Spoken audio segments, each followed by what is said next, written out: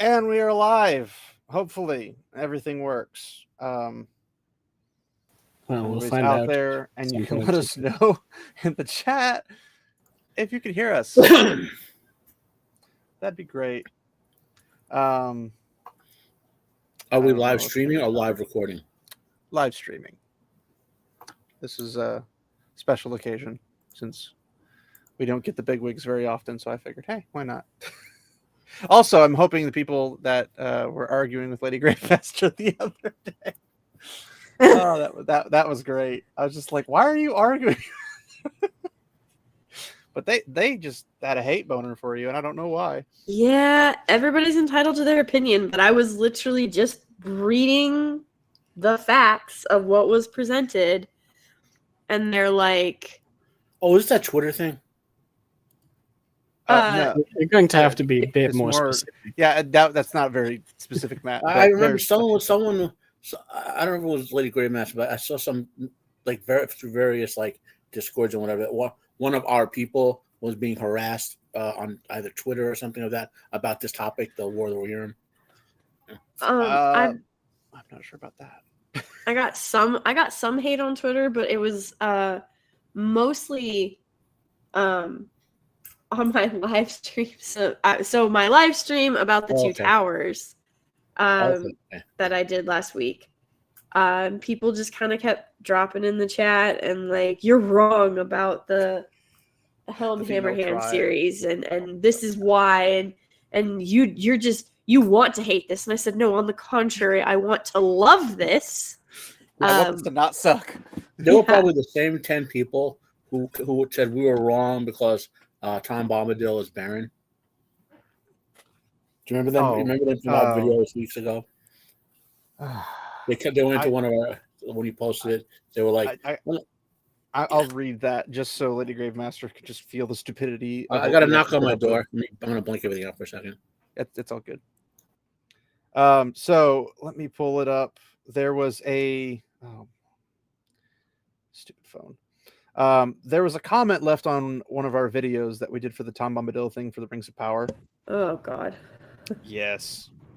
All right. So this is what it says: Tom Bombadil is Baron and Goldberry is Luthien Tunavel, and these were sent back from the halls of Mandros. It's Mandos, but yeah.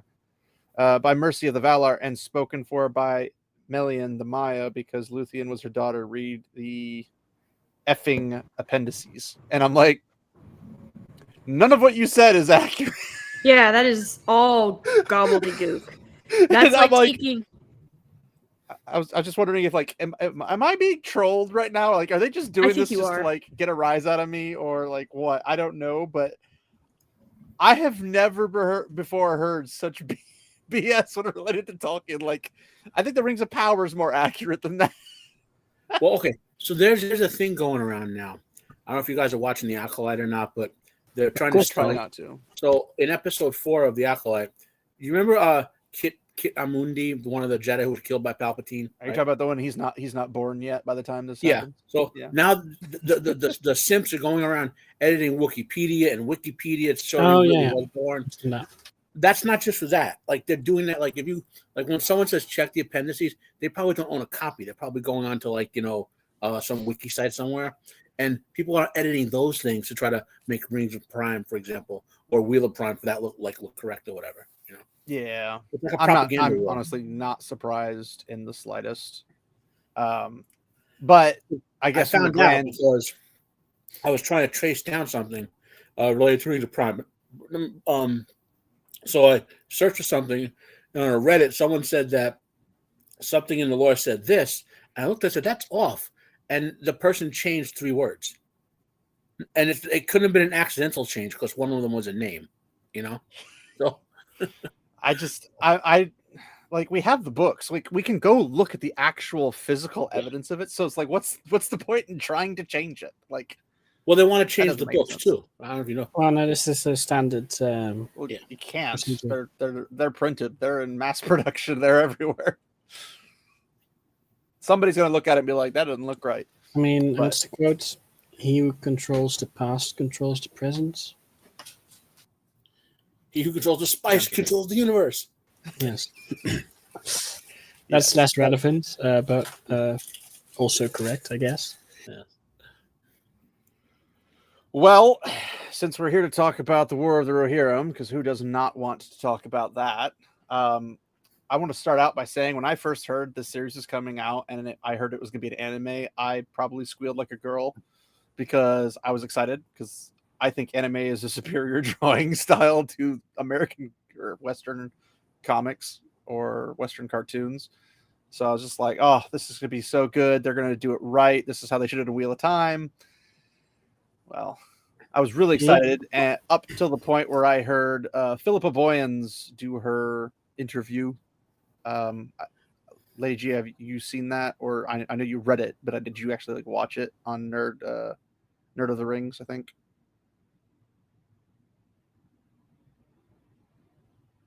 I think we lost her.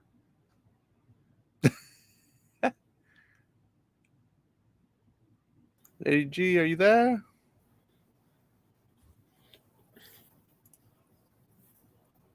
Well, waiting for her. So you know that this whole project was wrong, right? As soon as you saw the name they gave to his daughter. Yeah. Greek. Now, yeah, I was like, wait a minute. I'm struggling to think. Now, I'm not an expert on Old English or whatever, but I've picked up a little bit of lore about it. I took 3 years Latin in high school, 1 year Greek in high school. I have enough of basic languages to like, wait a minute. I don't remember any version of Hera in Old English or like Old Norse at all. I'm pretty sure there's not. Yeah. I mean, it's not a common name in the Germanic circles.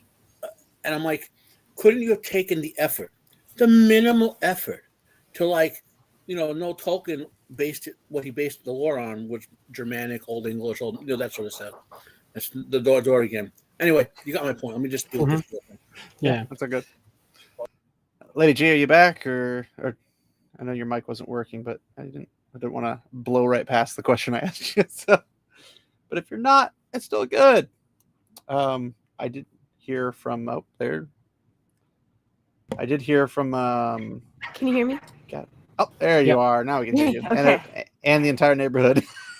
Hi. Yeah, that's my doggos are going crazy in the back because the neighbors' doggos are going crazy. I remember the Two Towers live streaming you did on your channel and the firecrackers going in the background. Yes. I started laughing. I was just like, yes. Yep, it's July in America, and 11 and 12-year-old boys are going to be lighting off firecrackers.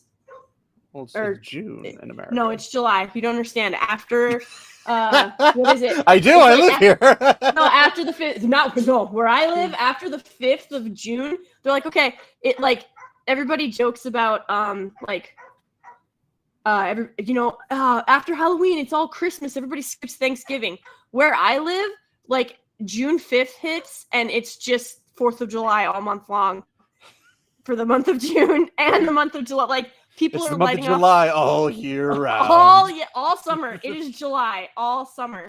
People are they're grilling, they're lighting off fireworks, they're playing music like that. It's July all year. Honestly, I didn't even cross my mind because usually, like where I live, there's like a law or something based upon like you basically have the last week or so, like when they start selling fireworks, which is like the last week of June until like a week after the July 4th is like the time frame you have to do it. So I was like, are we actually there yet? And I'm looking down, I'm like, we're getting close. Maybe I haven't heard any around here, but different places have stricter rules, different places have lenient rules. We have firework warehouses that are open all year long. Interesting. So it's you anyway, I didn't know you did fireworks in summer. I was gonna say buying them's one makes thing. Sense. Shooting them's a different thing. because people use them for so much. They use them for gender reveals, they use them for New Year's, they'll set them off at Christmas, they'll do it at Halloween. Not in California they don't. Well, I don't live in California, so thank God. But yes, what I had asked you earlier was, did you get to watch the Philippa Boyens interview? Yes, I did. I did. The live one, yeah. The first half of it, I was like, "This is going pretty well," and then the second half, I was like, "This is not going well."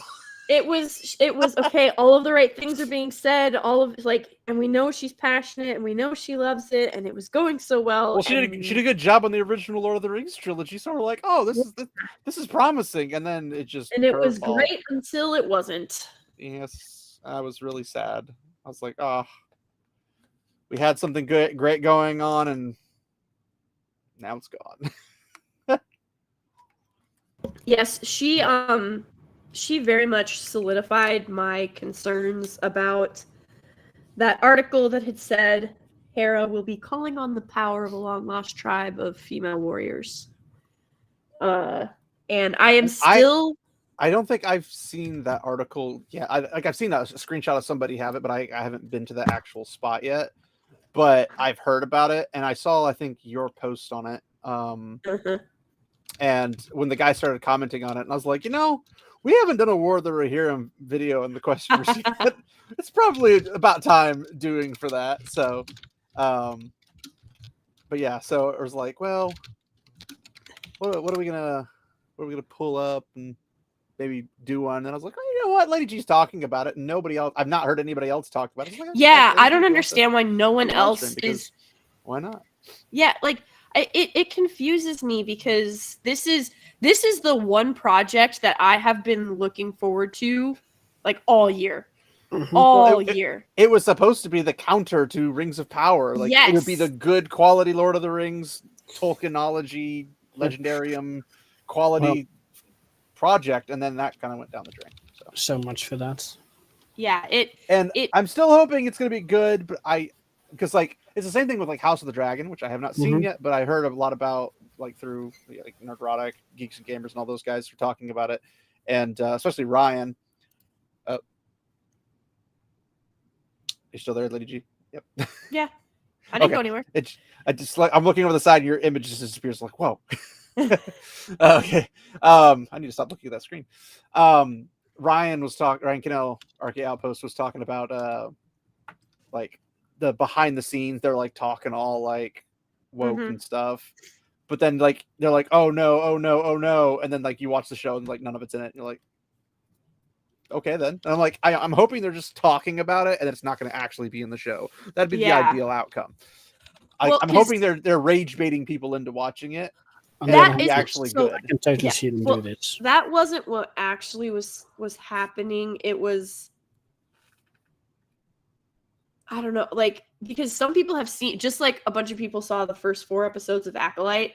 There's a bunch of people that have seen the first 3 episodes of House of the Dragon. And yeah, I think people just here's the thing: people just want good stories. Done both of them, and I know he said for House of the Dragon, the first 2 episodes were, he apparently there's supposed to be a big event according to Ryan and Gary, and that big event was apparently softer than what it's supposed to be. I have no idea what the event is. I didn't watch any of the House of the Dragon at all because I'm honestly not a big fan of Martin. I'm a bigger fan of Gary. So I am not a fan. I very much tried to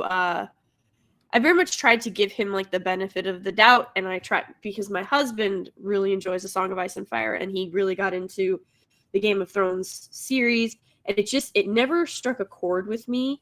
And so finally, my husband was telling me to watch it, and Gary was telling me to watch it, and 2 other of my friends were telling me to watch it, and I was like, okay, fine.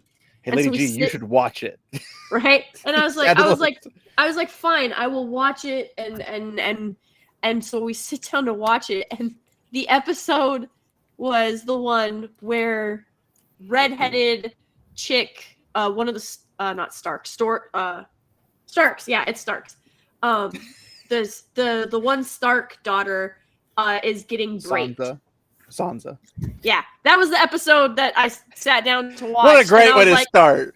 I was like, and I'm done. I'm very done. To be fair, if you had started on the first episode, you would have just basically had an incest scene with a kid being shoved out of a tower. I know. It's a great place to start no matter where. I was like, I'm watching this, and I was like, let me get this straight. The queen is banging her brother, and they tried to murder a kid to cover it up. And my husband's like, yeah, that's the gist of it. I was like, I hate this story already. Like, that's not really what bothered me. I mean, that's obviously kind of messed up, but like what really bothered me was that it's such a repetitive story. Like I've read the first like 3 or 4 books, and it was just like murder, plot, war, revenge, murder, plot, war, revenge, murder, plot, war, revenge. Let's throw in a bunch of language. Let's throw in a bunch of incest. And it was just repetitive. It was over and over again the same thing. I just couldn't get into it. And I was like, yeah, but it has killing me. dragons. Hardly. And what I more know. could you possibly want, right? Right? I'd rather like watch a film about Anne Colligan the Black. That's what I'd rather watch.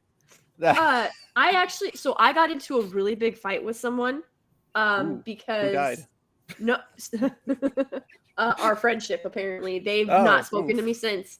So I was trying to explain to them. I'm not sure why people get the wrong idea about when you say high fantasy, mid fantasy, and low fantasy, you're not talking about the quality of the story. Yeah. You're talking about the magic system involved. So if there's a high It's also magic, a genre. It's Okay, also hold a on, genre. hold on. no, I need to interject here.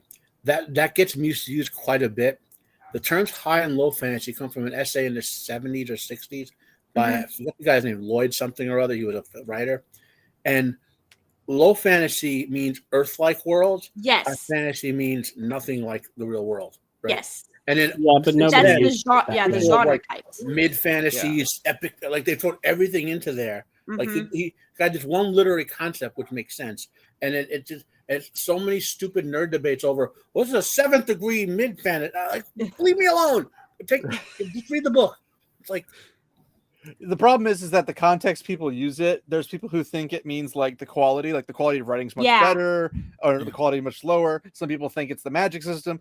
Some people think it's the essay Well, so system. you've got There's like 5 different ways. well. to, like, mention So it. if you're Nobody knows. talking, if you're talking just so when I'm talking about the magic, so they're different ranking. High fantasy and low fantasy, like he said, low fantasy means it's more Earth like. High fantasy means it's like like nothing like Earth.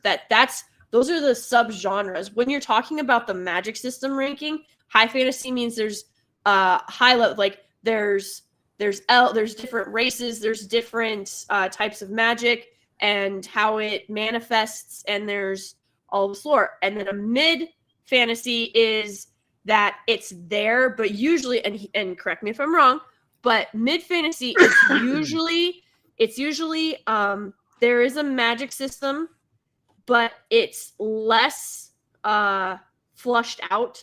Really, it's just sort of exists, and some people can use it. But have you guys ever read the Dresden Files? well, yeah. Well, what Butcher does is he has magic. I've seen the TV adaptation. No, I've not watched that yet, so I can't say one way or another. But if you've not read the books, I'm guaranteeing, I can almost guarantee it's not Probably. like the TV show. Well, the Probably TV not. show, I don't want to sidetrack this, but there were some cool things about even Butcher said, like the Volkswagen Beetle and Yes. the hockey stick. Hockey and, stick. Yep. Also the way Bob manifested, like Mhm. would have been a little visually this Bob is- better. manifest. That interview, so fun. That interview is the one reason that I'm actually going to check out the TV series I over will like say, the 4th of July. watch it in the filmed order. Okay. If you watch it in the aired order, you're gonna be like, "What the hell is this?" Like, because you know But how they filmed it in the a first different book is order than basically they aired it? Stormfront, right? Uh-huh. Well, the first episode is not Stormfront. You know what I mean? It's like What? Yeah. Is it like episode 3? I think it's like episode 7. The aired episode 7 was filmed first, right? The showrunner filmed them in proper order, but the Why didn't TV they- network overrode him and made him. Yeah, TV Oh networks will do god, that. studio interference. I hate it. Which so I love. much. It's just like, oh no, our plans will be way better, and everyone gets it. Like, what are you But look, doing? What are you doing? But not to get off the sidetrack. So what Butcher did with his magic system is it obeys the laws of physics, but it's Yes. magic, right? Yes, exactly. So it's It's not Energy magic? can either be created or can be destroyed. Cause precedes effect. Correct, You yes. can calculate the result based on what you're doing and all that. No, and it I mean, is. those are not necessarily so much the laws of physics as they are the laws of logic. Well, no, he gets more into it. He does get more into it than just because there is certain. I don't know how to. There is certain levels of like he fleshes out his magic system very, very well, and it's consistent. Like that's something else that I'll take it if it's good, but I haven't read it yet, so it's so good. Oh my god, pick Stormfront up. It's so good. But his magic system is fleshed out, but that's more of like it isn't it's more of a mid fantasy because it doesn't I don't know how to put this. It's not that. I mean, Dresden Files sounds more like a crime thriller. And it is. It's based on the I've real read it world with magic on urban top of it. fantasy. Yeah, he's a detective. So, oh my god! But I'm gonna ruin the book. Like I'm trying to figure out how to say this without like spoiling everything. Okay, I'll tell you this much. You know how you give your introduction and you say I am high and quit, and you use your whole title and everything. You don't want to do that in Dresden's world. That's how I don't think that spoiled anything. But I will tell you, like the power of the name thing, because that's been done a lot of times. Magic stuff. Yes, but no, it's not what you're thinking. Okay. The truth. By the way, I won't spoil it, but Lady Gravemaster, taking into account the fact that this is not a spoiler, it's that the books are written from Harry's perspective. Yes. After they're all over, they're like his backlogs. Yeah. Think of the ramifications of his first sentence in light of where his character is now. I know. Yeah. I know. There's oh my gosh. Totally fangirling over this. It's so wild. It's incredible. Like just as the further you get in the series, you're just like, whoa! Like the fact that he was able to weave this in, and like now where Harry has landed compared to where he started, would like there's some real estate people. That's what that about. Oh, just tell him to get off your lawn. Yeah. Get off my lawn. But so he's a really good it's a very good example of a mid fantasy because it I thought you said it was a really great series. Now you're saying it's mid. No. What are you talking about? Yeah, exactly. So it's a great example of I can see why your friend just disowned you. Well, so I was trying to what I was trying to explain was based on everything that I know, which is very limited, everything is tertiary information except for the one chapter that I read that I fell asleep reading and the one episode I watched where someone was violated. Everything I know is essentially tertiary. And so she's like explaining the series to me, like about her favorite parts and all this. And I'm like listening. And I said, okay, so as far as I can gather, everyone is humanoid. And she's like, what? And I was like, are there elves? She said, no. Are there dwarves? She said, no. Well, are there imps, goblins? That. See, that's what she said. She was like, well, there's different races of people. And I said, yes, that's not what I'm asking. I'm saying, are there I said, are there trolls? Are there goblins? Are there imps? Are there like anything? And she's not those specifically, but yes, there are non-human humanoids. She said, well, yeah, there's the White Walkers. And I said, okay, what are they? And because I've never, like, my husband brought them up. And I was like, okay, so what are the White Walkers? Tell me what they are. Oh, I mean, those are probably a bad example.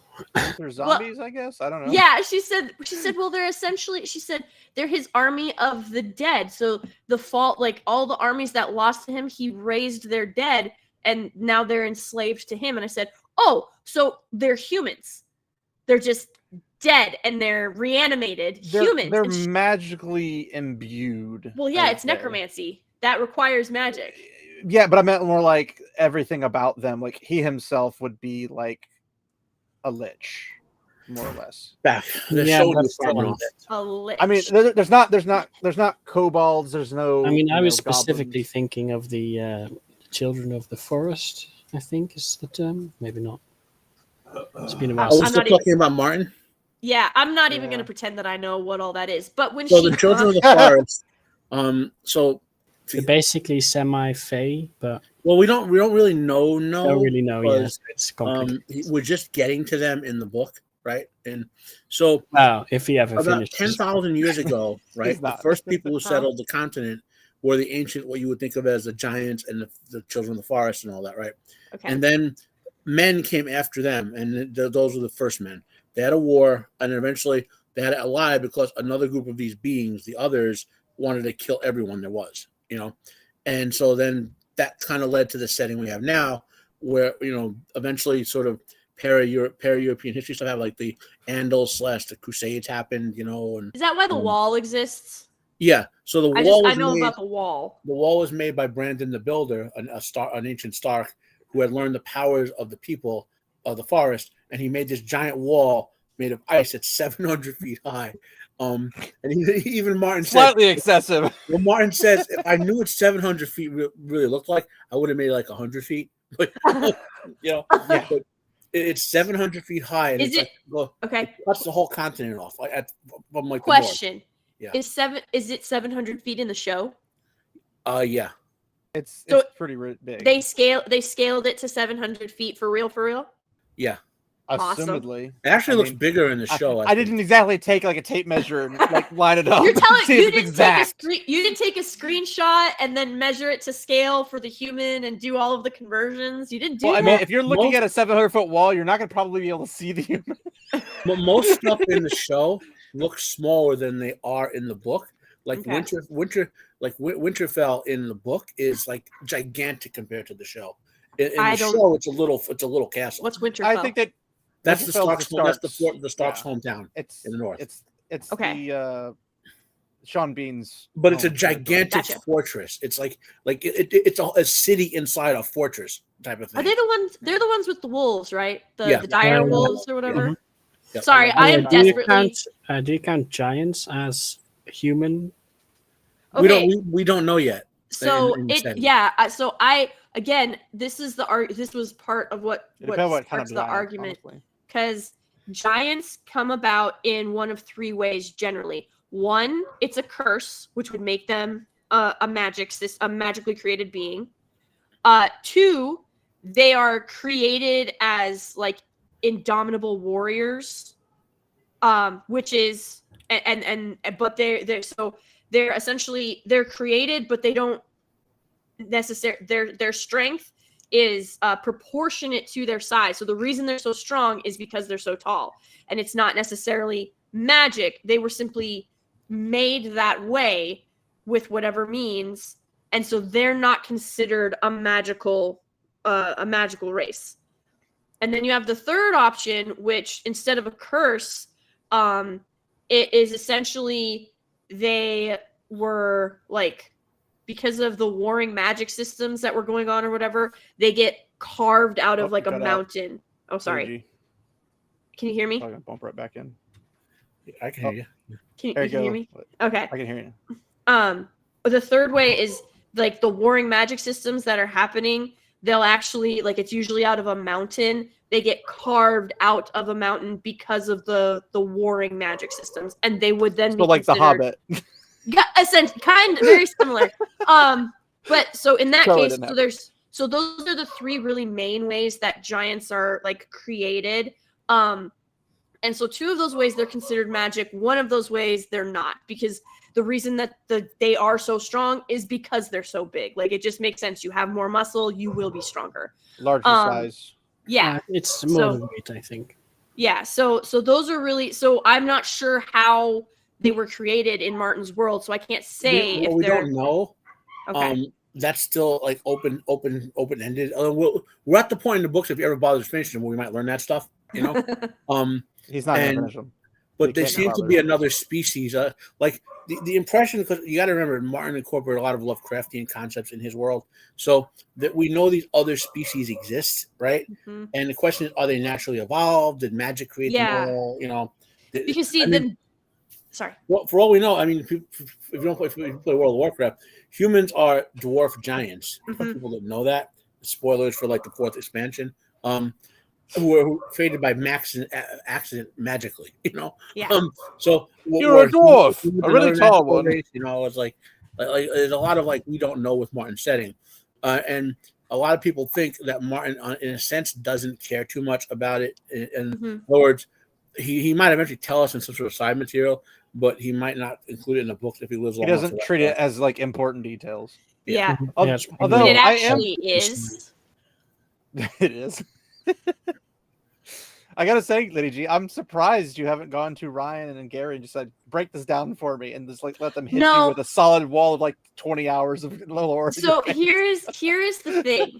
Here's the thing. Like so much of their information has already bled over, but it sits in like the back recess of my mind.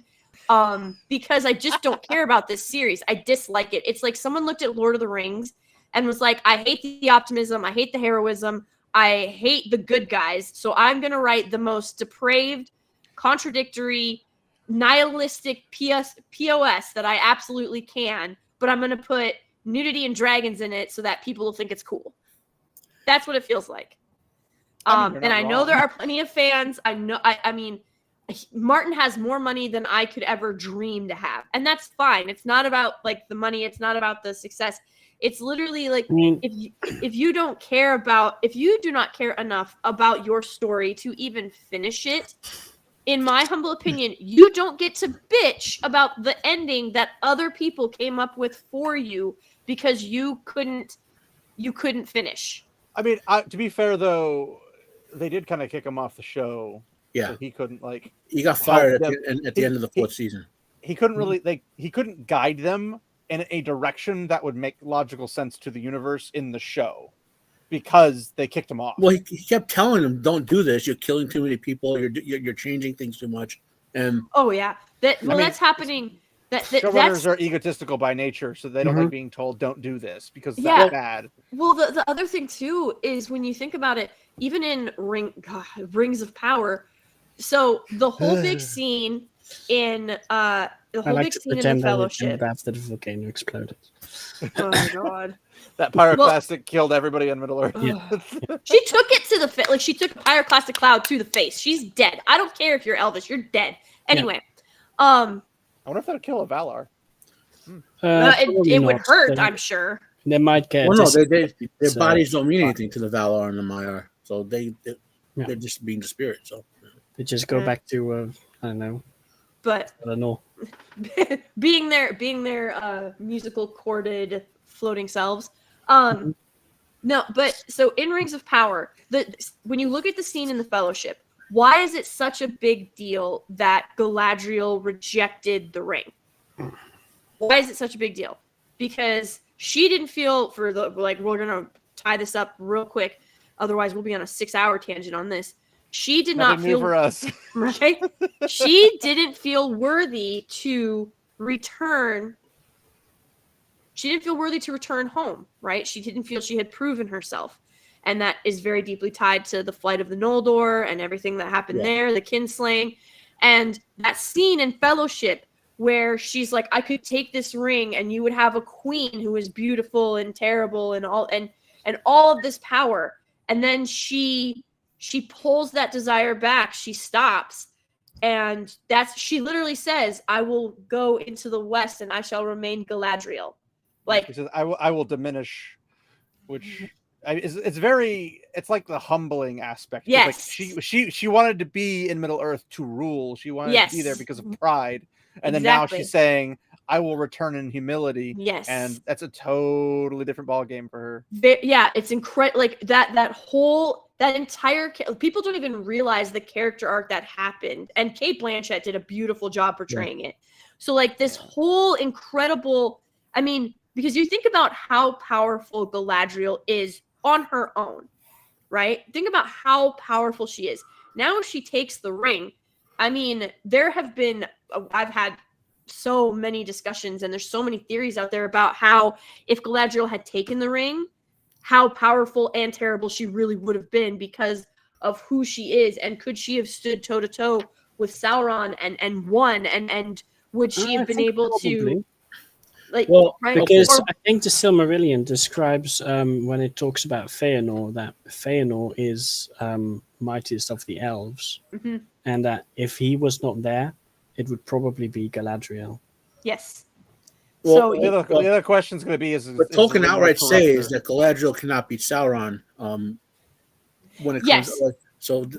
No, because what does the ring do for someone else besides Sauron? Exactly. And so where those Corrupts. discussions usually wound up, discussions usually wound up going is she wouldn't have been able to beat Sauron, which means Sauron would have eventually like overtaken her until she became like Sauron, and in that way Sauron would actually win. She'd have her ruling time, but then Sauron would eventually overtake her because that's what the ring does, right? Like that's what it does.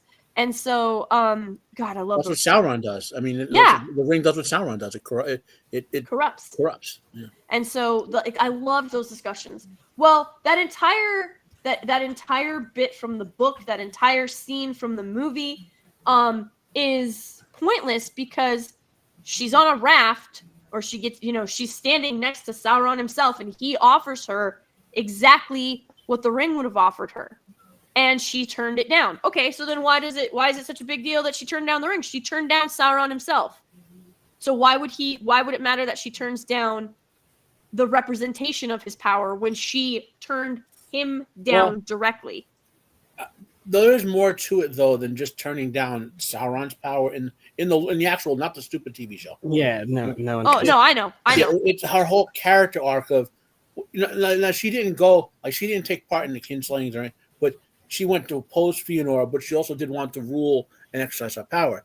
And that was Galadriel's arc of overcoming that, I guess you would say, corruption of the Noldor, or whatever you want to call it, that made them all want to rule and do things outside of Valinor and all, outside of Undying Lands. Yeah. And that was her character arc, like you said, that completed with the rejection of the offer of power. You know what I mean? That's what it comes down to, and which is the fascinating thing, because you see, there are a lot of changes. Like I respect and enjoy the theatrical versions of Peter Jackson's movies, right? Mm-hmm. I don't watch the extended because all my sort of purist problems with them flare up with the extended. I just go crazy with, like, the changes. Mm-hmm. But I watch the theatricals. I enjoy them, right? Glorfindel. Yeah.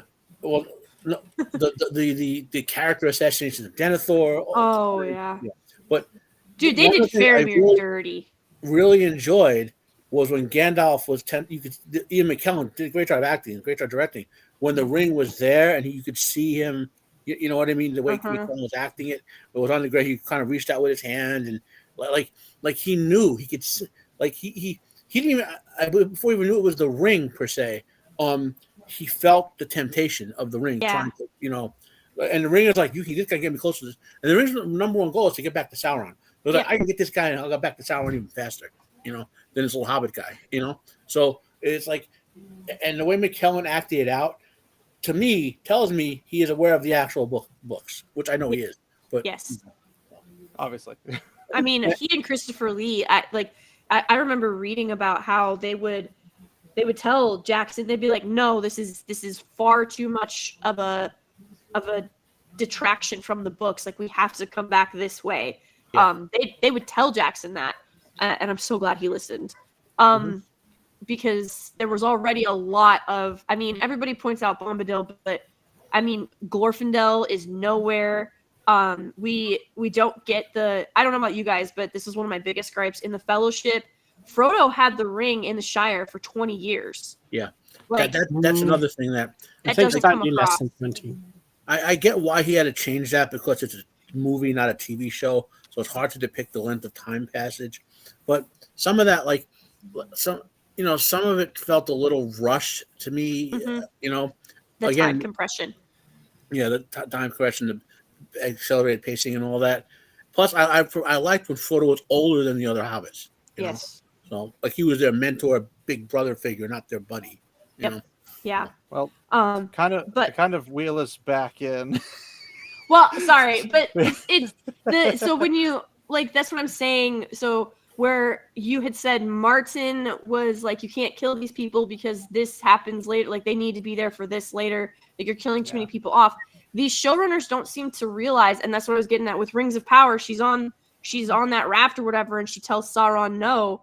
Like, you are affecting the stuff that comes later. Like, you can't go back and undo that. So when you make it's a problem when showrunners and talentless hacks who didn't spend, a lifetime writing this story, when they think that they can do it better than the author and they're smarter than the author, you almost always end up absolutely destroying continuity because it's not going to work. You literally write yourself into a bloody corner.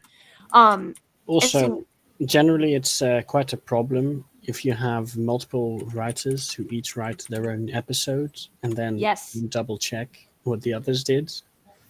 Wheel of Time has this problem a lot. Oh my God. I found it somewhat less in Rings of Power, but it's still inconsistent. Wheel of Time sometimes feels like I'm watching 4 different shows because of how detached the episodes are. It's wild. But so I was getting into this explanation with her when she was explaining the magic system. She's like, well, there's dragons, and so it has to be high fantasy because there's dragons. And I was like, no, that's not true. You could say it's high fantasy because it's in a different world from Earth. But it's Earth-like. From everything I've been told, it obeys the same laws as Earth. It still has... No. But like high fantasy can have like some different meanings. Martin's world does not... It's either not Earth-like, but I think the another very popular definition is that low fantasy is like the first world, to use Tolkien terminology, whereas high fantasy is the secondary worlds. Yeah, that's one of the other ways that it gets used. But when you're talking about like ranking of magic system, I said that it sounds like this is a low magic system. It's low magic. Definitely. I almost said Rings of Power, but low fantasy system for Game of Thrones. For the most part, it's low fantasy. Yeah, and so I was like, it sounds like a low fantasy. She's like, it is, and she completely mistook it. She's like, it isn't low, and I was like, well, it's definitely not mid, and it doesn't sound like high, and she immediately took that to mean quality, and I'm referencing the actual magic system itself. I was like, direwolves and dragons don't make it high fantasy. Like, it's just not a thing. I said they make it fantasy. Period. Yeah, direwolves were a real animal.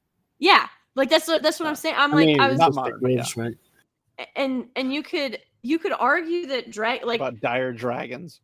Dire dragons. There you go. You argue and Calagon. if you guys know the story of Saint George and the Dragon, like dragons did actually also exist. But there's they still exist in Australia. He's a natural biologist. He does animal stuff. But he also talks about sort of the I guess you would say, what is it called? Parazoology or whatever that thing is called. Cryptozoology, right? And there's a group of scientists who think dragons were real. Yeah. But the reason we don't have records of them is because they were like giant birds. They had hollow bones. Yes. And so when they died, they didn't fossilize. And you're saying pterodactyls. No. He like as in like they died off like less than 2,000 years ago. Type of we thing. have fossils from pterodactyls. Yeah. So that's I feel like somewhere in the 6,000 years of written history or oral tradition of mankind, I'm pretty sure someone would have been like, "Hey, flying lizard thing." Well, yeah, we have that though. We have that. Dragons. We have cave paintings. We have cave. First of all, if you look, if you go back, aren't terribly accurate in there. No, the point is this: if they can be used to solidify other crap, I'm going to use them on this. Okay. But if you technically agree with that, yeah. Well, but if you look at what we do have, so if you look at like a Chinese dragon and you look at a European dragon, and then you look in South America, they also have creatures that look like dragons. And if you think about the time that these depictions were created, there wasn't, they didn't have the internet as far as we know. Like, it's not like they had an internet superhighway. They were super advanced back then, let me tell you. Like, it's all a meme. It was the meme army back in the day. They all got together and said, "Hey, let's just paint these random things in books and on walls and make different statues and stuff of them, and we'll just troll everybody." Didn't you know that ancient civilizations used the moon as a giant satellite dish? Yeah, I thought that was common knowledge. I've heard that. You better get Gary on that. I disagree with that quite a bit. Yeah, but at least in Europe and Asia, I think it's pretty well established, let's call it, that dragons are based on snakes and reptiles and just made into monsters. Well, that's dropping that knowledge to take all the way out of your sales. If you look at the American version, those are completely different from what we call dragons over here. You're right. That is the scientific consensus for what dragons likely were. However, these are actual scientists speculating this about dragons. These aren't like me, you, and speculation, Your Honor. And so to make it short, like it's birds, sure, but then that doesn't explain why all of the dragons that we have in Europe, let's say, depictions, are not very bird-like. No, not looking like birds. Had like hollow bones and stuff like birds, and because bird bones don't fossilize. Sure. How do we know they're just really big birds? That's their hypothesis as to why we have no like physical record of dragon, only the mythology records. I mean, I don't agree necessarily with that conclusion, but it's out there to the point where it's a viable idea to think about, as opposed to. I'm still wrecked that T-Rexes sound like chickens. That's just freaking weird. Yeah. No, I reject that hypothesis. Yeah, I reject the hypothesis. Well, that's allegedly scientific. I don't know, but to go back to your friend getting upset by the quality, one of the reasons I didn't like Martin was because it was extremely repetitive. Like you could see things coming a mile away and all that type of stuff. The one thing I did enjoy was the younger Stark daughter. I forgot her name already, but she goes with the faceless man, huh? Arya. Arya Stark's story with the faceless man was super interesting because I love assassin kind of stuff, and I was like, oh, that sounds really, really cool, and it was really, really cool. And then it just nothing really happened, and everything else was just highly, highly repetitive, and I was just like, whatever. And that's the reasons I like Robert Jordan, because Robert Jordan is a where Martin is explicit, Jordan is implied. Yeah. So like any sexual connotation or anything in Jordan, it's just like they lay down to bed, get their game on, and then the next page. Fade to black. Fade to black. And I prefer that because then it just it's more like, I mean, if you want to let your imagination run away with it. Like that's all on you, but it's not necessary for the story. It's going to pull attention from the storyline to something that's not necessarily going to be very important. Where Martin's like making it a focal point because sex sells, and I'm just like, Yeah, his favorite books. They're all that alternative history stuff, like Cornwell. You know, that's the same type of thing he writes, where the murders and the graping and all that is part of the story. You know, it's like I'm not defending it, and I'm not saying I enjoyed Martin as a writer before he ever wrote Song of Ice and Fire, but. And I've never bought another thing of his until he published another book of with the Winter. But like you don't have to like his stuff. Everyone agrees with that, right? Gadfly in chat trying to derail the conversation backwards. Thanks, Gadfly. He's saying so. Counterpoint: the things that get called dragons earliest in mythology are great serpentine creatures. Late on the earliest is just a serpent. The Hydra and the Pythia. I think that's how I'm supposed to say that. Both are serpents. Serpentine. It's interesting. And it's also. Are we talking about House of the Dragon? I was like, kind of, not really. We're talking about Game of Thrones. But like if you look at the Asian dragons, they're all snake-like. You have the Naga, the Chinese one. Yeah.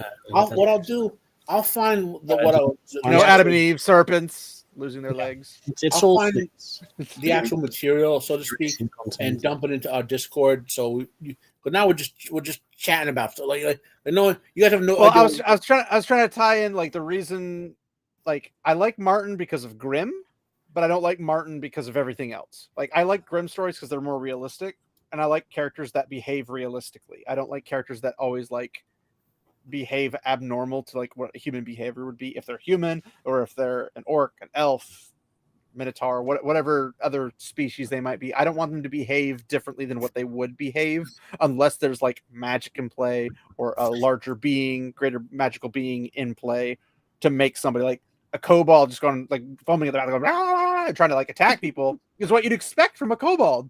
But if they start speaking like a human and become intelligent, you're like, oh, there's a magical deity is in play. Huh? What do kobolds look like? Well, it depends on which fantasy you're talking about. Yeah, what series are you talking about? There's a lot of them, but I think the one I'm most familiar with is they're like basically like hyenas on legs. But again, that depends on your Okay, your but those particular. are gnolls. Are they like gnolls? Because I'm pretty sure aren't kobolds similar? Well, not the typical ones. Typical. Well, we're just talking about very specific intelligent ones. So again, I mean, my limitation of knowledge and that kind of stuff is more limited to Dungeons and Dragons, and that's mostly what you find on Google. Mythological kobolds look like little gnomes, like sprites. Yeah, but like goblins. I always like it's more like a Rumpelstiltskin than a. Yeah. Mhm. I mean, well, like that's literally isn't Rumpelstiltskin? I thought he was a kobold. I thought it was a leprechaun. I mean, He's not a leprechaun. No, he would maybe be a hobgoblin. no, I don't think so. Bob Goblin. A bob. It's from a kid's show. Probably some sort of unique creature, let's say. But yeah, But- kobolds in the original one look more like goblins / gnomes. Gnomes? What's a gnome? They're called gnomes. Sure. You're killing me. Gnomes? Then you have dog people for kobolds as well, and then the dragon. I'm probably thinking the dog people for the kobolds. D&D. Yeah, I I'm probably think- thinking those ones. I think World of Warcraft has them as rat people. Could be. I said, that's where that come from. I talked to someone a while back, and they mentioned rat people, but I had never heard of rat kobolds. But if you say it's Well, the point, not to derail with the kobold analogy, but the point was to say like things between like Martin and Jordan is Jordan's like pretty, on the nose when it comes to being like realistic, without necessarily being grim. Like it's not 40K, but the things that Jordan does, that grim George R. Martin, Gurm, if you want to say it short, Martin doesn't do, is that Jordan has a very fun way of swearing. Like it's very intelligent and creative. And people like just to say blood and bloody ashes or flaming son of a goat or daughter of the sands. Like, there's a lot of really creative ways to like swear, and it makes it fun, but it's also doesn't make explicit content for like younger kids or something. Like it's still family friendly. The whole series is more or less family friendly, and even the nudity in it is more cultural nudity rather than like, brothel or it's not of sex gratuity basis. Also, it's important to keep in mind in the book it's a lot less than in the show. Yes, I have been told that. Are you talking about George R. R. Martin or? Yeah. Oh yeah, The it Game is of less, Thrones but TV it's still show, repetitive. Like on a scale of 1 to 10, like the perfect adaptation would be Stephen King's Salem Lot or the original Shogun. Like, and on a scale of 0, which is like Rings of Prime, Game of Thrones is like a 5 on the scale of adaptations. It's not very like it had a lot of similar character names and all that, similar settings, but they change stuff a lot, and some of which you have to for a TV show, like we were saying for the movie, 2-hour movie versus TV show, whatever. But some of which I admit I only watched the show to see the shock value when Ned got killed. Spoilers for the 30-year-old books, guys. Spoilers. When Ned got killed, and when the Red Wedding happened, and the purple one, that's the only reason I was watching the show, is to see how the internet would react to this. When the internet literally crashed, when Ned died, and then when Red Wedding. Oh my God! They say people actually threatening to kill the showrunners over the Red Wedding. People are stupid. Go back and watch reaction videos to Ned Stark's death and the Red Wedding. Just you'll laugh. You'll laugh all day. It's like, but I'd rather not. Yeah, I do. No, they're legit funny. Like people. Like there was a black guy. I can't say it on camera, but he was screaming, "They killed my." You know what? You present that so well. There's a black guy. I can't say it, but no, because he was saying the N word, right? He was screaming, "They killed my bleeper Ned! They killed my bleeper Ned!" Like over and over again. I gotta say, I mean, anybody who knows Sean Bean saw that one coming, but I was kind of hoping he'd be in the whole series, but I think he did a good job as Ned. But I really gotta wheel us in because we only got Lady G for so much time. No, you're fine. So, Lady G, was there anything specific you wanted to talk about before we jump into the other parts of the War of the Rohirrim and such? No, not really. I mean, just that I will be very honest. That my knowledge of Martin and all of that is very limited, but that War of the Rohirrim, I am incredibly nervous for, because I have the article, by the way, if you want to read it. Sure. I have a article. I don't know if it's your article, but I have a article. Well, I didn't want to type it in, but it's from that Park Place is what I got, so I don't know. Oh no, this one's from the Wrap. Well, you're gonna send me the link in the chat, and I'll find it. But it's So the idea that they're going to take, so the appendices, it's from Appendix A, and Helm's story, depending on the version you have, it averages out to roughly 3 pages. And his daughter, who is unnamed, is referenced directly in one line, and that's then never it. comes up again. And yeah, she's never. It would brought make up again. more sense to focus on what's his name, Hammer, but yeah. Well, okay. Well, why would it make sense to focus on the guy everything talks about? Well, that's ridiculous. Let me play a little devil's advocate here, okay? If the woke morons existed, didn't exist, right? Hold on. And you wanted to put a female. Hold on, Matt. I'm holding on. I'm holding on for dear life. I forgot it does this. I hate this so freaking much. Hold on. Why would you not let me? I want to. Well, while you're figuring it out, what I'm saying is, so we have this unnamed female character who would have had some logical role in events. So you could give her a name, not the stupid Greek name they gave her, obviously. Yeah. But give her a name and have her do some stuff. Right? Exactly. Yes. But not make the whole thing about her, which is what they're clearly going to do. You know? She is the it's from that makes the whole story of the war happen, but only because she King Helm denies a marriage proposal about her. Yeah, with Wolf. And so it isn't even, but here's the thing. Wolf attacking the Dunlendings, the fact that they're coming and they've started this war has nothing to do with the rejected marriage proposal. If Freka had returned home with his men, and sadly, because so Helm kills Wolf's father. Yeah, Freka. Because he proposed that marriage.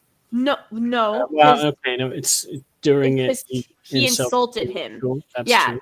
So it's not that he brought a marriage proposal. Fair enough. It's that Freka insulted Helm in his hall in front of the other lords, and then he was like, "Hey, we can talk about this later." And they finish business, and then Helm forces him outside and is like, "We're gonna talk about this like men out here, and you don't get to walk into my hall and talk to me like this." And then he hits Freka, who dies from the injuries. So if Freka had just gone home, if he hadn't died, there would have been no conflict. So and potentially, and that yeah, or at least it wouldn't have been Wolf on a revenge plot, because I don't think that because marriage proposals got rejected all the time.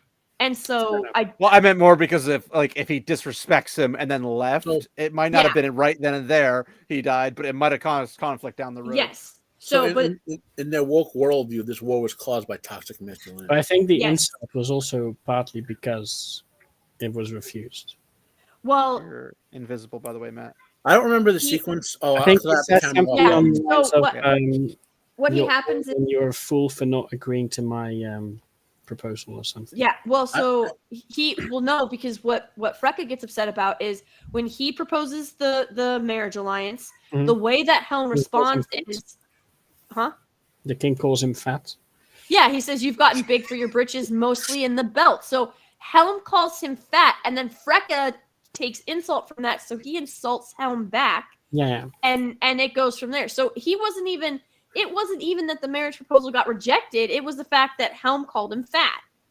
And then Helm is like, "Hey, we'll do this later." And then they do it later, and then Freka dies. And then Wolf is coming to seek revenge for Freka's death. Like I'm wondering Hera. though. Oh, go ahead. Go If ahead. you want to. No. I was just gonna say, I wonder because how Tolkien was with words and how he wrote things in. It makes you wonder, and it's probably not this way, but it makes you wonder in terms of could it be something where along the lines of him saying you've gotten bigger is in terms of like you've become more wealthy, more powerful, this that because like terms like that were used in historical means. That could work because he was indeed getting more richer. Yes, he was getting bigger. That like it even says in the appendix that it's that he had more land and he was taking up the spot at the mouth of the river. But also that could have referred to his ego. Like you've gotten big for your britches, like the way that usually. I think about the castle. Yeah, you think you're bigger than you like. You think you're more important or more powerful than you really are. So I think that that's what he was referencing. Like, you think you're this great guy, but you're just fat.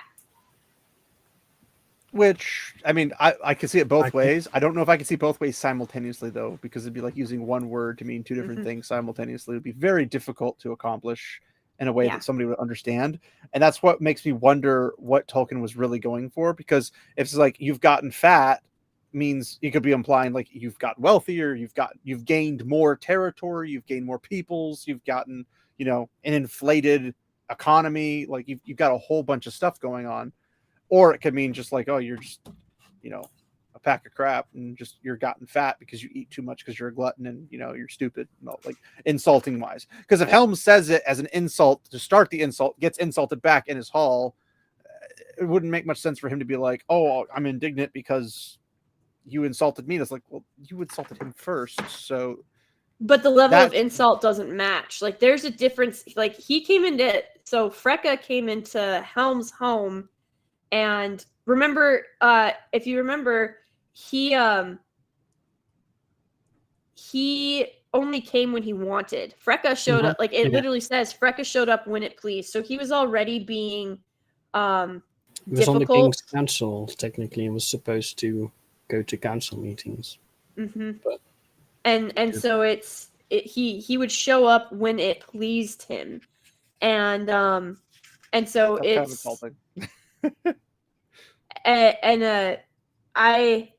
I can't because the way that he essentially, like, Freka walks in and he calls Helm essentially an old fool who doesn't deserve to be king, and he should bow to him, to Freka, who has this like land and wealth and power. Hold on, let me find it. I feel like I should just grab it and read it, unless you want to just read it yourself. Here we go. So when the then Freka. So here, I'll just start from the beginning. Of the kings of the Mark between Errol and Theoden, most is said of Helm Hammerhand. He was a grim man of great strength. There was at a time a man named Freka who claimed descent from King Farrowin, though he had, men said, much Dunlandish blood, and was dark-haired. He grew rich and powerful, having wide lands on either side of the Adorn. Near its source, he made himself a stronghold and paid little heed to the king. Helm mistrusted him, but called him to his councils, and he came when it pleased him. To one of these councils, Freka rode with many men. So he's already showing, like, strength. Like, he's already showing up to this meeting with, like, a show of force. And he asked for the hand of Helm's daughter for his son Wolf. But Helm said, "You've grown big since you were last here, but it is mostly fat, I guess." And men laughed at that, for Freka was wide in the belt. Then Freka fell in a rage and reviled the king and said this at last: "Old kings that refuse a proffered staff may fall on their knees." Helm answered, "Come, the marriage of your son is a trifle. Let Helm and Freka deal with it later. Meanwhile, the king and his council have matters of moment to consider." So the insult that Freka gave, old kings that refuse a preferred staff may fall on their knees.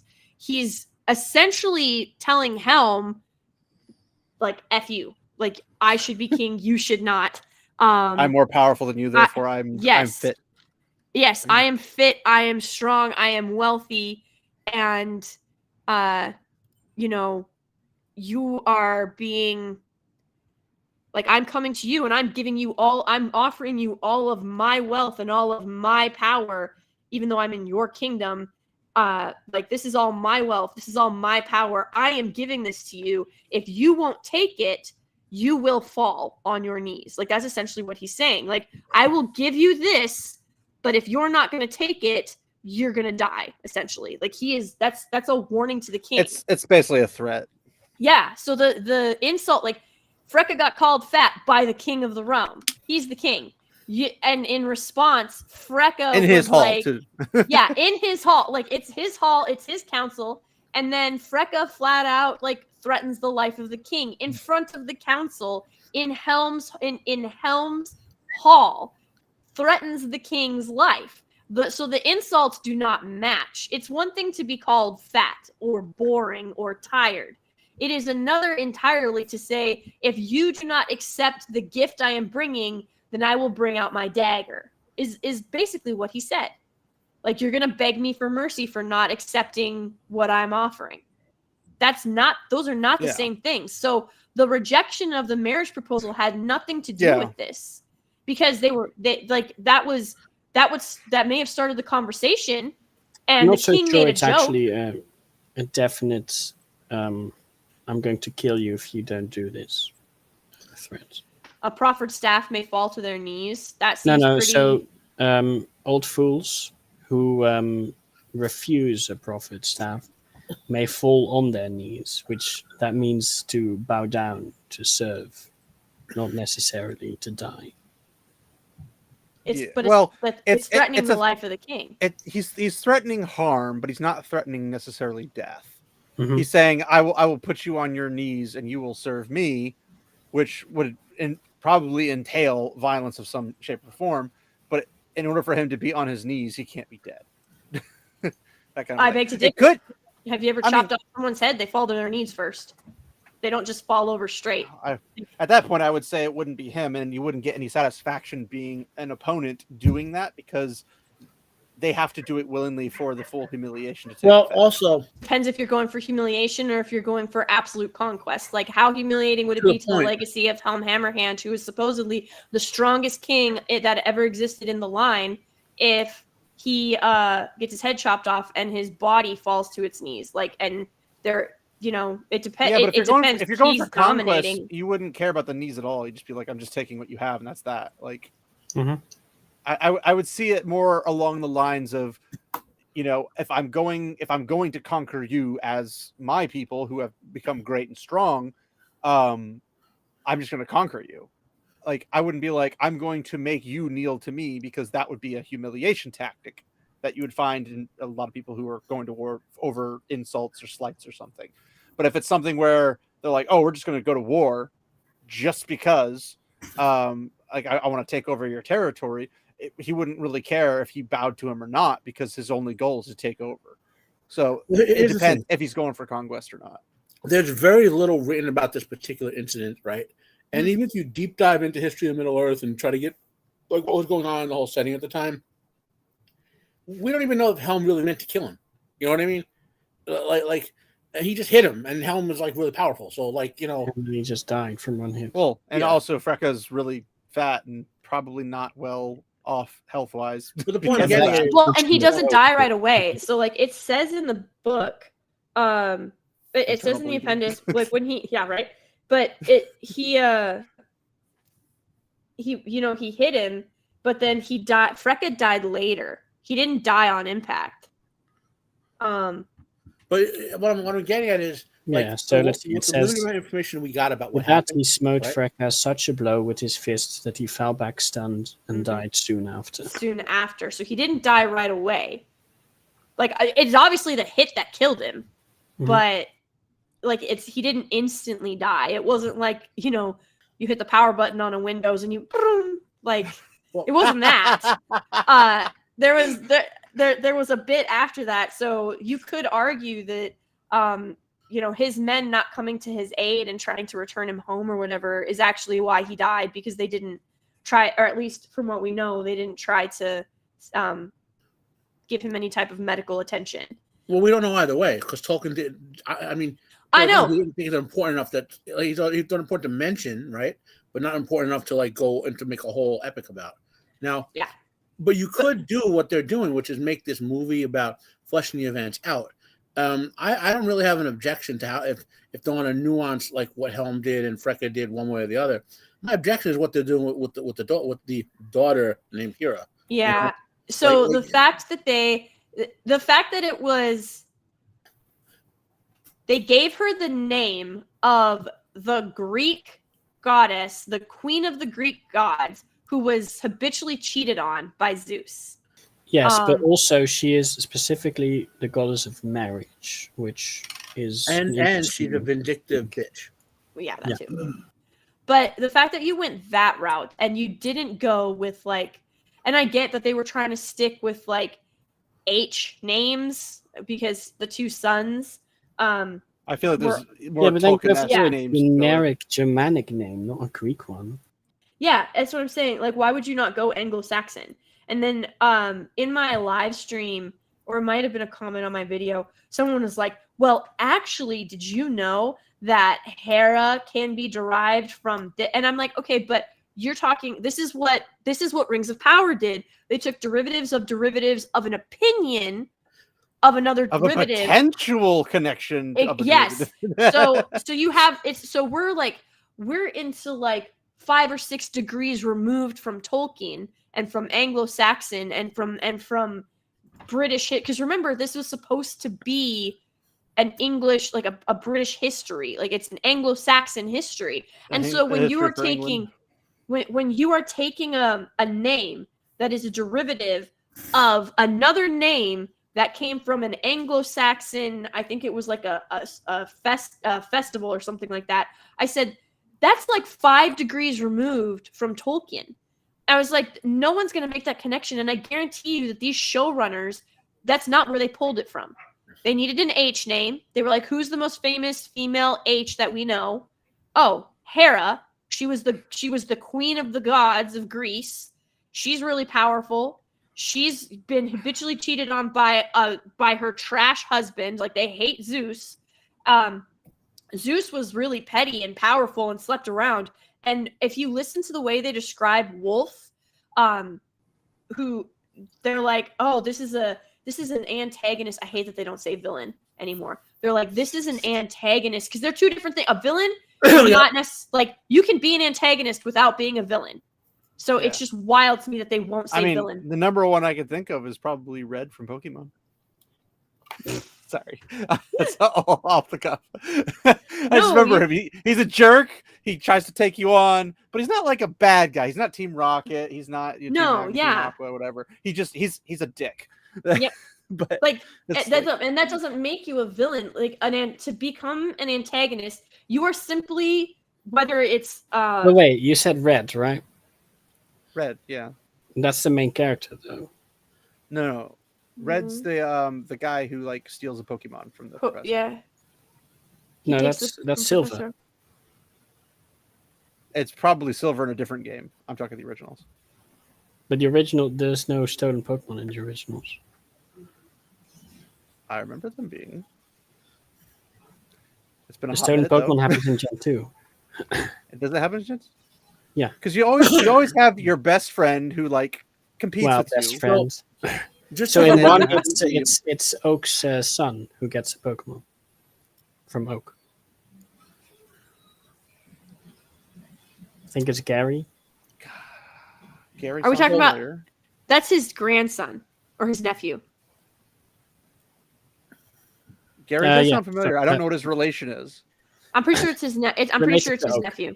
Yeah, he's related to Professor Oak. But yeah, so Gary, so like he's an antagonist, but like to be an antagonist, friendly you're antagonist. Simply wow. To be an antagonist, you're simply preventing the protagonist from like reaching their goal. So it would be like if a police officer stopped you and was starting to ask you questions and you were on like a time crunch. The cop isn't a bad guy, but he is in that I'm just saying, like Gadfly coming in hot, blue. The rival from the OG games is blue. There you go. So it's neither silver nor red. Everybody's wrong. Well, I think it's blue in one of them and then red in the other. Because technically, because I have Pokemon Yellow, Pokemon Red, and I'm trying to get my hands on blue. But I think when you're in one, it gives you the opposite. Because red and blue are opposers, where yellow is kind of the mixture. Same thing Mixture. for diamond and pearl. Platinum was the mixture. So platinum Hubby was the still- superior of those Hubby two still games, has all and three had of his. basically everything in one. Yeah, hubby has So hubby I has think that's yellow, what red, happened and with it. blue. He's got all three. He kept them because I have He's yellow smart in the like that. box. I don't have red in the box, unfortunately. sad day. But I my point is, so like in the article here in the wrap, it literally says it's, I want to say it's like maybe a third down, maybe not quite that far, but it talks about the new movie is going to be the first to feature a female protagonist. So they don't even call her a heroine. They call her the protagonist, which is fine. It's a literary term. A headstrong young woman named Hera who rides horses and communes with great eagles, right? And then you get a little bit further down. Communes with great eagles. What? Yeah, yep. What? It's in there. And then it says, the inter-family squabble blows up into a full-scale battle, and Hera eventually having to lead her people, calling on the power of a seemingly long-lost tribe of female warriors. Yeah, so that's basically just all Greek stuff. Yeah. all Greek. It should be right. It's hard for me to see. I can't tell. So here's right there. Yeah, it's that paragraph. So if you, Yeah, the that's same the way later the people Hobbit calling the started Powers out of the as a Lost Tribe. disaster, and they brought Jackson in to try to like sucker people into watching it all. This is a disaster. They realized it going in and said, "Let's get Jackson in so we can put the gloss of authenticity on it, and maybe people will pay money for it." I don't understand why Peter Jackson. I mean, I guess time has passed since the Lord of the Rings trilogy, but why would he want to go in there and make his own brand or his appearance to all the fans degraded? Like, why would you want to go in and be like, hey, back in the original, when they were doing the commentaries and all the behind the scenes stuff, he's just like, well, we didn't want to put our own stuff in. We wanted to put what Tolkien wanted it in, and blah, blah, blah. And he goes from that to, which obviously is a legendary clip, so like everybody can find it. But you go from that to, well, I'm just going to slap my name on something because it has Lord of the Rings in the title. And then knowing that they're going to do this to you, knowing that it's not have anything to do with the actual story or any potentiality of the story, and then being like, this is going to really tick off a lot of people, doesn't seem right that I should be in part of this. I should probably dip out of this, if anything. Well, so the argument is going to be, that he was just an executive producer that came on late, and executive producer is really just a throwaway title. It just means that he's invested some money, and that's it. And you're sitting there and you're like, yeah, but executive producers also supposedly have actual say in how goes. And so I am very much of a mind that I think because this one sentence only shows up in the rap, I don't think anybody was supposed to know about this. Because, like I said, I wonder if they were like, no, we weren't gonna lead with that, because they've already told us this whole show, or this whole, sorry, where I'm from, everything is a show. It's true. It doesn't matter if it's a movie, if it's in the theater, if it's on the TV, it's all a show. But this whole thing is going to be from Hera's perspective. So if you read the synopsis of the movie, it says that, this young, it's in this rap article too. She has to find the strength to lead her people as the lone survivor of this event. And so you're like, are you literally talking about the actual battle where Helm dies frozen in front of what would then be named Helm's Deep? Like, what exactly is she surviving? Because we know that both her brothers, her eldest brother died defending Edoras, and her second brother died trying to hunt food for their people. She isn't mentioned anywhere. So we know that he died trying to find food. Her second brother, we don't know what happened to Hera. We don't know if she lives, she dies, whatever. It wasn't consequential enough for Tolkien to write about. But what they said, it wasn't about her, so why would and he then bring she her doesn't up? even lead because it's Freyalaf that does. Yeah, and so and so when you're reading the synopsis and the interviews and the articles, what she says is that it felt I'm trying to think about this. I can't remember. I'm paraphrasing because I can't remember exactly what she said, but it was something to the effect of, we felt the weight of that unnamed daughter and we wanted to explore her story because we felt so pulled towards her. And I was like, it's down like, here. Why? I said, no, you didn't. You saw that there was a female in one of the most famous stories of Rohan, of its legacy and its history. You saw that there was a girl, and you were like, hey, Tolkien didn't write about her, so we can saw unnamed. Yeah. And that was important because then they can just insert whatever they like. Yeah, we can call her whatever we want, and we can make up whatever we want, because there is no, they can't say, oh, you're deviating from the lore, because there is no lore. And we can flesh out this character however we want, because Tolkien didn't. That's how they're looking at this. They're looking at it as an opportunity to inject their message through her, because Tolkien did not explicitly state what happened to her. Well, okay. Let me say there, you are correct 100% what's going to happen, but you could do the first part of that, where taking this character, this unnamed female, and doing because when a war happened, a lot more stuff happened than even Tolkien wrote about, right? Mm-hmm. So you can give her a role as a warrior maiden or something, and no one's gonna, because they had warrior maiden, in Rohan and all that, but they that's not enough for them. They need to put their whole, like you said, their whole woke ideology in, and subvert the actual story to their nonsense. And it's not enough. Even what was I watching? I was watching a video from talking about in the Acolyte Part 4, right? The episode 4. Part 4. I don't want part 4. It feels like a part, because it feels like you're watching a 6-hour thing when you get to the 1 hour of it. It's only 2 hours for 4 episodes. The pronoun thing comes up, where they meet an alien and they go on they. Funny how they only do that for the aliens that are totally not human.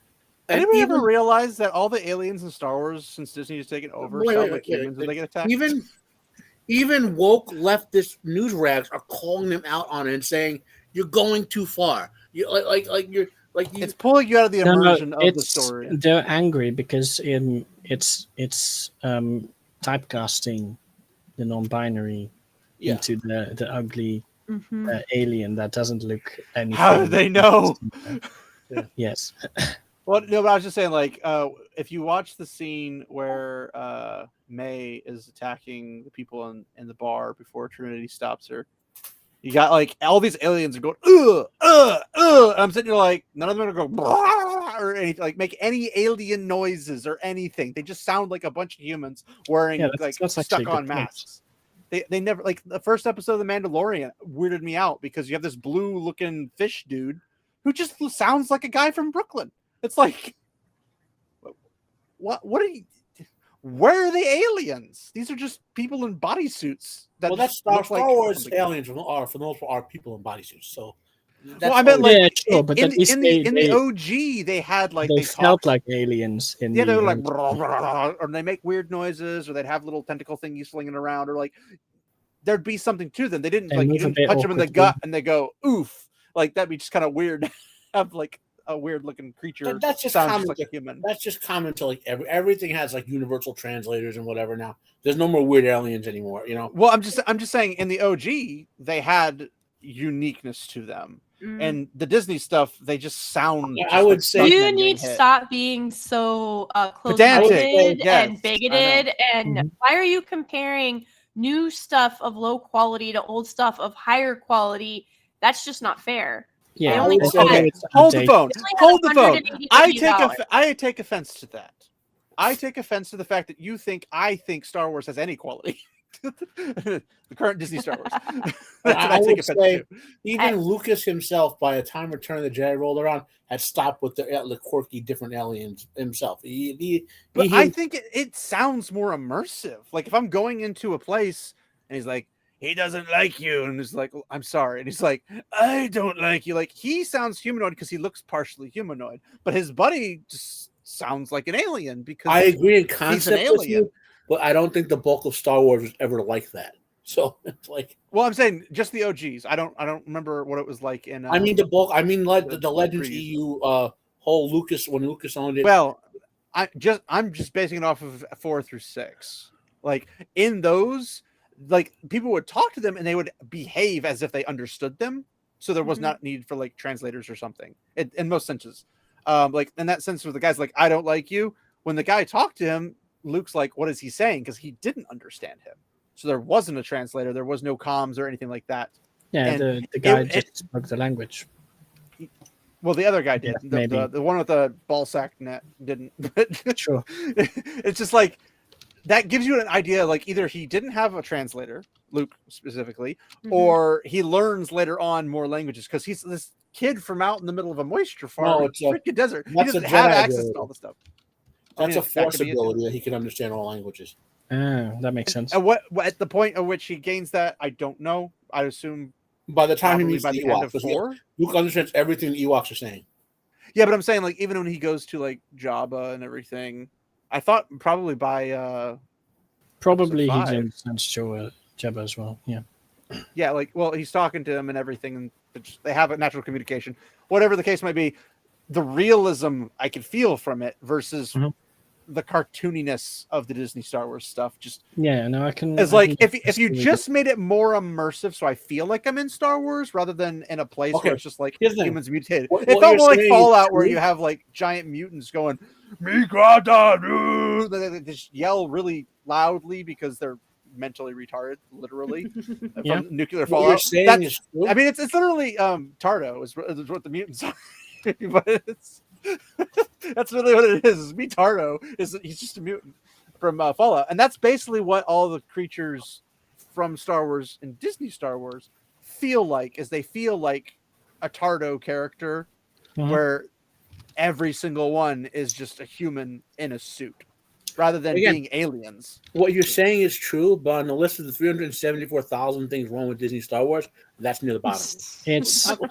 I'm saying more specifically for like the Mandalorian and things like that. It pulls me out of the immersion in that aspect before Mandalorian became more problematic in other areas where like that doesn't make sense, or that's totally not the story, or now they're behaving weird. Although like they just jacked up the story in that regard. But point being was that it just feels out of whack. But here's this article that I had found originally, and it has actually that part where it says, speaking specifically to Helm's unnamed daughter, she said, in the appendices where the story is drawn from, again, very small percentage of these appendices, we get these quite interestingly drawn male characters because they're the main pull of that story. And then we get this young female character who is never named. And that was really interesting to me. I'm like, why was that interesting to you, knowing what you know about literally all the other characters in Lord of the Rings when you did the Lord of the Rings? Well, you see, this like was you had to literally make room for 2 female characters. 2! Well, 3, I guess. Well, no, 2, because they gave Eowyn a lot of screen time and Arwen an extra lot of screen time. Galadriel got her Galadriel normal screen time. But you had 3 women, 2 of them, one of them at least being heavily pushed in, and then the other one giving a bit more time. And you're like, you had to do that because you know they weren't part of the main story because it wasn't necessary for the story to move forward. But it's like, we know Helm has a daughter, and we know that she was central to the conflict that happened. But myself, and especially screenwriter Phoebe Gittins, which I already don't like her, were drawn to her, she said. We could feel the weight of being that unnamed daughter, which immediately piqued our interest. Who was she and how did she live? Both of those things. It doesn't matter. Who was she? Was Helm Hammerhand's daughter. And that's it. Yeah. That's literally it. Like how him having a daughter, that's it. Yeah, how she lived is irrelevant. Turning her into a self-insert. Yeah. Well, the thing is, she wasn't central. Like we just read the appendices. She's not central to the conflict. She's only there present for the beginning, and the rest is all. Her only role in the entirety of it was for the marriage. That's literally it. And once that got canned, she doesn't have any roles to play. He offered a marriage alliance between his son and Helm's daughter. Helm called him fat, and then he said, "I'll make you bow to me." And then Helm literally slapped him into the grave. Like here's the thing: you can't threaten to make because So even if he's not threatening his life, you cannot threaten to make the king of the realm kneel to you and expect to walk away alive. Well, you can if you bring enough manpower. Yeah, you'd Which have to have manpower. Yeah. Well, he brought a host. You just didn't have it with him right then and there. Yeah, but it was smaller than the amount Helm had with him. So Yep, he did not bring enough. They got scared and ran away. Considering what we know about Helm later on in the story, I don't think even if they had a larger force, it would have. It wouldn't have deterred. Yeah, it wouldn't have deterred him at all. Not even a little just like going through them, just tearing them apart. But like that's specifically like a silverback, you might say. Right. So it's wild. What's Az doing here? The fact that they are using this as, I mean, if you read any of the synopsis of this show, it's from Hera's perspective. And when you look at the animation, Hera is sitting on the right hand side of Helm, and his sons are sitting on the left. Like, I got told that I was being nitpicky at that point, and I was like, "That's not pedantic. that's not." I mean, nitpick. if that was the only thing, then yeah, maybe, sure. But it's not. But it's not. And the fact, where the heck did freaking like the Eagles come from? Like, she's all of a sudden blessed by Eru Iluvatar himself. No, see, the Eagles were mentioned. Like the other they're doing the Eagles in Rings of Prime too. Did you catch the scene? Don't talk to me about that. Do not talk. First of all, the Eagles had long since abandoned Numenor well before the Kingsmen happened. Like, they had already abandoned Numenor. But they're already like, they only beholden to Manwë, and they don't dick around with anything else unless they are like asked to. Like when Gandalf approaches them for things, he's asking them, and they do it because of the relationship they've had in most situations. But it's not like it helps. They're not a taxi service. They're not going to just show up because this person said so. They'll be like, "We'll consider your offer," and then be like, "This is what we're allowed to do." You can't just summon them. Wow. I know. Well, I don't see Gandalf throwing down a freaking like summon spell on the ground and boop, pops out a freaking giant eagle. That's literally anime isekai fantasy level right there. But that's just D&D. I am not I Rings of Power, the damage that and you can't say damage because this isn't Tolkien. This is not a representation. It's an attempted rendition of Tolkien. No, it's not even an attempt. Like, when you listen to them talk, they've said, J.D. Payne and Patrick McKay have said that their background knowledge of Tolkien was very limited before this. They'd never read the books. They'd watched according the to movie Gary, one one time. of them is an actual Tolkien nerd, which I find hard to believe. But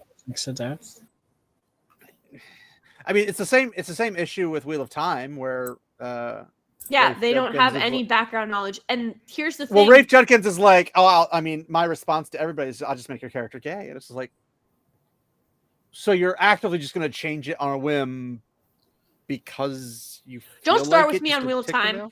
Do not start with me on Wheel of Time, because essentially my favorite character and my favorite relationship in that entire story can't happen because they literally made the whole How's Everly Chair gay? Like, why are they having a lesbo why? Oh, you want Moraine and Tom, don't you? Yes. I knew it. Well, that's not my favorite. That's not my favorite one. From their perspective, think of the positive, setting up a threesome. Ew. I mean, we already know that it happens. Quartet, Gareth also comes in at some point. That's what I'm getting at. Like, Gareth is my favorite character, and there is no way for him to make any type of how are they gonna They're not. That's the point. It's gonna become a wheel of swingers. Oh God! Don't say that.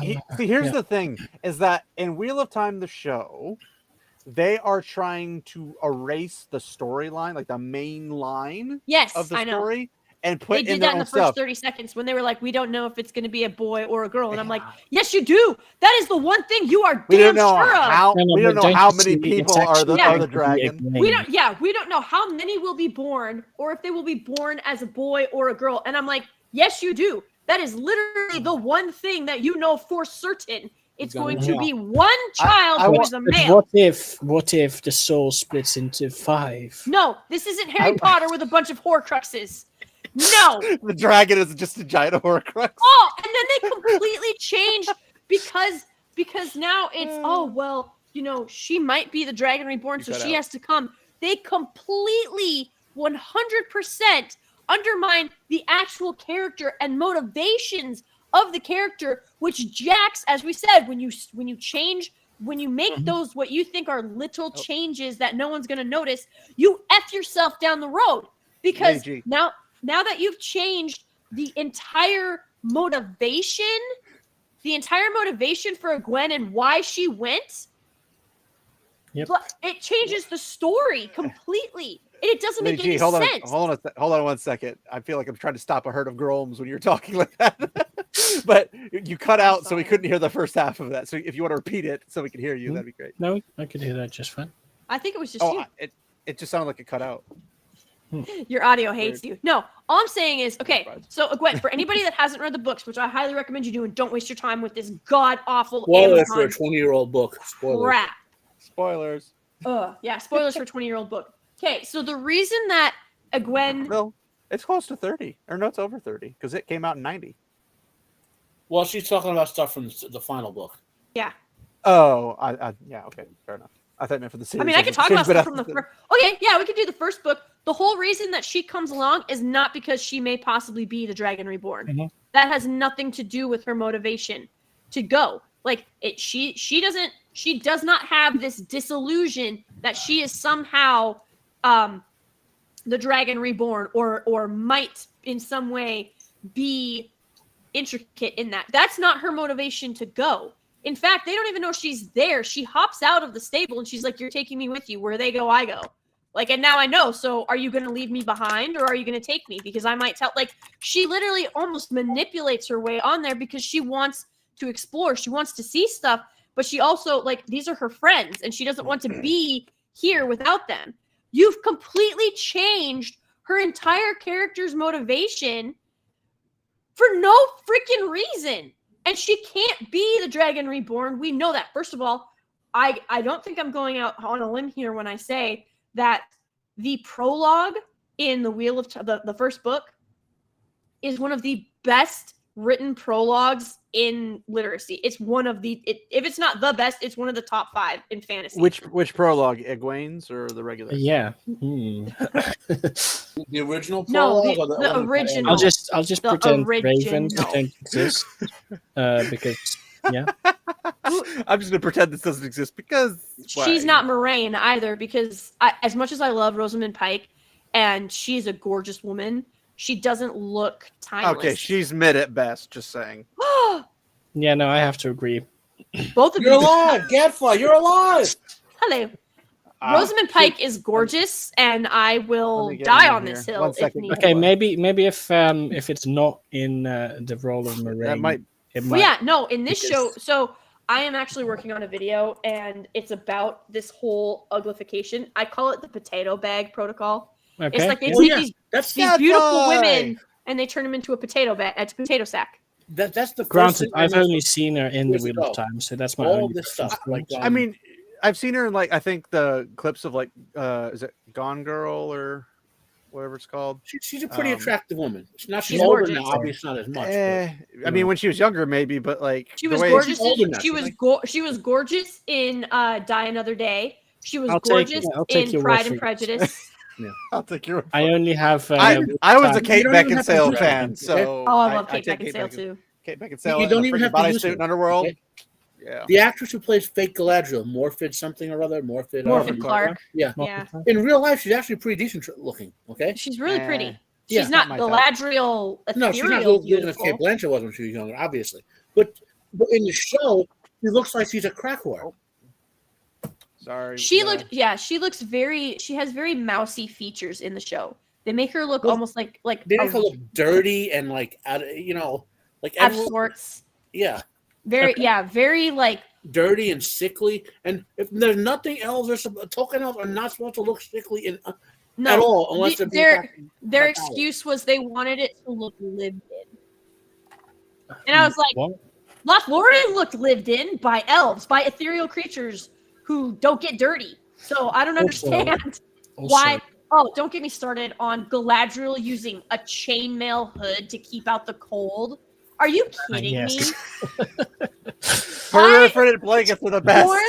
Born and raised in North Dakota, I promise you, if you put a metal sheet on your head, you are going to speed up the hypothermia and death. But even worse, there's And the specific frostbite. stuff in the lore that Tolkien's elves don't feel extremes of temperature until they're really extreme. Really extreme. Yep. But to be fair, that was quite an extreme environment, I'd say. Or if Yes, they're, swimming across the ocean marathon style.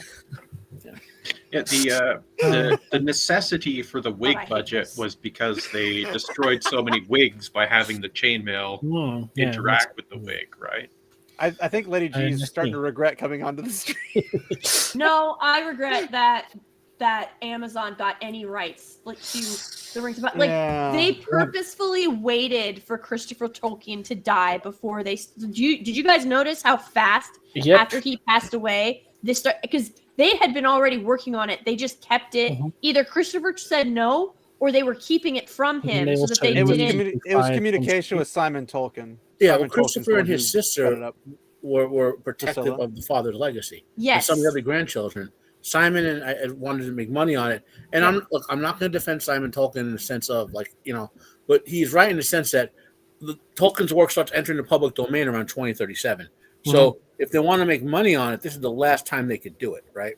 Now, they should be more selective and make money on good products, but that adhere to the reputation that Tolkien would, But that being said, that's the reality of what the grandchildren and great-grandchildren just want to make money before it's in the public domain. Yeah, but they already have a shit ton anyway, so you can never have enough money. As long as Jennifer Salke's in Amazon, it's just doomed. It's basically that. Yeah. But Lady G, I want to make you jealous a little bit. Oh God, okay. Oh my God, that's gorgeous. Oh, it gets better because it slides out. Because it slides out. It slides out. yeah. So back. Oh my God! Look at that work. Look at. Are you ready for the other side? Art. Are you ready for the other side? Because it's even better. Probably not, but yeah. Oh, look at that leafing. It's so beautiful. Well, you've got the wolf. You've got You've got the ravens. You've got a big sword here. The little skull, probably a Trolloc skull. God, do you remember when book covers were like this when they were works of art? Oh, it gets better. Yep. It gets better. All right, I'm gonna need your address, solely so that I can just come for a visit. And if you notice some things missing, don't worry about it. Oh, I might notice because I remember Asperger's and collector stuff. That's kind of my shindig. But this is only sold in Britain. So yeah, I know. Lots of stuff is only sold over there. That's the publishers only made it available in Britain. So my buddy who do they not want money or? Well, the exclusivity makes it more expensive. It also makes it more valuable. Fair. But there's I think 3,000 of these in published production or something. Mm-hmm. But my buddy from Bulgaria, who's also helps out with the channel from time to time, he got his hands because he had a buddy in Britain at the time. So he got himself and myself a copy, and it took So this is I know a guy that knows a guy situation going on right now. It's bragger right here. This is right. This is so I have Dan Vasquez a whalebone. I've got a limited edition. Oh my God, the whalebone. People need to let that go. How's it going, Gadfly? Hi, Gadfly. It's going all right. Yeah. So where we're currently at in the conversation is that Amazon needs to have all their rights to Tolkien revoked. I am terrified. They own MGM Studios. They are going to be in charge of the next James Bond. Well, it was nice. You're a black man. It was nice knowing that series. I thought they said something about James Bond either being a woman or a black man. Yeah, they set that up during the last one. Barbara Broccoli said that it will not be a female Bond, but it will likely be a diverse Bond. Yes. Why not that that so talented Nkudi whatever who's playing the Doctor. Yeah. Oh, Shurigatwa? He's super in vogue. Yeah, I reject right? that pronunciation. That's well, you not wouldn't be able to use Bond girls then. Well, that's perfect. Be Bond boys, and that has a whole different connotation attached to it. He has Perfect for the 2 meta- marks for him. So perfect for the meta right now.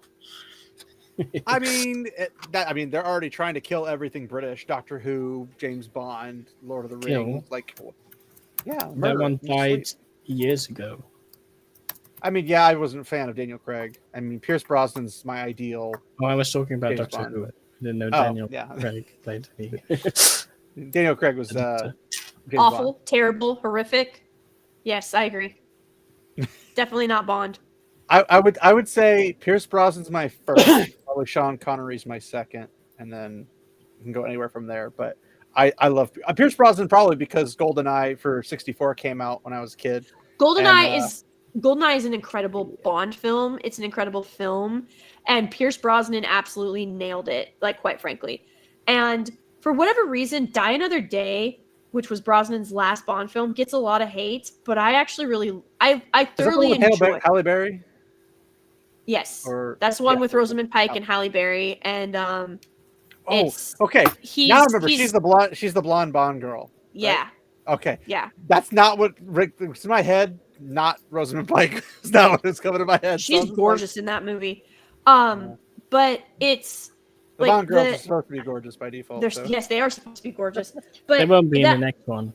No, they won't. The thing that really bugged imagine me, what would have happened if it was like Kate Beckinsale or like one of the other really, really sexy, hot British women. Dude, if they don't make Sydney Sweeney a Bond girl, it's all for naught. Gosh, Bond's gonna die of a heart attack in that movie.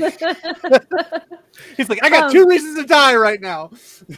But where we're at in entertainment is it's purposefully they are purposely trying to be depressing.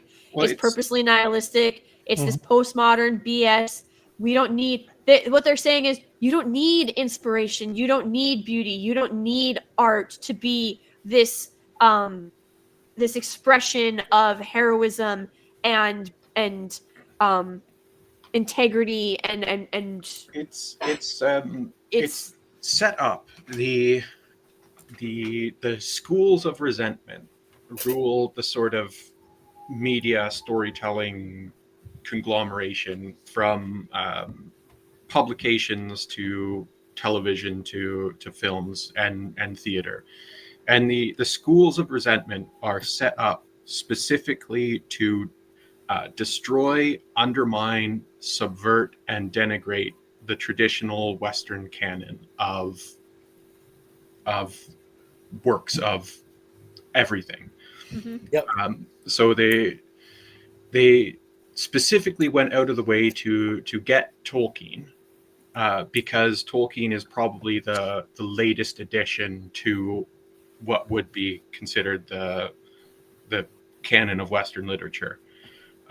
So the canon of Western literature is essentially all the works that will last forever, going back to the Epic of Gilgamesh up until Tolkien. And so it's a case where they're trying to cut off at the very end of this work that produced what is Western civilization. Tolkien being the latest one, he's the one that is most susceptible to dismantling. But they've production, right? Yeah, they've been working on all sorts of other things for ages, right? Like Pride and Prejudice and Zombies. I know people love that, but that is another example of someone deliberately trying to tie some sort of postmodernistic deconstruction element to something from the Western canon. I don't think they did that one in like nefarious means. I think it was just supposed to be a fun comedy twist on it. it doesn't matter if they do it in nefarious means or not. It's the issue is that it's the school of resentment. So the Marxist theories, the critical theories, the feminist theories, the queer theories, all that sort of stuff. That those are the mindsets that control media and entertainment, and their whole operative, the whole way of thinking of what makes something good, is not in the character, the characterization, the messaging, the nobility of presentation. It's all about, it's good because it's subversive and deconstructive. And once again, my anecdote about what deconstruction is proper deconstruction is taking a grandfather clock apart piece by piece, so that you can put it back together and understand how everything it goes. Yeah. What Reverse they engineering. Deconstruction is taking a sledgehammer to the grandfather clock. So it's designed to be a replacement rather than a reconstruction. Yeah, we're at the point where those schools of resentment are now so in control and potent that they are they're blatant about what it is they're doing. Because previously it wasn't intentional in most people's minds what they were doing in these types of things. And George R.R. Martin's Game of Thrones is actually part of that. You know, part of his story is about subverting the ideas of history and Western tradition and so on and so forth, right? So you can see that there are things that have positive qualities to them that come out of it, but it is all rolled and snowballed into this massive morass of amoral narrative blank voids that are entirely about subsuming and corroding those ideas and values that. Well, that's what the Marxists have latched on to all of that stuff. You know, I mean, you like I don't have a problem with deconstruction and subversion as literary tools. I enjoy them sometimes. You know, yeah. But like a great example, Ultimates 1 and 2, the comic book series, not the adaptations of it. Great subversions and deconstruction of the concept of the Avengers, right? But it wasn't being done because of wokeism, even though the writer was a woke writer. He wasn't doing it at that time. It was being done to show what makes the Avengers really heroic, you know, and all that sort of stuff. Because the Ultimate Universe was a more gritty universe, you know? Mm-hmm. And it ended with the same sort of thing where with Thor really being a god, even no one believed him until the end, you know, and all that sort of stuff. And then you get these woke Marxist morons. Well, the woke people are their cult. The Marxists in control are just any movement they find. And the very first example of it, by the way, people wonder why I hate on this show, is the Battlestar Galactica from about 25 years ago. That was a complete Marxist deconstruction of the original Battlestar Galactica. It's completely subverted it, completely deconstructed it, fill all these woke, like Starbuck became a girl rather, and then they had to have Starbuck having a romance with Apollo, a character with a sibling, had a sibling-like relationship in the original. You know, all the heroes were scumbags in Battlestar, the new one. I can go on and on about how much I hate that show. You know, though I say the very first episode is the best episode of TV in history. It's called 33. There was none of that in it. You know, all that stuff happened after that first episode. But and then Deep Space Nine was another Moore who's only did Battlestar Galactica tried to get those stuff into Deep Space Nine, but the other Star Trek producers stopped him from doing it. You know, so and that's why he was upset about that. He was upset that he wouldn't let them wreck Star Trek with all like his woke stuff. You know. Mm-hmm. Yeah. Well, I mean, that's the fear. Like it's whether it be Rings of Power, whether it be Wheel of Time show, whether it be, you know, any of our beloved series. It's just kind of it's like they're throwing in little bits and bops of whatever they want to into them. Some of them are more explicit, others less explicit. But sometimes it's even just small thing like they're going to add a female character, or if there is a female character already, they'll adjust them. Kind of like how I felt the Dune movies were with Zendaya. Like Zendaya just does not fit in those movies. She just doesn't. But she wasn't the problem. The problem was they ruined the character of Chani with all the changes they made to the story. I don't know who. If you haven't read Dune, I mean, I could rant about Dune. I really liked the first one a lot. I got the changes he was making, and the second one comes out, and the more and more, like I tried to rewatch it, and they ruined Chani's character. They ruined a couple other things. You know, he got Chani's character, yes, but my problem was that even if they were trying to keep Chani's character, Zendaya was not the actress for it.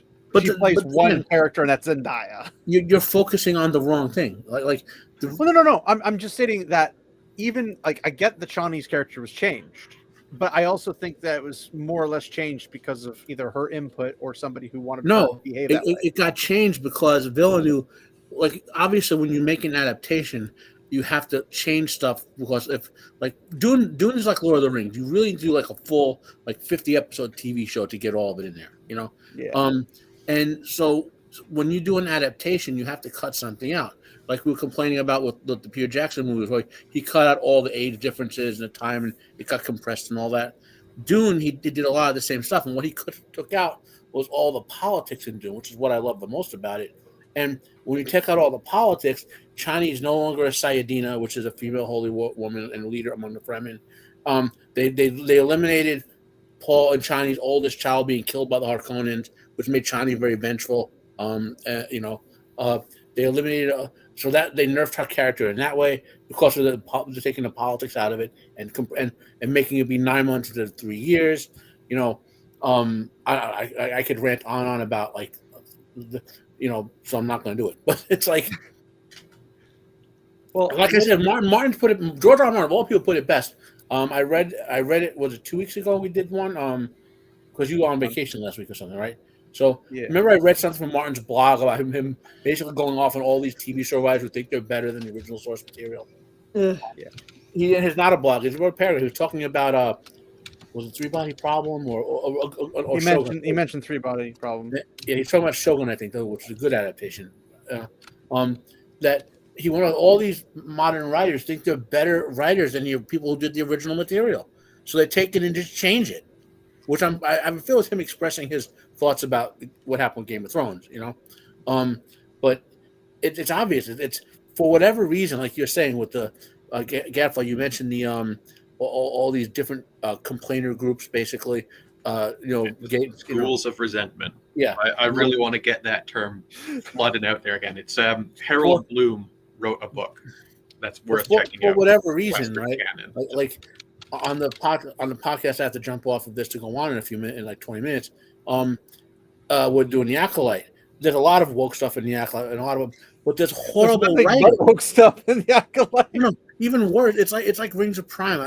If anyone watched my reviews of Rings of Prime, I did 2 videos for each episode. One about the lore problems, and one about the writing problems. Right, and the writing is so horrible because these people think they're good writers, and they're not. These are people who are writing TV commercials and learning how to write before they ever touch even a C-grade television show. What most of the writers do is they come up with a handful of ideas for what they think to be cool scenes, whether they're a small action sequence or a bit of snippy dialogue that is like, oh yeah, so whatever. That's Queen Slay. Exactly.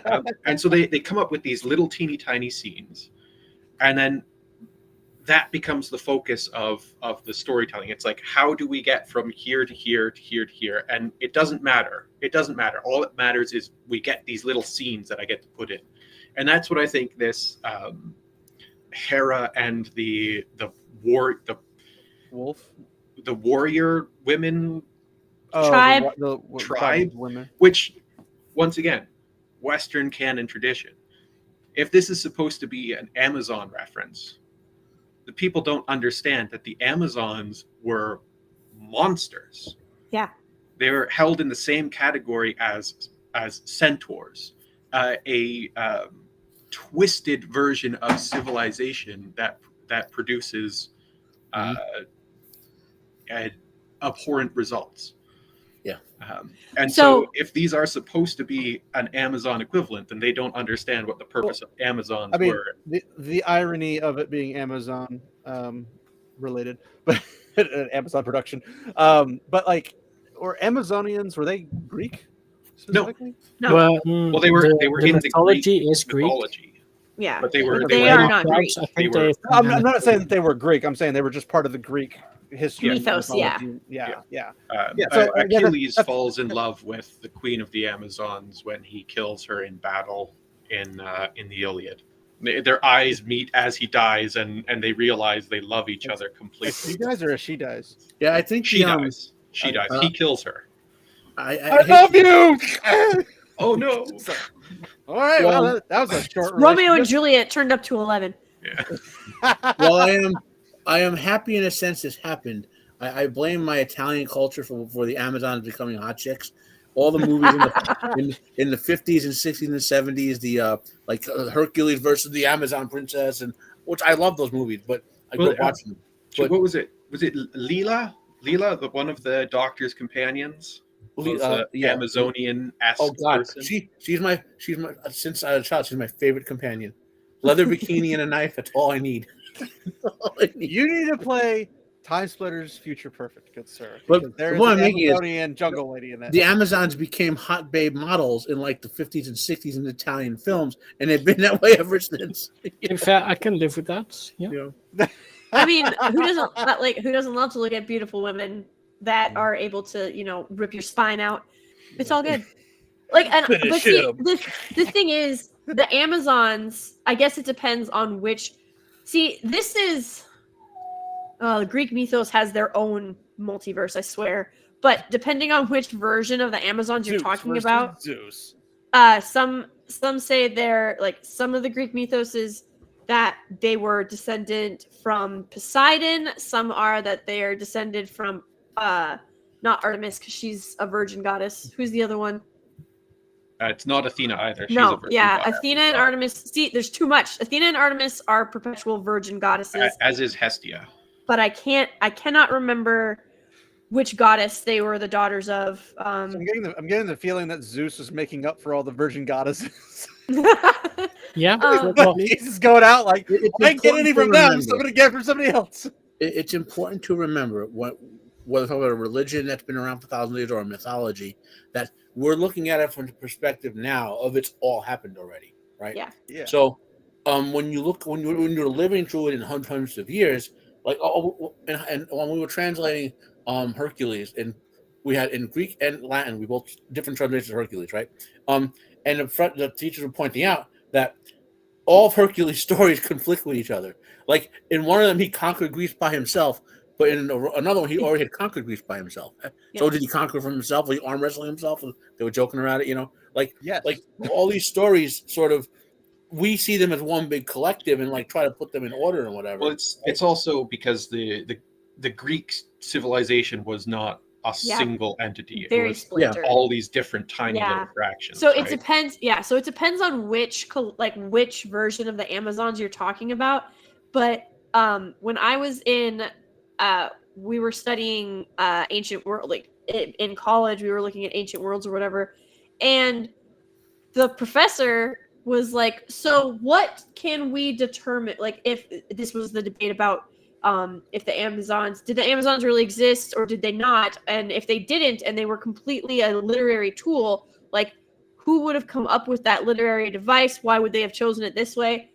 And I'm going to call him Clark, just because. But my buddy, Clark, who was sitting next to me, raises his hand because the professor asked, what can we say for sure about the different versions of the Amazons? Because, that depending on which story you get from the different, whether it was Athenian or Spartan or Corinthian, what can we know about them? He raises his hand and he goes, well, they all had a step on me, mommy fetish. I was like, oh my God. And he was like, what? We just not wrong.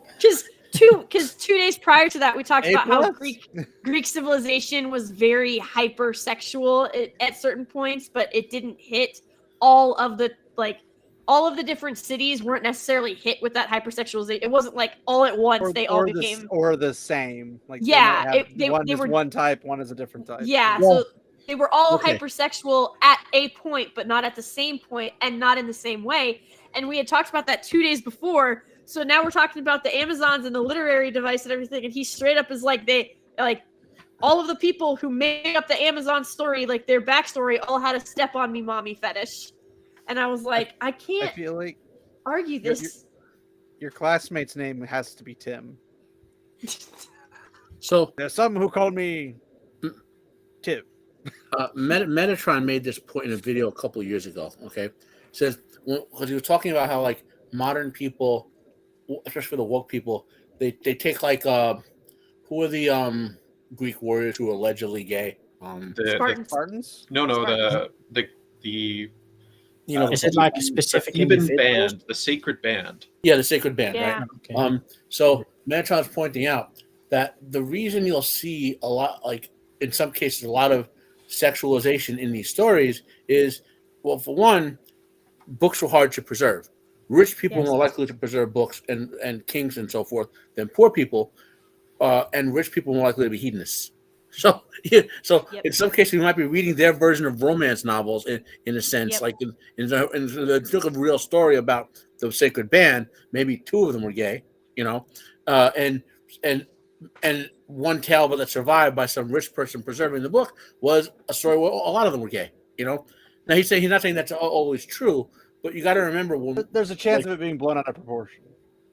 I'm telling you right now, if we hit another like apocalyptic situation and the only thing that survives is like Sarah Moss's storytelling, and that's what they're going to judge all storytelling off of, we're screwed. Like they're going to think we were a bunch of hedonists. Oh, so very long story short, she's a smut author. If they assume that about our civilization right now, they're not wrong. She writes like she's on the romance novel side of it. Don't say that. No, she writes erotic. She doesn't write romance. She doesn't. Yeah, no, she's not. So she's not romantic. It's romance baseline story, but it's extremely explicit in the content. No. Well, okay, so the definition. It's presenting the idea of romantasy right now is almost entirely explicitly sexual. But it's smut. It's not romance. It has nothing to do with genuine actual romance. Are you implying that smut can't be romantic?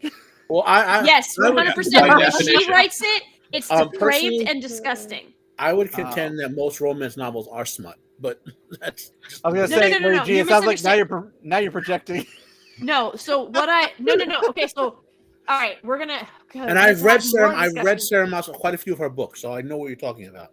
So the reason that I'm so heated about this is because I don't read those kinds of books. A few years ago, I was part of a book club, and one of the rules was no smut. A very left-leaning individual came into the book club and was like, "Hey, this is a really good fantasy book. We should read it." I got overruled because I tried to say that this broke rules. This did this, but it was like best friends or cousins to like the head of like the president of our book club. So we went ahead and we had to read A Court of Thorns and Roses. Don't ever read it. It was effing terrible. It was atrocious. It was not only outside of the gratuitous amounts of smut, and I've been told it's not even the worst one, which is just shocking to me. But outside of that, it was just poorly written. Well, it's also the romances as they're presented are horribly properly toxic. They are incredibly awful. They are everything. Well, they're literally just shallow relationships. They're not based on. Yeah, it's literally so people are like, oh, it's a high. When this book gets described to you, it's a high fantasy adventure book. That's similar to Games of Thrones because it have revenge plots, it has a magic system, and it takes place in this other world. Like she breaks the laws and has to get pulled into this world and then navigate the political forces. That's what it gets sold as. When you read it, it's nothing like that. And the reason I'm so heated is because when we came back to our next book club meeting and I said, we better not read the rest of these books because they're awful, this same individual who brought the book insulted my children to my face, so I threw a cupcake at her. And then I got kicked out of the book club because I was told that I had changed too much. Fun fact, that book club died about 3 months later because all these other girls agreed with me, but they were too scared to say anything. Well, why don't they just be like, hey, in secret, like, you want to make another book club? No, like, that's the thing. It shouldn't have been in secret. Like, if that's really how you feel, just say it. Like, no, bro, that's what I'm saying is, like, if they felt that's the same way as you, like, afterwards they should have contacted you as like, I agree with you. Why don't we just do our own thing over here and just let them do that? Yeah, but see, the problem is, as long as you don't know the others all agree, you can't really by outing yourself. Well, a lot of them were just like, they were like, hey, we feel like we totally get where you're coming from. Like, I agree with you. I do. I don't like this series. I think it's not very good and it's really smutty and this isn't what we wanted, because this was also supposed to be a Christian book club. So there's that nothing Christian about Sarah Moss's books. Definitely not. If anything, there's a lot of sacrilege in it. But I digress. It's and it was devolving into this very catty thing. And they were like, hey, we get it. We don't really like it either, but it's just easier to give her what she wants until we can get back to what we usually do. And I'm like, no, that is the problem. Give her what she wants, she's going to just keep bringing other things. Yeah, she's just going to keep going. And so, yeah, I got kicked out of the book club because I changed too much. When that type of stuff happens as well, it's very hard to go back to that group of people, even if they say later that they agreed with you, and they because a bond of trust has been broken. Yep. You don't know if you can actually engage with them in good faith, or if they will capitulate again at the next issue, right? And so, like, in order for that group to reassemble, those members have to be very explicitly clear in their apology and demonstration of change of their priorities and behaviors. And I mean, which wasn't gonna. And I go ahead. Oh, go ahead. I was just saying, it basically, as soon as someone capitulates the first time, there's always going to be a second time. That's exactly what I was going to say. It's the people who stop and say no, like, that's the gatekeeper mentality. But we've talked about the gatekeeper mentality in this channel before. But, like, you have two types of gatekeepers. You have the gatekeepers who don't let anybody in, and then you have the gatekeepers who don't let anybody change anything. The change anything ones are the good ones. The letting people or not letting people in are the bad ones. So when somebody like yourself would be like, shouldn't we all have a unanimous vote that this person can come in and do this? And if I say no, then we don't do it, because I'm obviously one of the required ones for the unanimous vote. And if that's not the case, it's like, well, it doesn't matter if everybody else wants to. Like, we have to agree on this. We have rules for a reason. If we don't stand by our own rules, we'll just throw them to the side whenever it's convenient for somebody to do something. And that's just going to happen over and over and over again. Well, just because this is like your rich cousin or whatever, because this girl was she was very loaded, very daddy's socialistic money, people typically are campaign socialists. Like, she was freaking loaded, and because the first time she showed up, by the way, the reason there was a cupcake for me to throw is because she got like boutique cupcakes and brought them, and so she was bringing, like, the first time she showed up. And I get very wary when people do like wealth flexes like that. Like, if it was, because it wasn't homemade, she brought them. She flew them in from a bakery in Atlanta, and I was like, you didn't have to say that. Like, you didn't have to, announce that you were. Circle talk all the time, though. I have some rich relatives. They talk like that all the time. Yeah, it's very. Did you read that book? I imported it from Scandinavia. Did you watch that TV show? I got a Region 4 Blu-ray of it just to see it. Apparently, Kim Kardashian flew all the way to Paris just to have dinner there because there's a place she liked, and then she flew right back afterwards. I'm sitting here going like, I wish I had those kind of problems. Yeah, I don't have a problem with people doing that if you can do that. I have a problem with the chick like in your group, whereas she should have found people who want to read the what you would call the smut version of fantasy or whatever, more erotica, whatever you want to call it, right? There are people who like that, so find people who like that and make a group with them. Don't go ruin the Christian fantasy group or whatever you want to identify that group as. You know, like this, everyone could form enough groups, and we should theoretically be able to tolerate. There is an issue with that though, and that's because those types of people tend to be very snippy, gossipy, vindictive towards each other, and so their groups always form and fracture. And so they gravitate to the groups of the stable people. Yeah. Because they want that stable group. It's like with D&D groups, right? Like you have your D&D group that goes on forever, and you bring the one person in because they want to play D&D, but they've never been able to have a group last a long time. They come in and then they destroy the group because and that's where the gatekeeping thing comes in. Like when that kind of stuff happens, you need to be like, no, like we're glad you're here, we're glad you want to play, but this stuff isn't allowed. This is not part of our system. That's why I always make my own settings.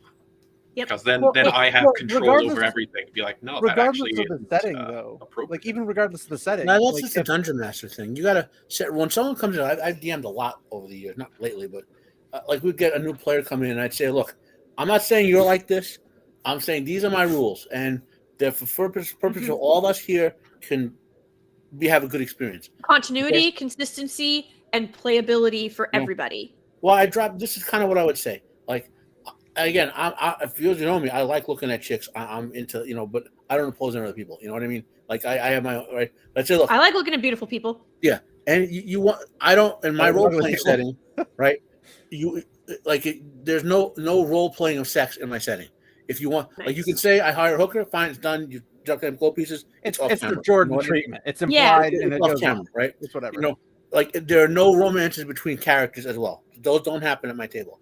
You can say you had a romance off screen, but it will not be role played depicted anywhere at the table. Because I as a dungeon know what breaks groups up and know what cause people to hate each other. And so I would have a bunch of 5 or 6 little things like that you just can't do in my sessions.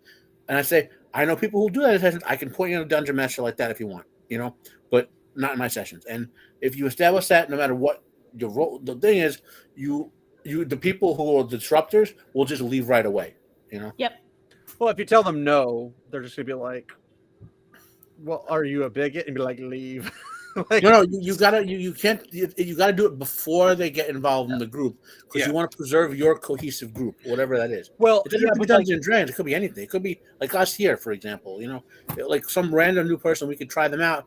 But you are the controller here, buddy. So you would say to them, "Here are things we don't talk about on screen." You know what I mean? Before they even come in. Well, yeah, but what I was saying is more like because there are some of them a little bit shiftier than others. So like if they come in and they're like, "Oh, well, yeah, I'll follow your rules. It's all great and dandy," and then over time they try to like sneak things in until they can kind of take over.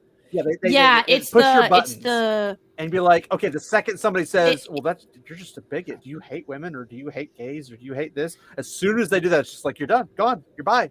Like them's the rules. You brought what was not supposed to be brought into this. You're trying to break everybody up, and everybody else here knows these are the rules. Everyone else agreed to these rules. Mm-hmm. The problem is, even in those situations, sometimes people in your group are going to be part of that type of system. They're going to be like, "Well, no, I mean, you are going to be in a bigot," and be like, "Okay, now 2 of you need to leave." It starts a hidden breakage of the group. Fracture. I got to jump out for my other things that's starting in about 20 minutes. I was going to say probably Lady G has to leave too, I'd imagine. Yeah, I'm going to have to bounce here in about 5. Yeah. Nice to meet you, Lady G. Nice to see you. You're a live gadfly. I'm glad you survived the EU over there. The EU. The job I'm applying for, the academic freedom and tenure officer, has gone past the internal applicants and now is on to the external applicants. So I am now in line to potentially get an interview. There you go. But I gotta check out, guys. So keep the conversation golden, and thanks, Matt. Say a prayer for me as I go now to review the Acolyte episode 4. Requiescat moratorium. I'll just say it's very dull. Requiescat in pace. You get the feeling that they would do a lot more smutty stuff if they could get away with it, and a lot more gratuitous stuff if they could get away with it. I haven't watched it yet, but the lead actress made a music video complaining about the fans complaining about the show. Yes, she did. Okay, later, guys. See you, Matt. But yeah. Oh, by the way, Lady G, this is Lanfear. Hello, oh, hello, Lanfear. Yeah, she's the daughter of the night in this house, but Very she well. doesn't leave me alone. Aw, that's But, yeah. okay. Pretty kitty. She's very controlling, like Lanfear in the books. Nice. It all fits together. But yeah, it works. It's consistent. Yeah. No, I have a. So when we're talking like this war, so this War of the Rohirrim, I found. By the way, I found the source, quote unquote, of this this claim. So, the idea that, so as we see in this rap article, it clearly says that she calls on the power of a long lost tribe of female warriors. Seemingly long lost. Seemingly long lost. Okay, so this Clark Nova, who left Twitter, Jason DeMarco, who is the co-creator of Toonami, SVP of Action Anime Warner Discovery, Adult Swim OG producer, Uzumaki, Rick and Morty, The Anime, Scavenger's Reign, Ninja Kaimu, Lazarus, and Lord of the Rings, War of the Rohirrim. So I guess he is the senior vice president of action and anime at Warner Discovery. He is on board for this Lord of the Rings, War of the Rohirrim, is what I can pull from that. And according to him, he is talking about a story, or it's from a Geek Tyrant. It's talking about the synopsis. It gives the basic synopsis that everybody else did. And it says, this is the correct description of the story of War of the Rohirrim. Please note, nowhere in there does it say anything about Hera, the main character. So he is admitting that Hera is the main character, calling upon a tribe of female warriors for help. Or communing with eagles.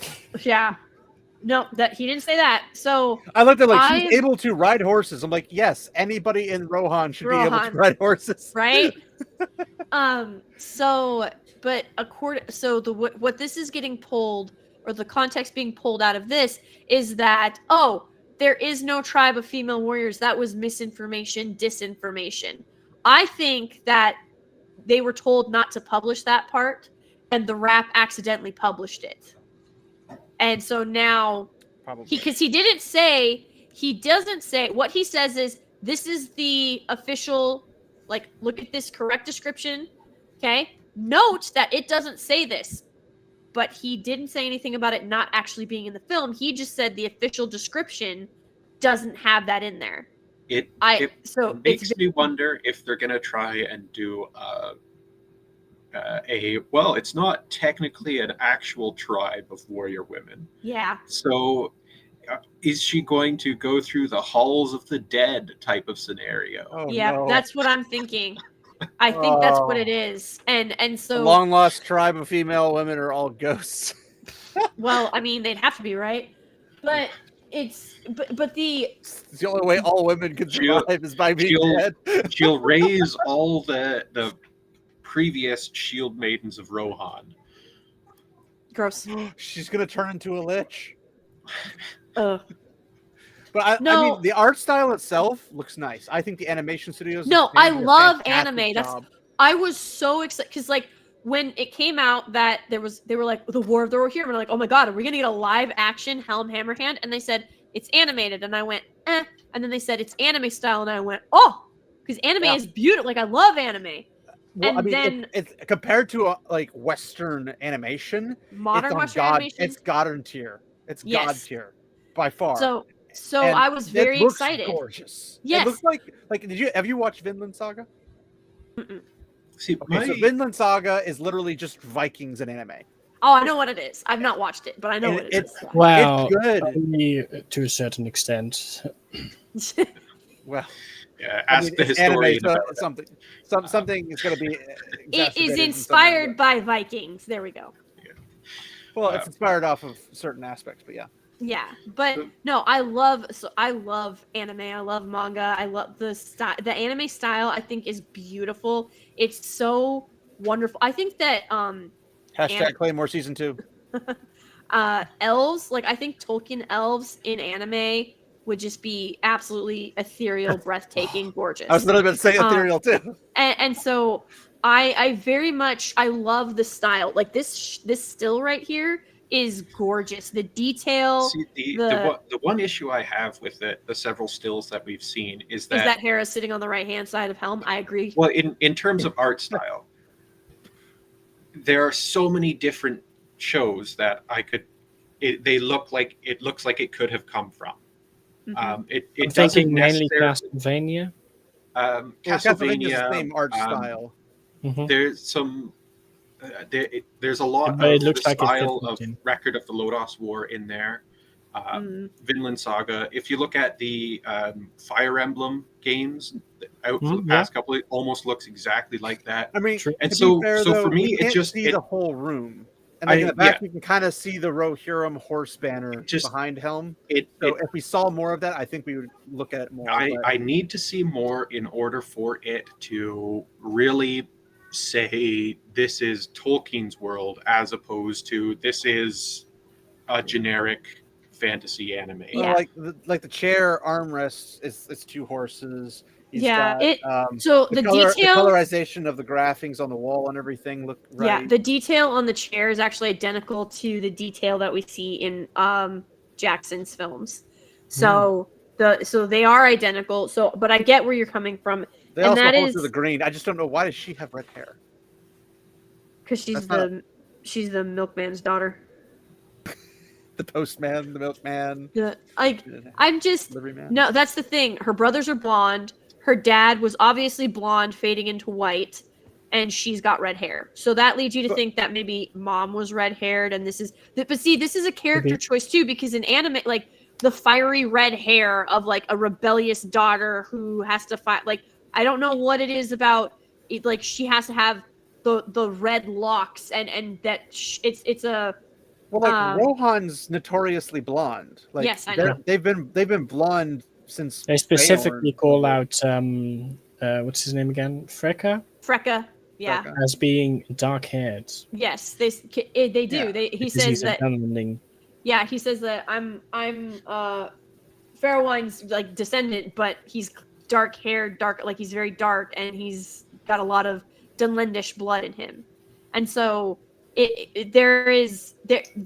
All this stuff matters. And again, this red hair is a style choice, and they did it because they are trying to give you a visual representation of her fiery personality. So they went with red hair. Also, if you tie it in with anime stereotypes, typically the character with the out of place colored hair is the main character. Yes. Also red. So red tends to be the hero. So it's red tends to be the hero and blue tends to be the villain, which if you look at a still of Wolf, he's covered in more like blue shadow. I don't know if they have one of him, because this is the original image I saw, and I was like, oh gosh, that looks freaking sick. Let me see. But I think I might. The Mumakil and the what looks like orcs surrounding Edoras, it looks like. Yeah, but why the Mumakils? Huh? Because apparently the Dunlendings were allied with the forces of evil for things like this. Yep. But they're like on the other side of the world. Well, not that far away. Harad's just south of Gondor. Yeah, but like Gondor is in the way. And, and there's also another big mountain range surrounding Mordor that's in the way as well. Yes, so. and then there's the mountains in between. Say again? Can you see the picture of Wolf? Let me pull her associate that with blue generally. It's my profile. It's my profile picture now. I mean, he just has like the shadowy I think eyes. The bluish is basically just because it's night, right? Maybe. Well, so here's the thing. If you look at his scar, it's got blue. He's got blue trim, or like you said, it could be night. But like this looks dark blue, navy blue, and he does have the Dunlendish. Like he's darker, and he has smaller. So he's got smaller eyes. That's another big anime thing. Yeah. The villains, the villains tend to have like the more hooded, smaller. At least he doesn't have his eyes closed all the time, because then they would be in real trouble. It's indicative of a person, a type of characteristic of a person. So you see the sharp-witted, somewhat cruel individual tends to have those narrower, angrier-looking eyes in anime, and they can be on the protagonist's side. Oftentimes, they're one-time antagonists, then become allies, type of thing. By the way, Sage, it says in this article, 4 years after the confrontation, Rohan is invaded by Dunlendings led by Wolf. They were joined, quote unquote, by enemies of Gondor that landed in the mouths of Lefnui and Izem. Yeah, but Gondor's the enemies of Gondor is why are they attacking Rohan? Mordor and the orcs, right? There are the other sort of people who are Men of allied Ruin. with them, but the enemy of Gondor is Mordor. Well, how'd they get like a massive elephant on a ship or something? Well, they would. I guess they have Hannibal on their side. Yeah. They have to go over. Carthage They is have attacking. White Mountains. Yes, no, that makes perfect sense now. Yeah, is that how they got the black people? Carthago delenda est. No, but I think that there is very much this there is this desire to rewrite not just Tolkien, but the idea that women there. So this is what really bothers me. I said it, so for anybody that doesn't know, and I don't expect you guys to have like watched everything or watch anything of mine, but I did do a video and it was over this anime, and it was just about the news that had been coming out, and we were like, as I was reading it, I just, there seems to be this desire to paint women as not being able to have accomplished anything until women's suffrage in the 1900s. And, late 1800, early 1900s. And I got really upset with that because, like, there's real women who have done incredible, heroic things. But not only that, there have been women rulers who were more terrifying and more powerful than men. Here's the thing about that.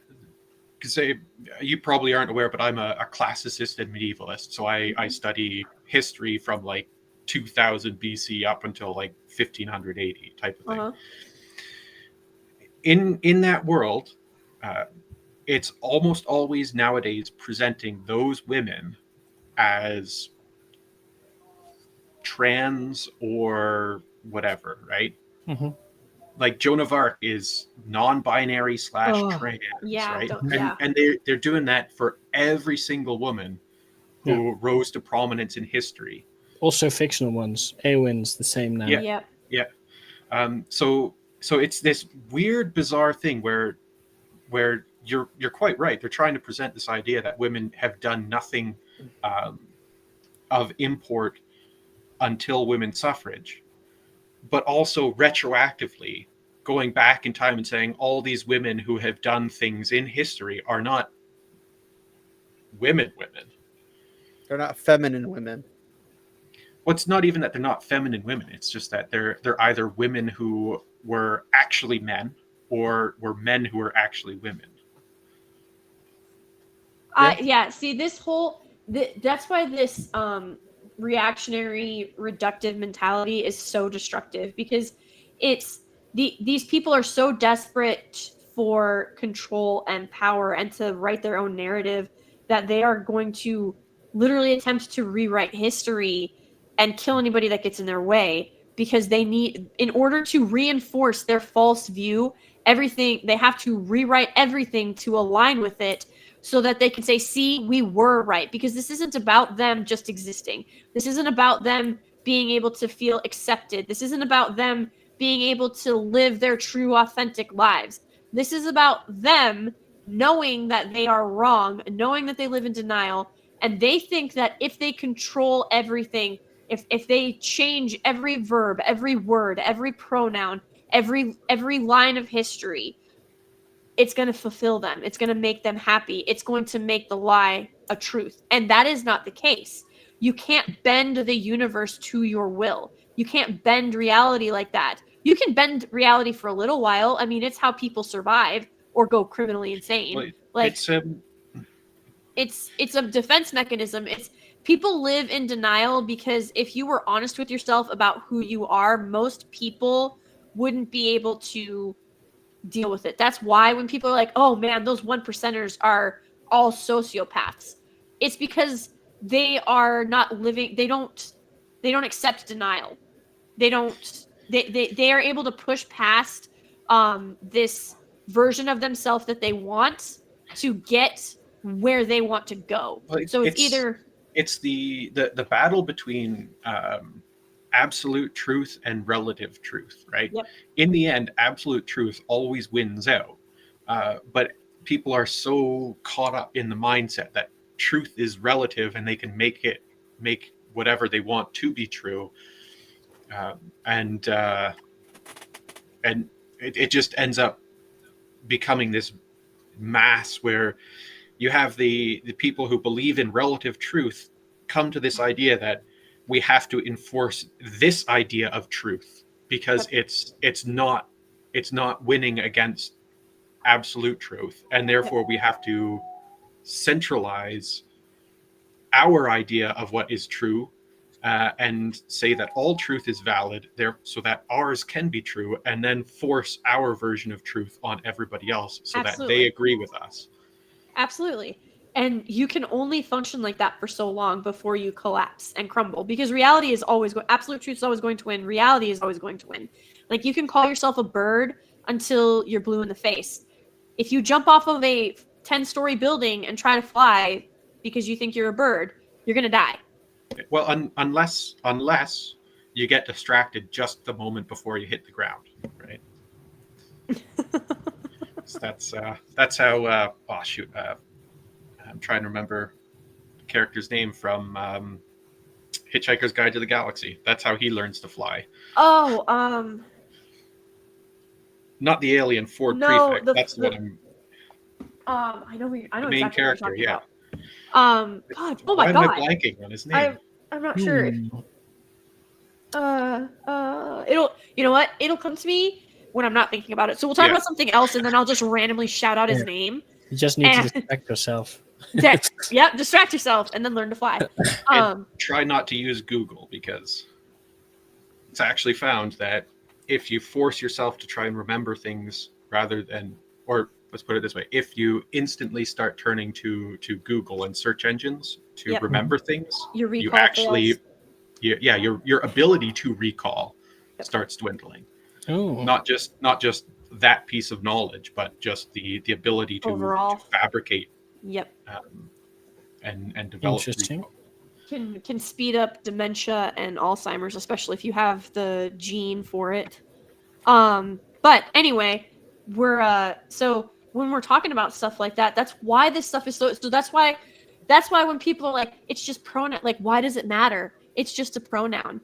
Why does it, like, it's not a big deal. It's just my favorite one when it comes to like Star Wars or the Lord of the Rings or anything like that. It's like, it's just a made up story. It's just a fantasy story. Like, why do you care? Why does it matter? Well, because in order for a universe, a literary universe or a cinematic universe, anything, in order for it to function, it has to have laws. And the second that something or someone doesn't have to obey those laws for no reason, like, perfect example would be Captain Marvel. She showed up and was just hyper over fucking powered for no reason. And everybody was like, oh. And then Disney was like, oh, well, we actually kind of have to explain this shit. And then their explanation was shit. It's like, where have you been, overpowered Captain Marvel, for, the last half a century? Where have you been, Eternals? Right. Where have you been, Eternal? Oh, where have you been, giant globe sitting up? Like, oh, we're not actually allowed to get involved unless this happens. Okay, well, wasn't Thanos literally that? He was that threat. So where were you? Like, it's mind-blowing. And this is what happens when you live in a state of denial, or if you depend on lies in order to gain whatever you're looking for. It starts to become unmanageable, because you can't, so if someone calls out your first lie, you have to lie in order to reinforce the first lie. So now you have to remember 2 lies. And then someone's like, well, hey, this doesn't make sense. So now you have to tell a third lie that reinforces the second lie, that reinforces the first lie, but that third lie doesn't necessarily reinforce the first lie. And so because they're not connected, people are like, it still doesn't make sense. And pretty soon you have this hodgepodge of incoherent trash that you're trying to defend. And here we are in like, modern entertainment. Like when you mentioned, you know, like it's just pronouns. What's the big deal? And the first thing that pops in my head is just like, yes, what's the big deal? Why does it need to be in here? If it's not a big deal, there's no reason for it to be here. So what's the point? Like you don't need this in here because it doesn't do anything for the story. It's literally genocide if you don't use them. Oh gosh. I guess I'm a genocider then, because I literally don't genocider. care. Oh my gosh. I'm a genocider. It's a new form of cider. It's apple cider. Genocide. I was just thinking the same thing. Make a cider company. And name it Geno's Cider. Geno's Cider, the best cider. The cider. Ginos. And then. No, but then you get a copyright strikes from. Okay, well we could adjust it. Xeno cider. Oh my gosh. I don't know. If I had the money, I'd probably do this. But yeah, but there's ways you can combat their quote unquote good arguments, because they're really not good arguments. They're not good arguments. They yell louder than you. Them. Well, not even that. I mean, no one yells louder than me. I'm Italian. But it's like them coming at you and being like, well, how dare you not like this, that, that. It's like, look, I don't care what you say. Nothing you say is true, because if you're calling me a bigot, misogynist, this, that, the other, whatever the case might be, you have zero evidence for it. You have no affirmative grounds to be saying so to begin with. You're saying it because you're throwing literally a tantrum. And if you're going to just throw a tantrum, I can literally just disregard everything you say. And if anybody says, well, they said this, I'm like, they were throwing a tantrum because they didn't get their way. That's how it works. I don't think it's. It's also a deflection. I think it's a rhetorical device used to immediately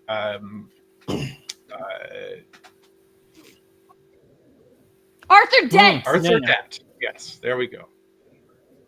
Told you. Sorry, like I told you that was going to happen. Like we weren't even going to be talking about it, and I was thinking Arthur Weasley, but it obviously wasn't Weasley.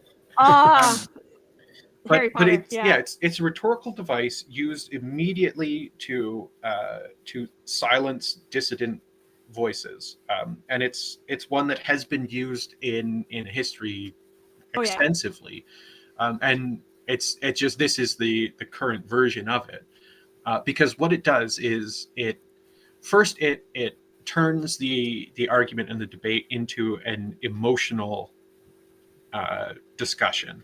And second, it immediately presents you as the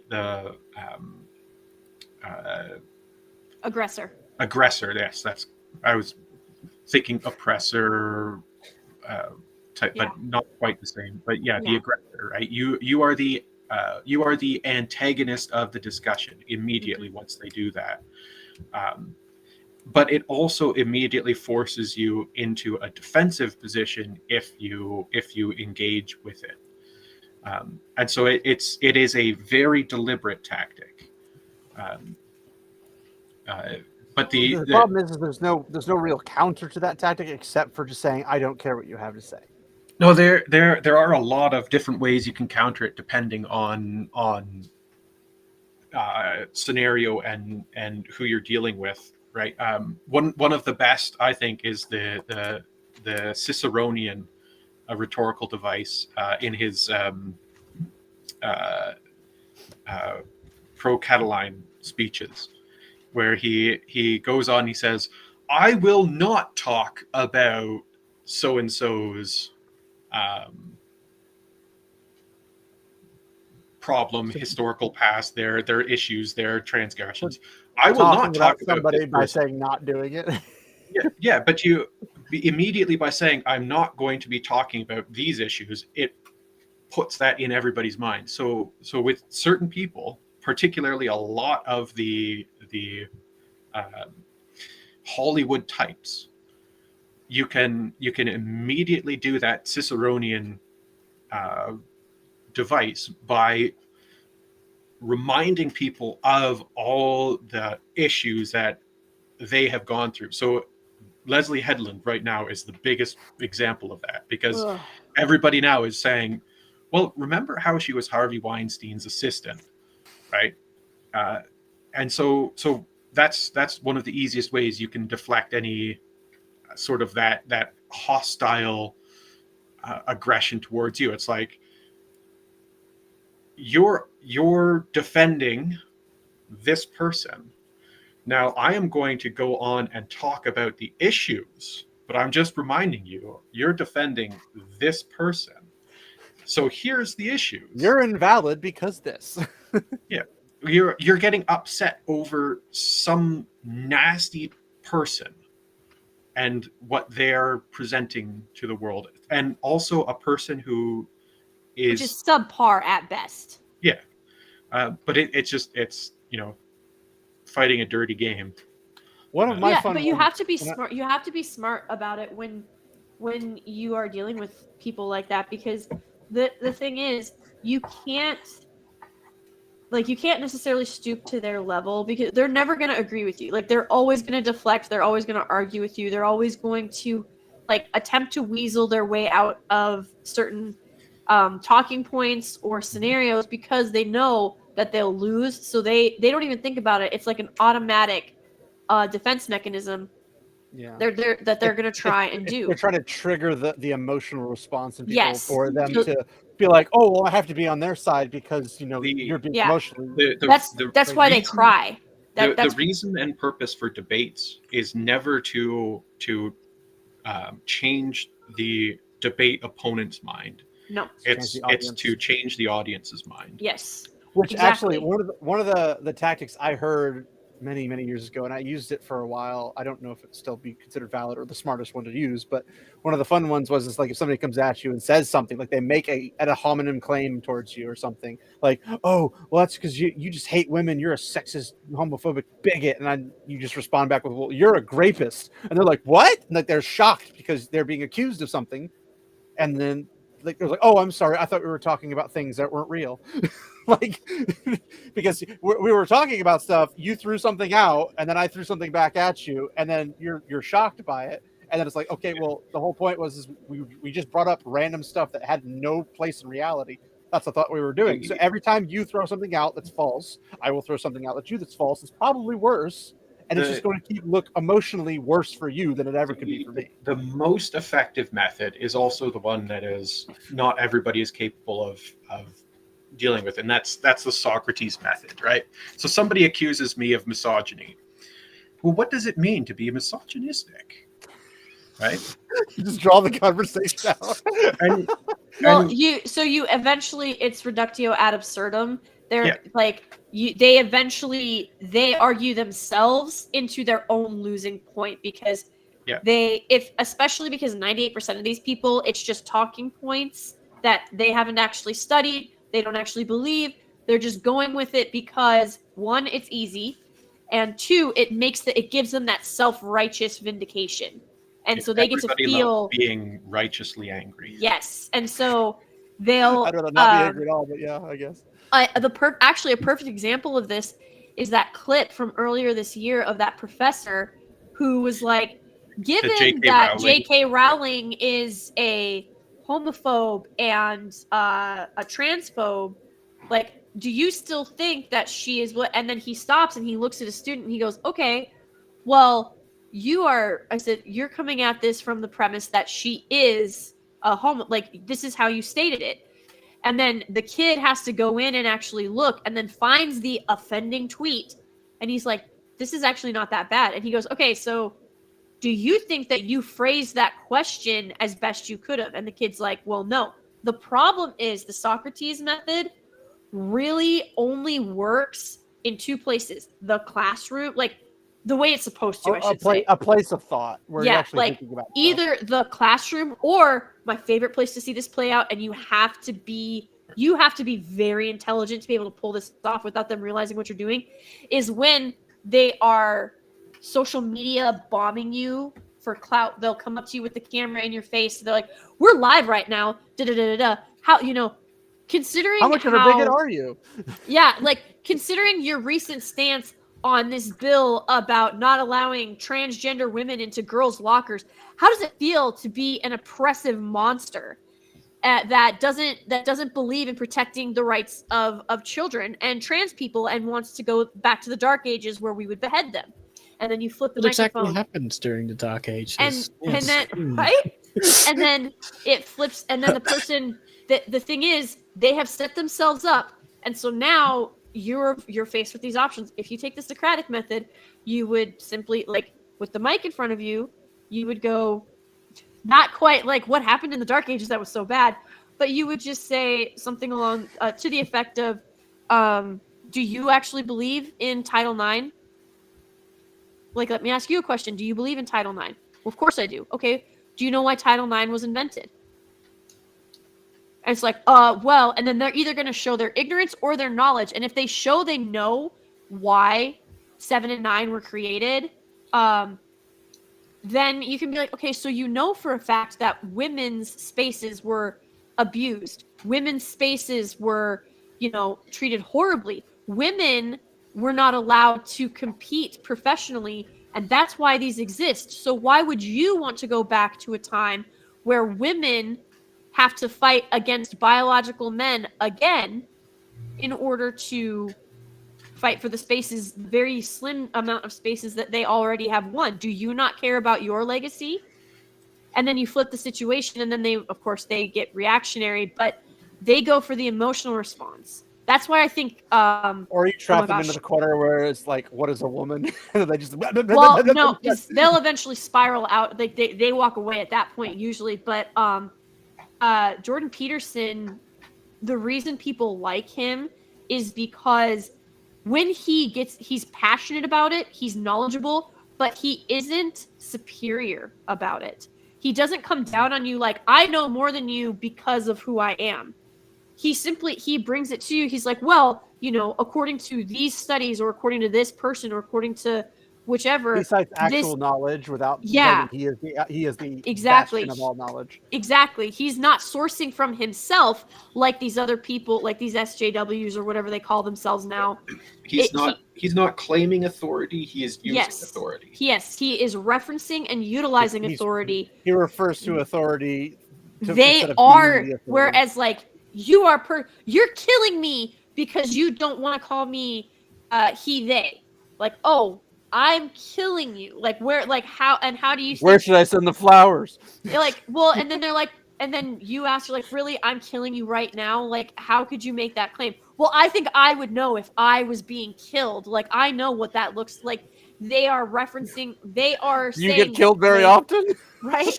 They are the authority in this matter. My favorite one, the way you know that they have no leg to stand on is when they say my lived experience. Yeah. And you're like, bitch, everybody has a lived. It's literally called living.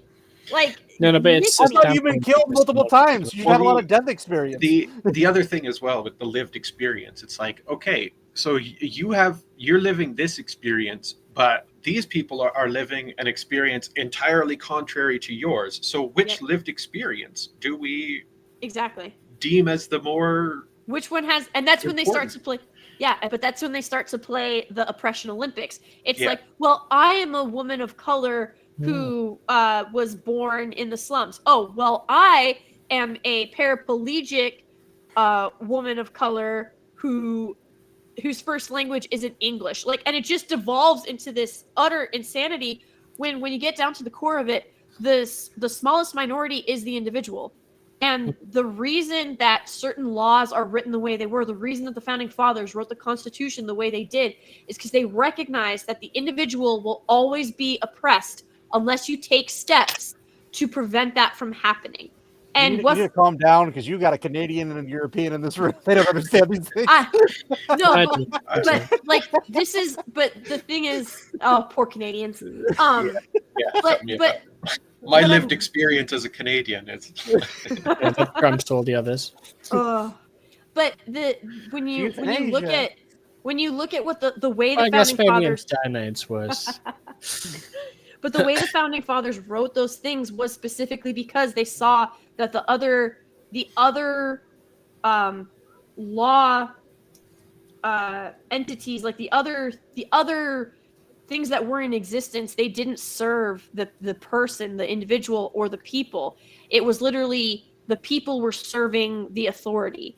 And this was the first time really that the power was coming from the people to give authority, and Americans have lost sight of that too. But it's just like, I had a friend who was like, yes, but freedom is just do whatever you want whenever you want. And I said, no. I was like, that is pure. I was like, that's chaos and anarchy. Freedom means that you are capable of making your own decisions. You are capable of living a life that you choose for yourself. It doesn't come from serfdom or family lineage or anything of that nature. But it also means that you are responsible for yourself. You can't go running to Daddy Warbucks every time you have a problem. You can't go, like, if you make a decision and if it's a bad decision, you have to own up to that decision. What we're witnessing now, specifically in America, but I know it's festering everywhere, but specifically in America, what we are witnessing is, I would say, at least a generation and a half of people, and it's not the whole generation, but it is a big chunk of them. We're seeing a generation and a half of people who don't want to take responsibility for their bad decisions. They want they want a cop out. They want someone to come in to. It's so funny because for hating the white savior complex or the white knight trope, that's what these people want. They want someone or something to come in and pay them to do nothing so that they can try all of this stuff without any risk. And that's not how virtue as their mantelpiece. Yeah, they want everyone to look at them and say, "Oh, look how virtuous they are," because if that's the case, then they can feed their ego all day long. Absolutely. And so it's very much in this sense of, I can do whatever I want without any real risk to myself because I will always be able to fall back on this. It's wanting the success of work without the work. Yes, one of the big things, because a lot of it is comes down to unambitious action, but expecting ambitious results. And so, like, a lot of the people who have like the crappy degrees could do something with their lives with that degree, but it would take a lot of ingenuity and thought and work, innovation, and effort. But they've come, and I don't 100% blame them, because there's been for a long time this sort of presentation in media that you go to university, you get a degree, you go out and you're fine. Yeah, you're going to get your job. You get the job. Yeah, you get your 9 to 5. You punch in, you punch out, and you call it a day. And you get $85,000 a year. It's never been the case. No. It was much closer to that back in the boomer era when they were in university, but it still wasn't. Something. Yeah, it still wasn't the case fully then. I mean, I'm a guy with 3 degrees working on my 4th, and I can tell you exactly how much each of them are worth. Too much. Well, there is apparently a college that allows you to make your own degree. Yep. So I'm okay with that. If that it's was the case. Wild. Yeah, except they're making stuff like, it's stuff like female writers and the literary oppressive tropes that prevented them from being their authentic selves as a degree. This bizarrely specific. That stuff. Wow. So it went all the way to the light novel titles. That's their degree. That's literally what it is. And you just sitting there and you're like, you could have created any degree you want. Like, you could have created any degree. It could have literally been, trash collectors of space. Like, I'm just spitballing here, but apparently there is a bunch of debris floating around our planet out in space that is causing a bunch of problems. Okay, create a degree that takes care of it. that comes up with the If solution. only it were so simple. If only. If Well, only. it's like the to be topical, the just stop oil protests right now. You know, Yeah. like if this is such a important thing, then invest your time and energies into developing highly efficient, sustainable alternatives. Yeah.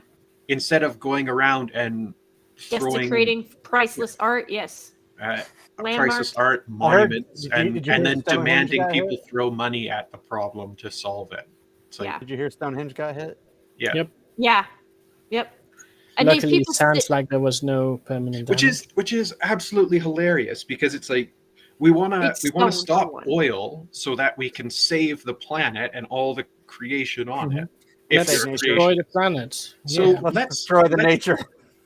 But there are very rare lichens that grow on Stonehenge, and so they have caused a potential extinction event for this type of lichen. So which means they're gonna get a lot of time in prison for that. Yes, They for should, that. yeah. But also from what I've heard, these idiots, they usually take buckets and they chuck the paint, right?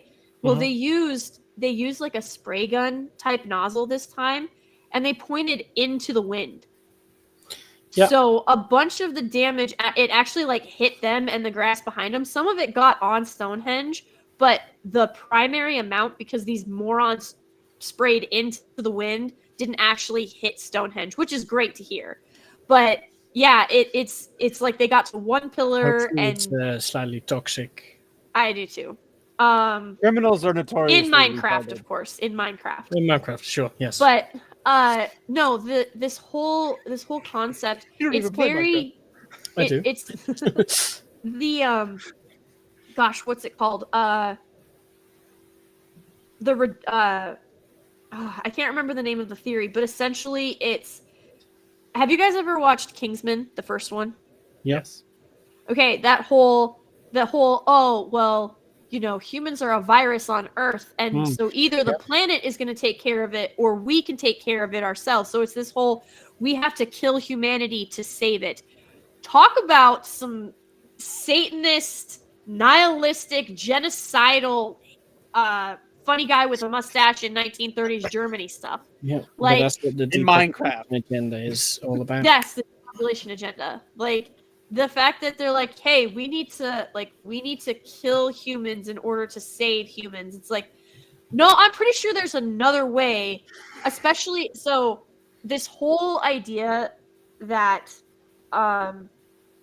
there's too much carbon, or there's the fossil fuels, the car, like, yeah, exactly. Plant more trees. Like that's it, instead of pouring paint on stuff, go plant 1,000 trees. You're gonna do way more for the environment that way. But this is actually this one scientist that I was watching. He was giving a lecture, and the CO2 levels are actually the lowest they've been in like 4 centuries.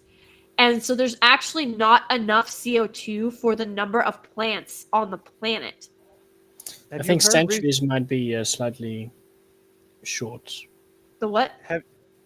Have you heard there's somebody who's allegedly making a like factory plant to pull CO2 out of the air?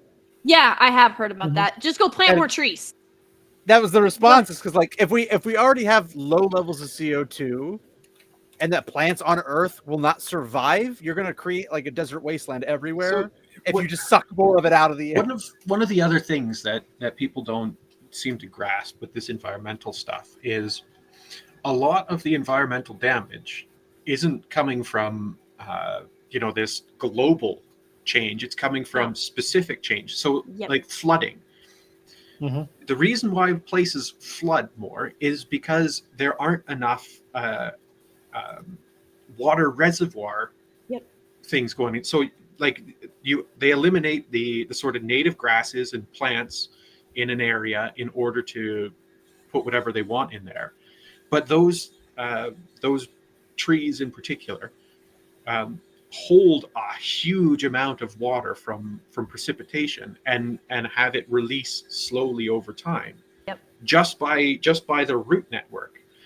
And so the large amounts of flooding that have been going on have been because of that. The water reservoir systems are completely dismantled. The other thing is, like the droughts. Well, when you look at droughts in East Asia, the reason why those lakes in like Thailand and Vietnam and Cambodia are disappearing is because India and China are building massive dams everywhere. And so it's like, it's not because water is disappearing that these places are going through droughts. It's because the water is being held back from the river.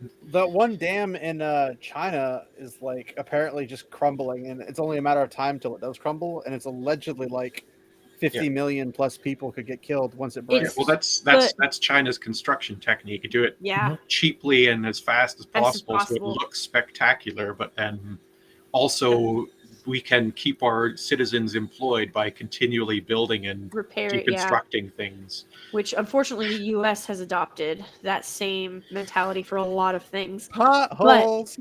But the don't preach.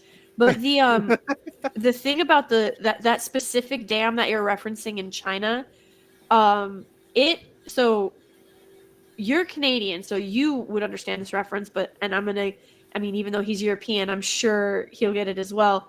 Lake Superior is massive. It holds enough water, it holds enough fresh water that if every other water source in America dried up or disappeared overnight or whatever, it could provide water to all of the states for 3 years. Well, if you put some good infrastructure in place. Well, yes. But that's allegedly American that's government's how much not good at infrastructure. across the Great Lakes themselves, I think there's enough water there for America and Canada to share for like 4 years or something like that. The Great Lakes are the largest reservoir of fresh water in the world. Yes. Mm-hmm. And that lake, that man-made lake, that dam that is being held up by China, it has been reported that they are lying about the size because they are obviously preventing fresh water from so the Global Humanitarian Board or whatever they're called now, they were like, hey, you said that you're only withholding this much fresh water with this dam, but based on the water that is continuing downstream and it's disproportionate. Like, you're saying you only have this much, so that means this amount should still be coming down, but it's actually only this amount. And so it's also reported that China is lying about that number and that the dam that you're referencing is actually holding something that has twice the amount of water as the Great Lakes. Are you implying that the CCP lies? No, I am outright saying it. No, surely not. We can't. In Minecraft, because we don't want in Minecraft. Yes, in Minecraft. So it's very much it's very like when people are like, "Oh, Winnie the Pooh grew up to be." Right. I was going to mention that, but I was like, should I say that? Probably not. In Minecraft, how he grew up in Minecraft. Yes. No, the crazy thing is, lots of it's crazy. You still have these people who are like, oh my gosh, do you actually think that it's just, like 25 people running everything in the world? Like, do you honestly believe that? And I'm like, bruh, do you realize that the different channels, quote unquote channels that you watch on TV, they're owned by one of 3 megacores, and that's it? Mm-hmm. That's There's it. like a few more people than 25, surely. Yeah, maybe 27.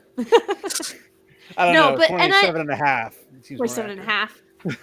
But there's always a dwarf somewhere. They always like to pick like a super, like, do you really think it's a cabal of like 5 people controlling everybody else? And I'm like, no, I think that it's a bunch of global, like, we've seen. Considering corporations are people in law. Yeah. I'd be more along the lines of like, it's like 5 people because it's 5 corporations. Well, I'd be like, do you honestly think that all of this would go this smoothly for them in their favor if it wasn't a limited population? because there's no way a mass group of people would be able to agree on such things. No. Yeah. But it's more realistic the way things are running that a smaller group of people are trying to control everything, because they can't always control everything because there's just too many variables. But when they try to control things, they will succeed on the things that they can focus on and manage. But they won't succeed on everything because they can't control literally everything. Yep. That's why Millie down in Argentina has been such a thorn in their side, because he's proving that's why they didn't want Musk to own Twitter. That's why they didn't want these certain global leaders to get elected, because Millie is proving that the government is overbloated and you don't need all of these special departments to do anything. They are now on track to be I forget, he like eliminated the central bank or something like that, and they were like, oh my gosh, this is gonna dive the country into bleak dystopian nightmare. And they are now 4 months away from being out of debt completely. It's wild. The craziest thing is that America should be ashamed that they weren't the first ones to get there. Of debt? Where did all the money come from? Down there? So debt. So this is the thing. When I was in high school, I had the best history teacher ever. I took all of his classes. He was amazing. Okay. But I asked, so I was in 10th grade, and I was like, listen, if we owe France, $30 million, and they owe us $44 million, why don't the two just cancel each other out? And this is where I found out that wars are fought by private purses, not governments. Wars are funded by private purses, not governments. It isn't the country of France that we owe $30 million to. It is the private banks in France that we owe $30 million to. And they aren't just going to write off a debt. So, we might. So by canceling, you basically cancel the loan. Yes. Yep. So you would cancel. So you'd cancel out the loan, which is what they're leaning on. So it's all debt spending, everything, and it's these private. You can't just cancel the debt. You also have to cancel all the stuff that causes the debt, like all of your welfare programs or all the stuff that just racks up debt. All the big departments that your government has that is just bloated and everything else. Like all that stuff, constantly pulling money.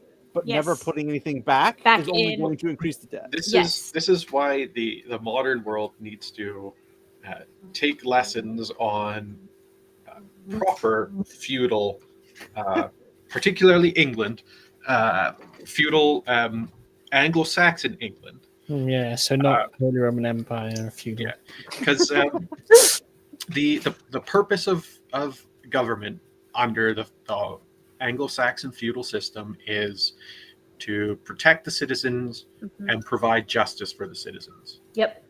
And those are that's it. Well, I'm trying to remember. I always forget. The government is supposed to do. I forget what all three of them are. I mean, but the United States has the exact same thing. It's supposed to protect the citizenship from foreign enemies and domestic, technically. But you're also supposed to protect your borders and all that stuff. And it's there's three things that you're supposed to do, and I don't even think they do two of them. No, so the American. So again, the founding fathers drew a lot from the Anglo-Saxon feudal era. So it's protect citizens from enemies, foreign and domestic. You are supposed to provide justice for the citizens in the court of law. That's why we have innocent until proven guilty. So it is to defend the rights of citizens. It's essentially the government is supposed to defend the Constitution, and then because all that infrastructure stuff falls down the totem pole. Yes. Of because if the big things structure. Yes, because if the government is taking care of protecting its citizens, protecting its borders, and providing justice, then the citizen can focus on creating business, creating opportunity, working for themselves, working the land, providing food. They now have a surplus so they can share with their neighbors who maybe aren't. So as soon as government tries to bleed in, it causes problems. A great example is the church used to run education in America. And if you and look the medical scenarios, and the middle, and we'll get there. Yeah, we'll get there. So if you look at what third graders were learning back in like my grandfather, he only has an 8th grade education. But if you look at what he was being taught back then, Probably equivalent of some of the university students. Yes, it was exactly. It was university level stuff for today. So the standards dropped because here's the thing: most Americans don't realize that the Constitution exists not to tell citizens what the government allows them to do, but to tell the government what it's allowed it to do. is not allowed to do. You are not allowed to infringe on, the rights of the people's speech on the newspaper. And so what happened is America right now is in pre-oligarchy reign because it hasn't. The Western world is. Yes. So because the corporations have all the money, and the politicians want money and they have the power to make laws, that's why there's no term limits. That's why their people they have lobbyists. That's why they have all of this stuff. And so it's the reason why the pressure to have corporate entities be considered citizens in legal standings was implemented. Yes. And because they have all the money and they're able to either, because everybody has a button. Everybody has a price. Whether it's actual monetary stuff, what's your price? $7 million, whatever your number is, right? Oh, I actually do have a dollar amount. For some people, it's their family. It's like, do this or we'll kill your family, or we'll destroy your reputation, and then your children will never get into the school, or your children will never have a future. So they manipulate you against your family. So everybody has their price. Everybody has their breaking point.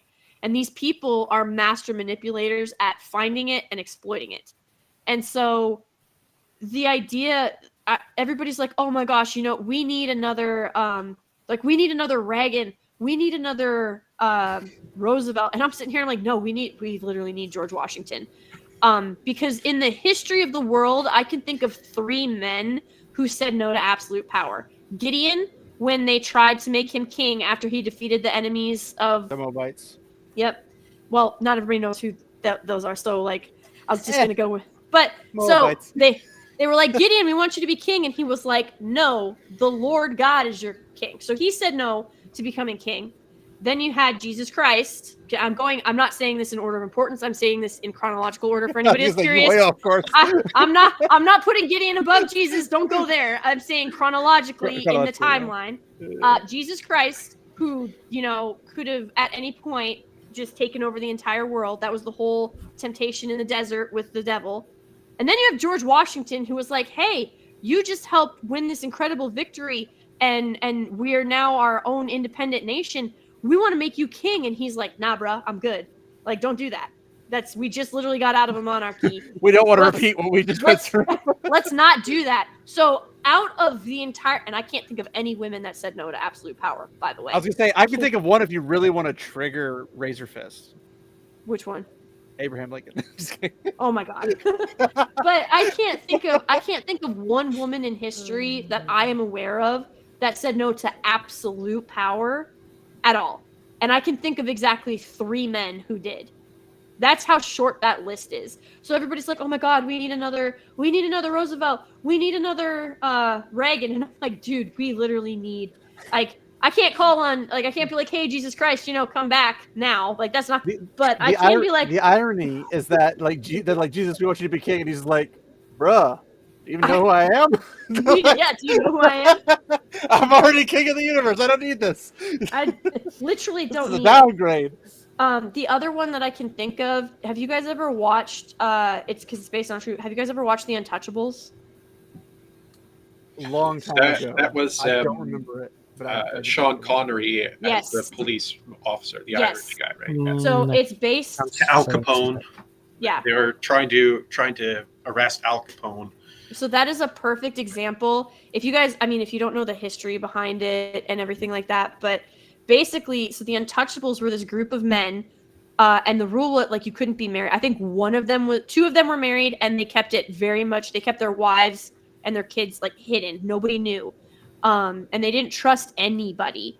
But these men, they were like, we need men who are unmarried, who aren't involved in a lot of this other stuff, because we're going after Capone and other really bad people. So we need men who, that price is going to be, yeah, you have it, but it's going to be impossible to find. You can't be bought, and you don't have a loved one to threaten to be pressured.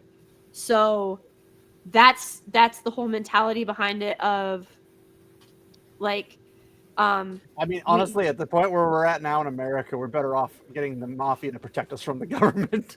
Dude, at least the mafia took care of their people, for real.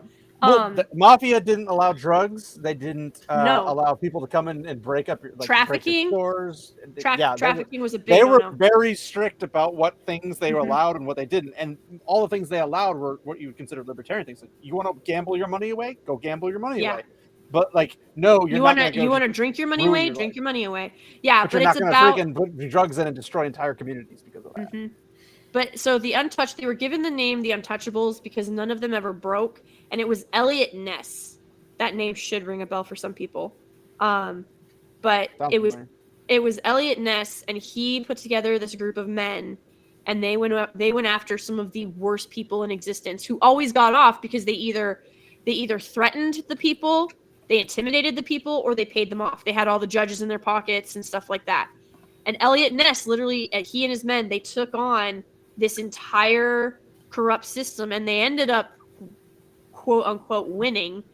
But, like, that's what we need. That right there. Now, Teddy Roosevelt, he had his muck rakers. That's what he called them. They were going to come in and clean out the muck of all of it. So if you look at specific, obviously I'm more familiar with American history than, like, Canadian. I mean, really, the Canadians and Polish don't have any room to speak because they're the whole reason we have the Geneva Convention. I'm just saying. Yeah. But not gonna lie, that's ruin everything. Like, every time I tell people, like, a lot of times when I tell people that who didn't already know, they're like, Canada? The really nice people, in Poland? Like, the people. Canada is a land of debauchery, as I'm telling you. No, there's a great video called "When Canadians Hear the Word War," and it goes through the history of Canadian actions in World War I, World War II. Canadians are brutal. They made the bad guys. War I, World War I, whenever there was like a stalemate, they just put the Canadians in there, and the Canadians just steamrolled. Yeah, I don't know, like, this whole... It's the Moose Cavalry. Charge, Moose! Bruh, it's, like, if you go read what happened... So, the Geneva Conventions were literally an afterthought because the stuff that was, like, everybody knows about, like, the trials at Nuremberg and stuff like that. What people know less of is the fact that the Polish leaders and the Canadian leaders got pulled aside, and they were like, hey, all this insane, crazy, unspeakable stuff that you did, we aren't going to nail it for you right now, but we're going to literally make this entire document an entire war crime thing because of what you did, so don't ever do it again. Like, that's literally what happened. Like, it's just wild when you go read what Canada and Poland did. You're just like, good God. And the thing is that the Geneva Convention doesn't even, like, stop half the stuff half the time by people doing it all on a regular basis. Well, most documents don't. That's why you got to speak loudly and carry a big stick. But I digress. That's the thing is, like, the fact that, like, the Constitution is supposed to be preserved by the government, and it's like, why would the government speak softly and carry a big stick? Yeah, isn't that what I said? I thought you said loudly. Yeah, I think you said speak loudly. Did I? I said speak softly. I meant to say speak softly. Yeah. Okay. Speak softly, carry a big stick. Also, something also about the Constitution was, like, the First Amendment is there to protect the citizenry from the government, not to protect the citizenry from the citizenry. Mm-hmm. Which is why a lot of people nowadays, they just want to, like, spout out whatever they want to and say, I have a First Amendment right. I'm like, but that only protects you from the government. That doesn't protect you from anybody else.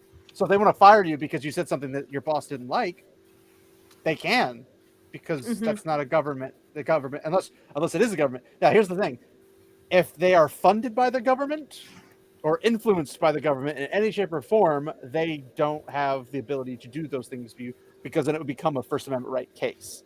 But then you have to prove that they were, and this, like when they say like the mainstream media comes out and they're like, oh, all these horrible things are blah blah blah blah blah, and they're like basically picking on people, and people try to sue them, like, oh, you can't sue us because First Amendment rights. And they're like, well, if the government, which allegedly the CIA is and everything, and if they are, that means the government's touching them, which means they don't have First Amendment protections from the citizenry.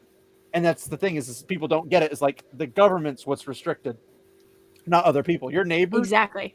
They don't have to put up with what you say.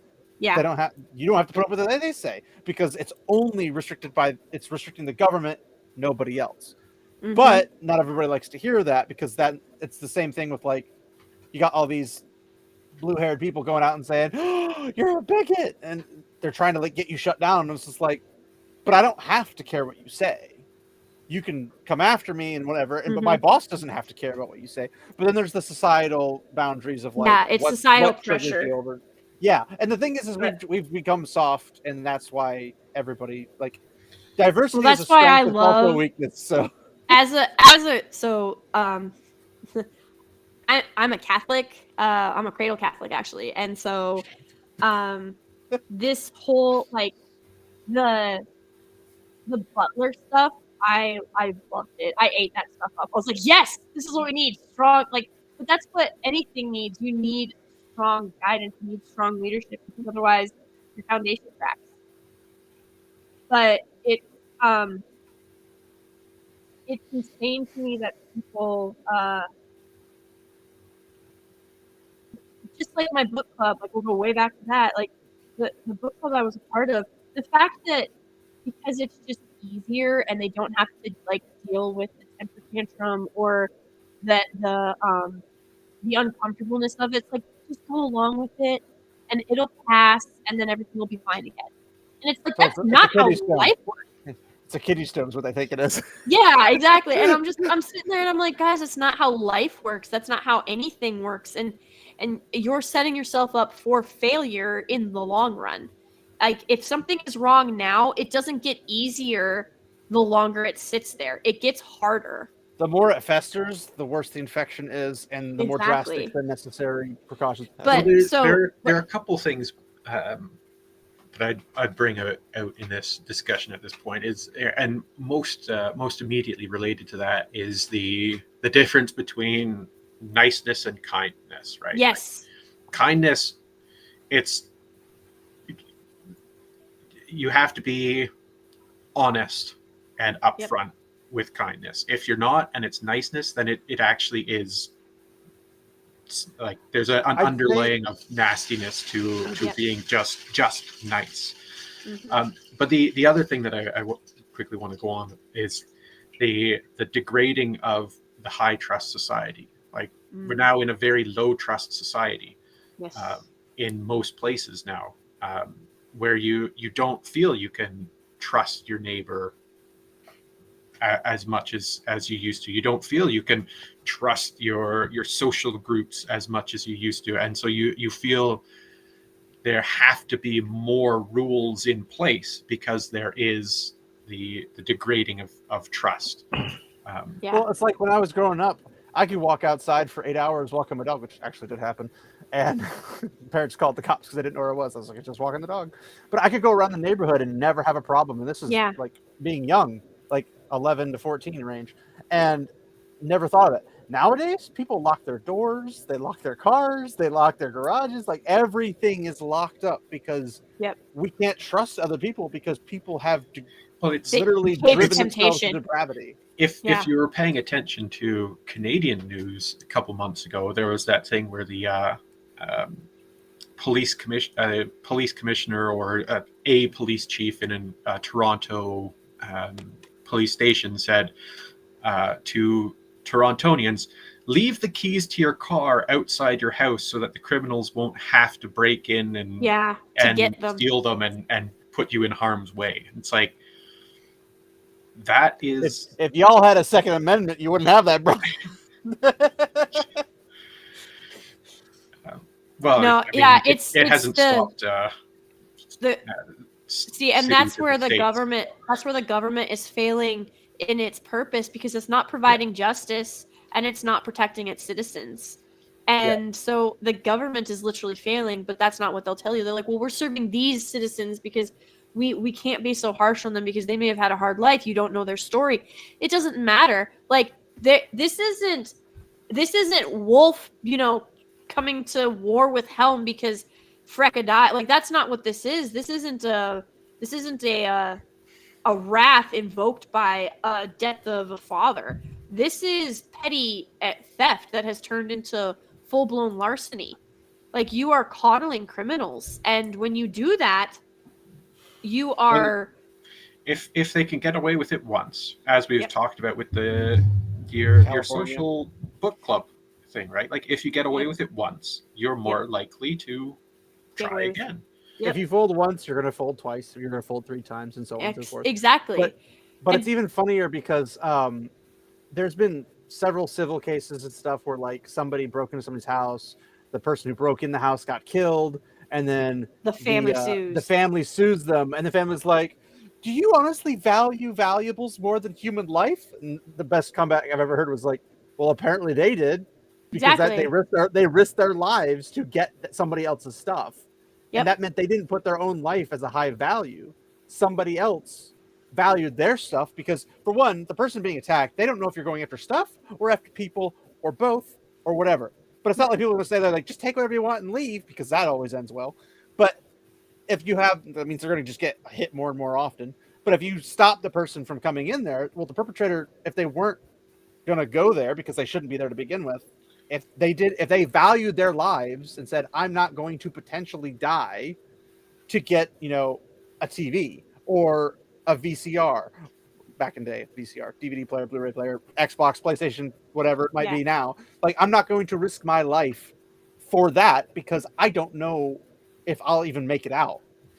And that's why, like, in certain places, notoriously large cities, really large cities that are very strict on guns and very lax on crime, are the ones that get hit over and over and over again. The argument against that makes me irate is when people say, it's like, oh, well, the homeowners have insurance, or the stores have insurance, and so they should be fine. And so it's like, just because you have insurance does not mean everything in your house is insured. Well, that's a difference. Not even just that, but your window might be, but your stuff, like this stuff, might not be insured. When an insurance claim gets made, that increases the cost rate for a person, the rates, right? And so the more you do that, the more the rates come in. So you can say, oh yeah, the person can get their money back, but one, they have to prepay to get their money back, right? They have to pay their insurance in order to claim insurance, and second, they have to start paying more money in order to be able to, and until like it gets to a point where they are now paying more money than they would get back from the stuff that's stolen. So it's like, that is a stupid argument as well, because you're completely you're still harming the person. It was like when we had the Summer of Love and all these buildings are getting burned down, the store owners and everything. Please don't burn this is my livelihood, blah blah blah. And they're like, oh, they have insurance, they can get. It's like, that's not how that works, guys. It gets worse and worse. It doesn't get better for a person like that. But who has the right to go to your place of business or your place of living and just destroy it because insurance? Like, that's like the dumbest thing in the world. Like, if you go to a poor person and say, I'm going to come into your house, burn it to the ground in Minecraft, and doesn't matter, you have insurance. And it's just like, well, all my stuff, or my kids, like, yeah, someone's life might be at risk. Like, that seems like Korean rooftop Koreans to me. Like, I'm not gonna let you get near my stuff. Sorry. So one of the things, just to sort of bring this back to Tolkien and stories and narratives and stuff, is rooftop Gondorians. I'm all for it. The stories of the Western canon and the Western tradition are stories of a large part of them are stories of instruction, of how people should interact with people around them, what should happen in certain situations, and so on and so forth. And so when you have these individuals who set out specifically to subvert and destroy the Western canon. They are setting out to destroy that codified understanding of human behavior and human interactions, and that that underline the entirety of Western civilization and interaction. And so nobody can say that doing this crap to Tolkien's work is harmless. It's fine. It's or not unintentional. Harmless. It's not fine. It's specifically there to undermine that social contract understanding of human engagement. Absolutely. And a lot of people are like, well, you act like they did it on purpose. You act like it was like, yes, it very much was. It is. Like, you don't accidentally do that. Yeah, this isn't oops, we unintentionally rewrote Galadriel's story to make her part of the kinslaying, and now she's a warrior elf who commands armies. You don't change her from a pseudo Mother Mary figure to a vindictive, violent, sociopathic bitch. Yeah, accidentally. They literally with the they made her a Jezebel. being avenging her brother, who is actually still alive. And also, you don't accidentally write out her husband. And daughter. Yeah. Yes. Well, imagine like the writers just sitting there running and they just trip and they're like, "Oh no, Sauron doesn't want to be a bad guy anymore." And now they're meeting in a raft in the middle of the ocean, and oh no, she's going to try to swim from Valinor all the way back to Middle Earth, and oh no, she's going to make him the bad guy. Like, you don't accidentally write that. My coffee spilled on this. This screenplay, and now instead of Galadriel helping Guy, Terry Pratchett actually has a hilarious commentary on that idea in the book Jingo. There's a war that happens, and one of the groups is essentially a stand-in for the Islamic world. In the Middle East and stuff, and they have a holy text, and on the holy text there's one word that says man, but because it has a dot somewhere on it, it says God, and so there's a war raging amongst those people, whether it's man or it's God, and the people who are saying it's man because a fly pooped on the piece of paper. And the joke Terry Pratchett brings up is, well, it's a good thing the fly didn't poop slightly to the side, because then it would have said licorice. It's amazing, like how it comes into play with languages and stuff. But it's amazing because things like this, like the War of the Rohirrim, was one of those things where, like, just like Wheel of Time for me, where hearing that it was coming out made me excited. Yep. Because we hadn't experienced the debauchery of our beloved stories and stuff quite yet. Mm-hmm. And I was like, oh, wow, this would be cool. I get to see Matt Cawthon, my favorite character, be like in real time. I get to see the Band of the Red Hand, my favorite group. Like, I'm going to get to see all these things, and like, oh, this would be great. They're going to do seasons. It's like, well, maybe they'll do the first 8 seasons, and then like after it catches to fire, after like probably the second season or first or second season, once it catches fire in terms of the next Game of Thrones, they'll give it the full 15 seasons, and then they'll have 15 books. This would be great. And it's just like, but they're not, because they just completely swerved. They completely swerved. See, you don't do that accidentally. I think I got slightly more savvy, slightly quicker. Probably because I was born as a 70-year-old man, but Benjamin Button, you.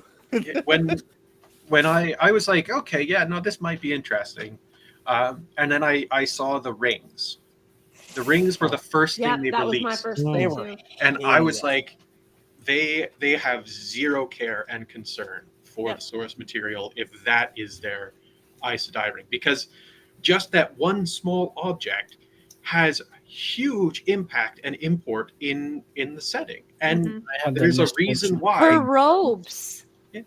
robes, like it's not, it isn't anything like the books, and you know, everything, like all of those details, they matter, especially in Jordan's world. Especially in Jordan's world, all of those things matter. And when people, I hate when people are like, oh my gosh, the lore purists ruin it for everyone. And it's like, no, we are trying to tell you how to make it better and what you are missing out on because of what these people are doing. And it's just wild. But yeah, the state of things right now is bordering on unforgivable. Like that's where we're sitting at. You pray none of your favorite IPs get a hint of an adaptation. If you guys have not read, so she's actually an Australian author. I didn't know this. But Emily Rada, she wrote, it's called the Del Toro Quest, and it's a fantastic story. It's very intricate. It's wonderful. It is for like third and fourth grade. It's the third and fourth grade reading level, but it's so good. It's a very good, easy fantasy that knocks story. out Gadfly. So but she also wrote 3 degrees. 3 degrees, working on his fourth. You gotta remember, your grandfather with his eighth grade reading level. I mean, if these books are written for fourth grade, that means they're at least early college, and he's clearly not far enough in college for that. Definitely need a few more master degrees. Just a few. But so Emily, she's great. So it's called the Del Toro Quest, and she also wrote the 3-door trilogy. It's the Golden Door, the Silver Door, and the Third Door. You mean the 3-door problem? The 3-door problem. But she, I hope they never discover her. I do not want to see because they're trying to freaking mess with KOTOR. I know they are. So pissed. I know. I'm like, don't even. Leslie Headland opened her mouth, and now everybody's like, "Oh my gosh, she should totally do KOTOR." And I'm like, "No, absolutely not." But these different things that I love, I'm just praying they never get found, because there's this. It's very hard for me because I want to share all the stuff that I love, but I also don't want it to go mainstream because I'm watching what happens, the desecration that occurs when it goes mainstream. So I'm like, I want to share this with you, but also the more people that know about it, the more likely it is to get caught up by the mainstream, and then it's going to get desecrated. That's where I'm at. It's a very weird position to be in. At this point, we don't want anybody to touch our stuff until exactly. And I thought about this as it's strange to me that Elon Musk hasn't dipped his toe into the entertainment world. He says he wants to. Well, here's the thing: is if he built a studio, that studio took on these really Warhammer 40K with Henry Cavill at the lead, he'd make so much money. If he took on a Lord of the Rings license or something, he'd make so much money. He has said that he has strongly considered it, but it has to make sense. And right now, here's the thing though, and I'm not saying he couldn't build it from scratch, but he has said that he isn't interested in building something like that from scratch. But there's also not a studio right now that he can see that is worth investing in, because he already had to Elimination. Yeah, right. He already had to gut X, Twitter, formerly Twitter. He already had to go that route, and he's still dealing with it. So he doesn't want to do that same thing with an entertainment studio. The other thing is if he does produce or create a new studio, who amongst the providers are going to take up anything he and his studio presents? Exactly. Because he's a anybody who got Rada for that, right? Well, I mean, think of all the people. Here's the thing: as a lot of the people in Hollywood keep quiet about their personal beliefs or whatever because they don't want to lose their jobs. That's because they don't have any other place to go to do those jobs. Well, I'm not talking about Hollywood. I'm talking about where does he present his material? Netflix, Amazon, Hulu. Yeah, he's talking about distribution. Theaters. Because theaters have to go. Desperate. Yes, he could. So he could do direct distribution to theaters. However, there's a lot of legal stuff that he's going to have to get through. Or even on top of that, he could do a streaming service through X, because he already wants to make X the everything app. So he's already got a place where he could distribute. Streaming is not profitable. He won't do a streaming service, or at least not as they exist right now, because he has stated they're not profitable. I get that they're not profitable, but I'm saying if you're trying to, because he wants to basically piss all over their plates. Yes. Because what they're doing, they're actively trying to destroy him. So if he pisses on their plates by making a place like the X everywhere, all things app kind of thing, which I'm not particularly on board with, but if he does make an alternative and say, hey, you can come to Twitter for social platform, but you can also, get your own version of Rotten Tomatoes, or you can get your own version of whatever, but then you can like pull out a Netflix type of thing and be like, look, here's a place you can go. You're not going to be absolutely disappointed with every single film. You might not like one, you might not like another one, but you'll see more good ones than bad ones because there's going to be something eventually you'll want to see. So I won't say it's not necessarily easier, but okay. So as you guys, I'm sure you guys are aware, Warner Brothers, Discovery, and I forget the third one, but they all, what is the word? Not combined. What's the word I'm trying to think of? Merged. Thank you. So they've merged. Disney has they call these things mergers, right? Acquisitions. When really it's just acquisitions. But they call these things mergers. What needs to happen is we actually need breakage.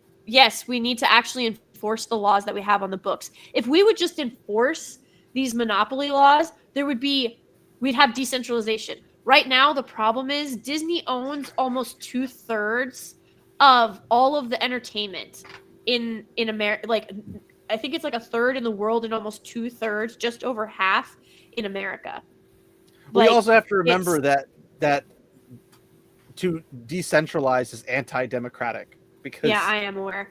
But it's pro-American, so blah. But it's actually kind of funny because it is one of the most democratic things you can possibly do. Yeah. Well, here's the thing: is like people are like, well, so are you saying I can't build my business and then go to the very top and take control over everything because I'm a good business person? Like, yes, the point is that you can go to a certain point, but as a business person, you should also know that if you go beyond your umbrella, you're going to get wet. Like, and the whole point is to avoid getting wet. Well, so if you really are the best in the business, here's the thing: if you are the best in the business, then the other competition will either shutter its doors and liquidate its assets, and you will be the only game in town. Because so that'll either happen, or you will do what Walmart had to do to Kmart for the longest time until Target came out of nowhere like a dark horse.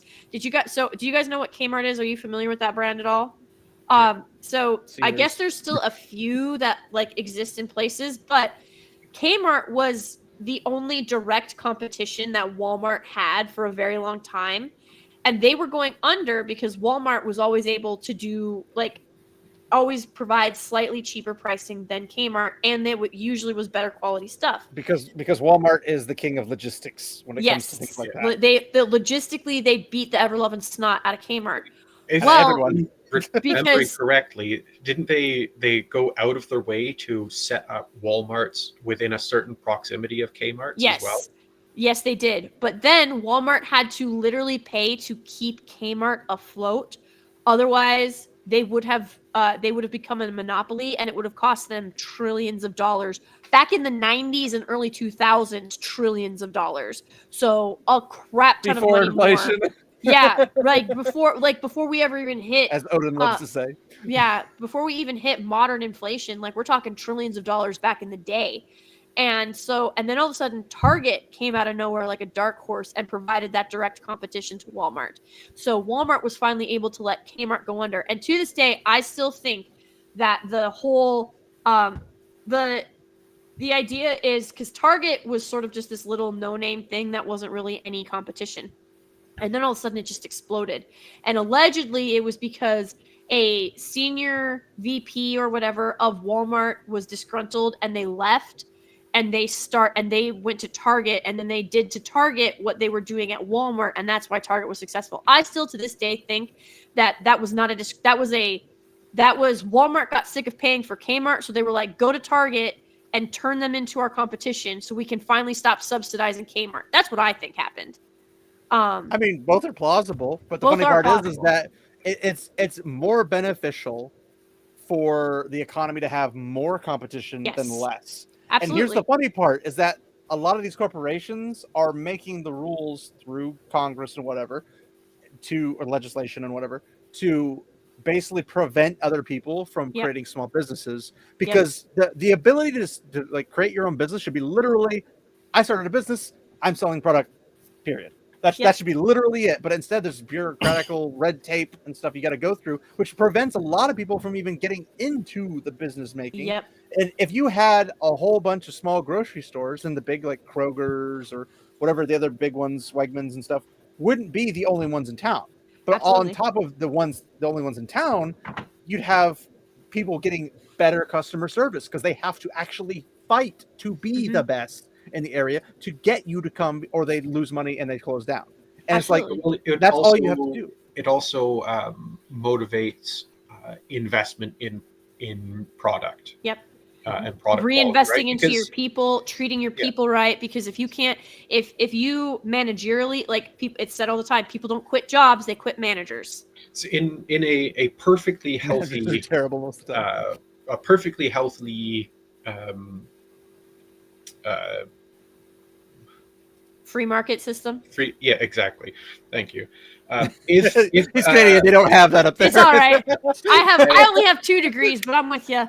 If a company becomes a monopoly and it loses the motivation to maintain its quality of product, like it becomes a monopoly because it's the best in town, it's the cheapest and the best quality.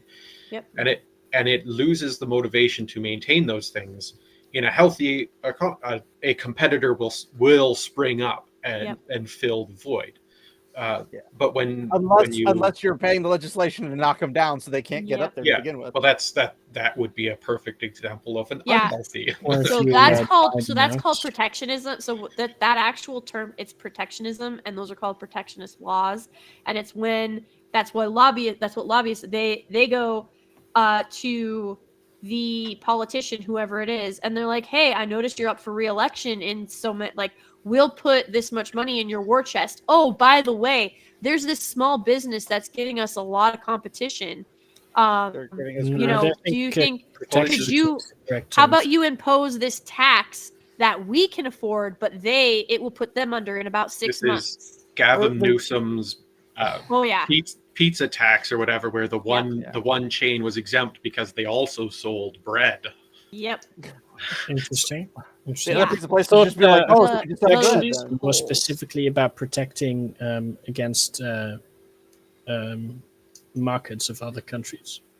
See, that's one of the funny things where when you do have these sort of nation first entities that say we want to protect our nation's companies' interests, that's when you see all of the sort of anti-protectionism diatribe come out of political spheres, specifically because they're having those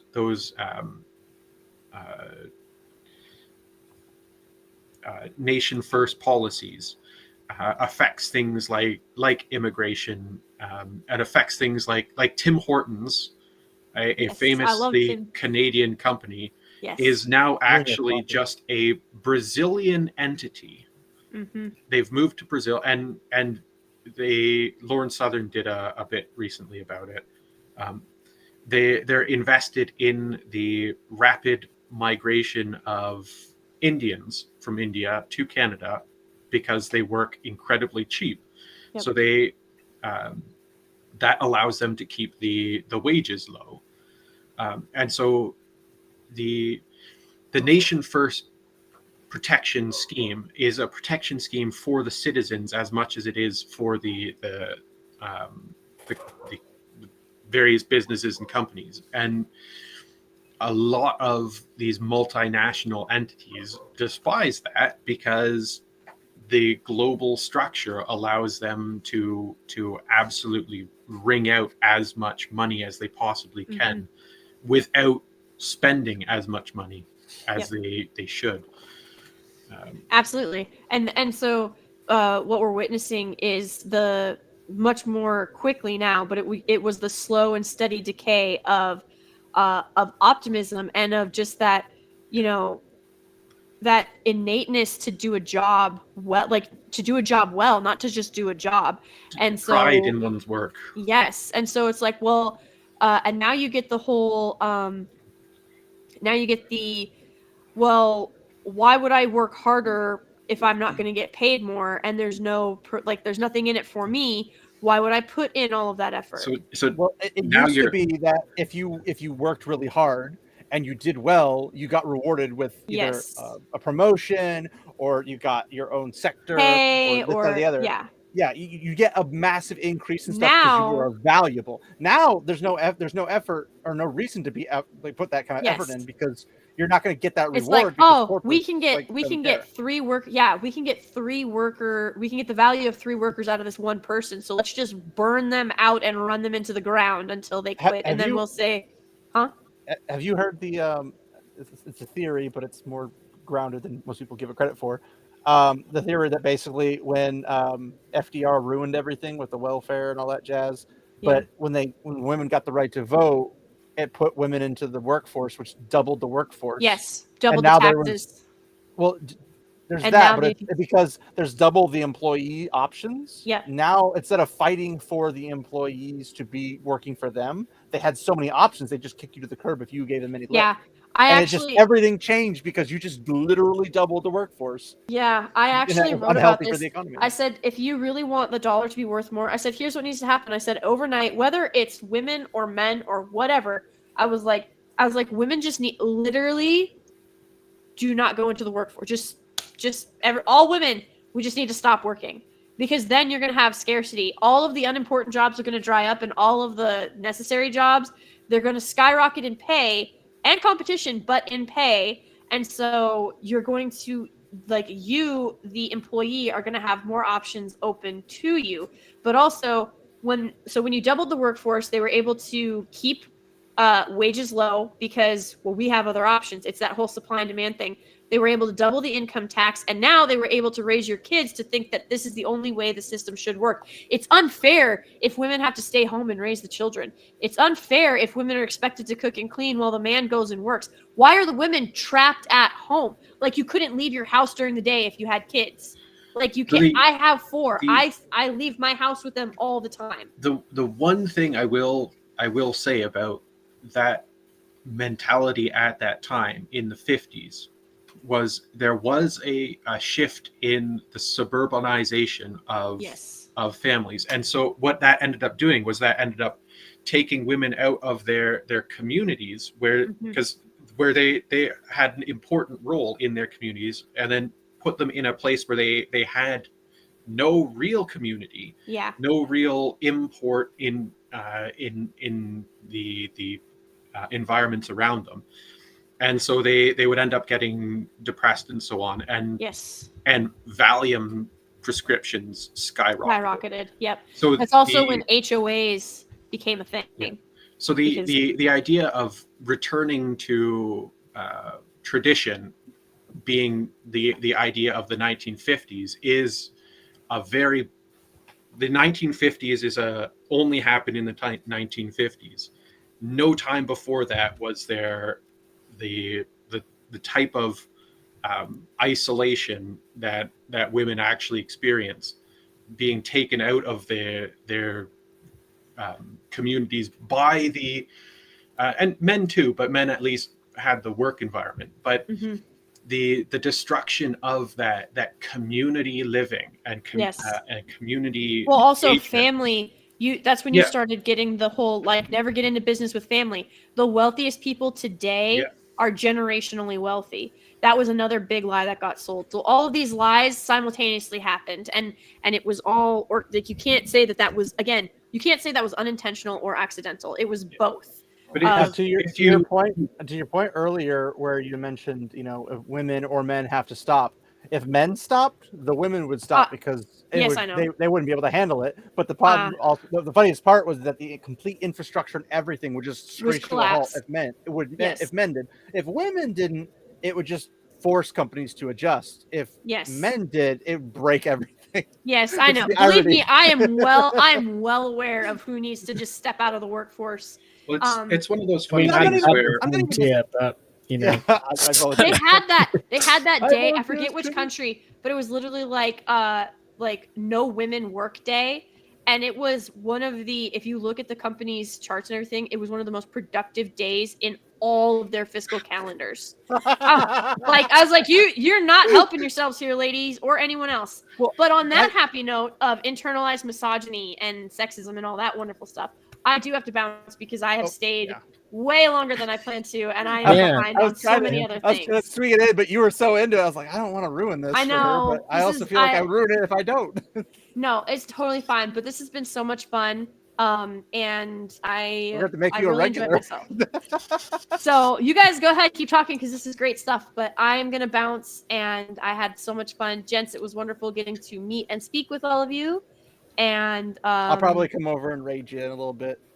But oh, very cool. Well, if I can get, I'm gonna be late now on my stream, but that's okay. That's okay. More time for me. More. Yep. But on that happy note, free market superiority, and have a wonderful, blessed day, everybody. Thank you, gents. Talk to you all later. Gravemaster. Later. Whoa. Base. Yeah. It's the most political I've ever gotten on this channel.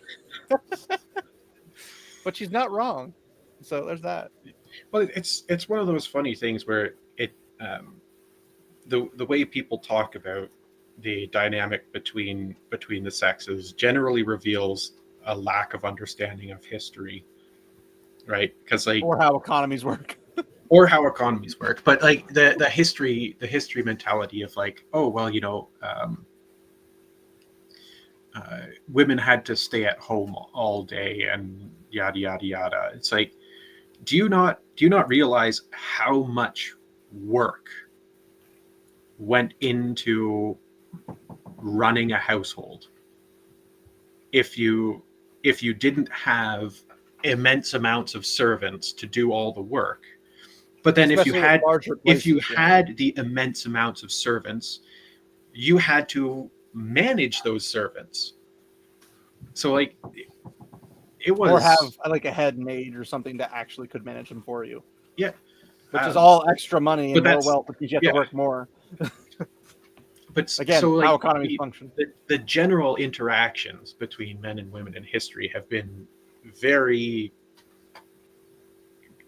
Robert Jordan-esque, cooperative, mutually beneficial towards each other. And like just very, very bizarre takes on history. And it comes from both a lot of the ridiculous rightists as much as the lunatic leftists. People twisting history to be something that they want it to be to prove their point. But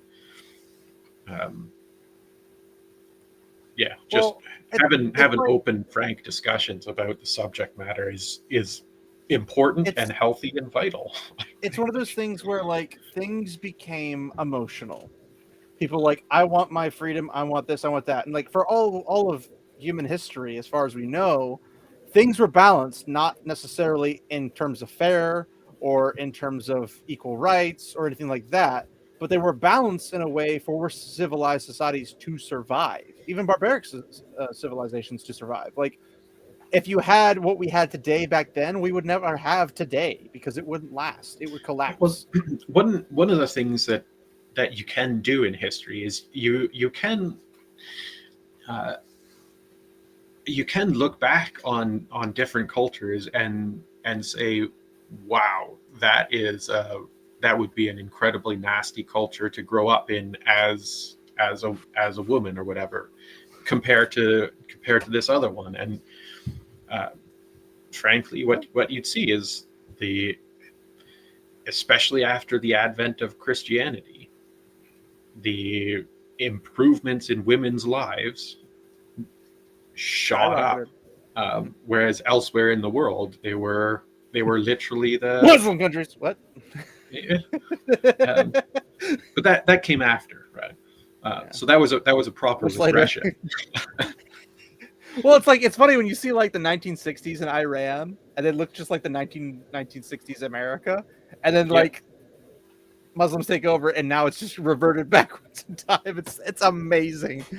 You can see it in real time too, which is it's funny, but it's like when you have the economies and there's basic logical reasonings to how things came to be or how they are currently. And if you follow those logical paths, everything is easy to explain.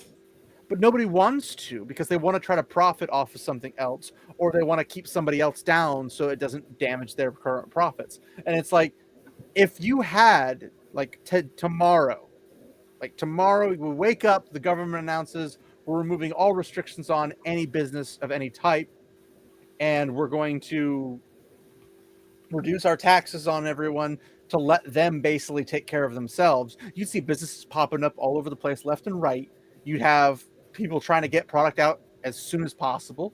You'd have the people who have access to things like farmers or whatever. They'd be popping out their grocery stuff, popping out stands, and then be making a lot of money, and then turn around buying a building, turning it into a grocery store. You'd have food everywhere. You would see a lot of them popping up. You would see a lot of them failing, but you would also see a lot of them succeeding. But if you have the ones that are failing learn from their failures and they could recover potentially, then they could come back and be like, okay, we're not going to do that. Or if you had them, like, if they're just like, man, we're not doing good, what do we do? And they go to a class and somebody's like, here's how you regain your focus. Boom. It's just one of those things where you will always have businesses start up and fail. And they'll fail for I got one down the road from me has changed probably every 6 months, if not less time. They've changed to a different place every time. There's a particular pub on one street in my town that over a particular 5-year period was 7 different restaurants. Yeah. That's when things start looking a little sketchy. But that's also going to reflect based off of the economy, but it's also going to reflect on how they service. But the other idea is, the businesses that succeed will in part do so by subsuming the businesses that fail, right? And so you'll get these small little chain things going on, so on and so forth, and so there's a variety of different levels of failing at a business. There's the failing where the catastrophic fail, where just you become impoverished and so on and so forth. And the idea, there's the failure where the business doesn't really make money, and so you close it down, but you're still fine. Then there's the failure where your business doesn't isn't as profitable as the other ones around you, but it's profitable enough that they come in and take you over, right? So yeah, I also don't like how the government's forced like corporations and business restrictions. And these are all things like deregulation would have to come in and swipe all that stuff, because for example, like if I made a company, I'd want to make a company like a video game publisher or a video game developer or both, and then be like, look, people can invest, but no matter how much percentage you have of in the investment, I have complete total control and say, but I will make you money. And then that's be that. But there's not like a corporation system that I could make the company a corporation to where that could be happening, because the government's going to say, no, it's whoever has the more majority of it gets the majority of the company and blah, blah, blah, blah, blah, blah. And it's just like, but that's not how I want to run my business. I want to run my business in a way in which people can make money off of the company by investing in the company, and the company can make good business decisions, and the good business decisions will turn into profit, which increases the size of the business, increases the wealth of those investing. But they're never going to let you do that, because that would be the get out of jail free card for the economy. And that's not going to keep people down. It's going to let everybody explode. Some of that stuff happens nowadays, but usually what happens is they provide the investment, as a sort of a loan type of deal, but with strings attached, right? That's how. I mean, I'm not the game type person, so I'm not the one to really talk about this. We know. But that's how Sweet Baby Inc. gets involved in all these different things, because investors come in and say, okay, but we want you to have a diverse cast. Well, it's not. They say we want you to have a diverse cast. It's we want you to have this sort of what do they call themselves? They're a consultation company? Consultant. Yeah, we want you to hire these consultancy type firms to look at. Who was it? Was it It's Wukong, the Black Wukong or Black Wukong myth or whatever it's called. Yeah. They were like Sweet Baby Inc. or a company like them were coming in and saying, pay us $7 million. $7 million just for consultants. Just the consultants, not for programmers, not for developers, nothing like that. Like I'm like, I'd do it for $1 million, guys. Like, and they're like, no, screw off. And I have mixed feelings because I want, like, the game looks like it could be really fun, but I'm also like, I don't want to support anything that's going to benefit the CCP. Mm-hmm. I really don't, because I am against virtually everything the CCP stands for, especially in the slavery, sweatshops, and mistreating the people and all that kind of stuff. Like there's a whole there's a lot of reasons to dislike the CCP, but I want to support them because I like what they do in terms of pushing back. But I also know a lot of that's the CCP telling them that they can't do that. So I don't know why these people are trying to get in there. I think the best thing to do right now is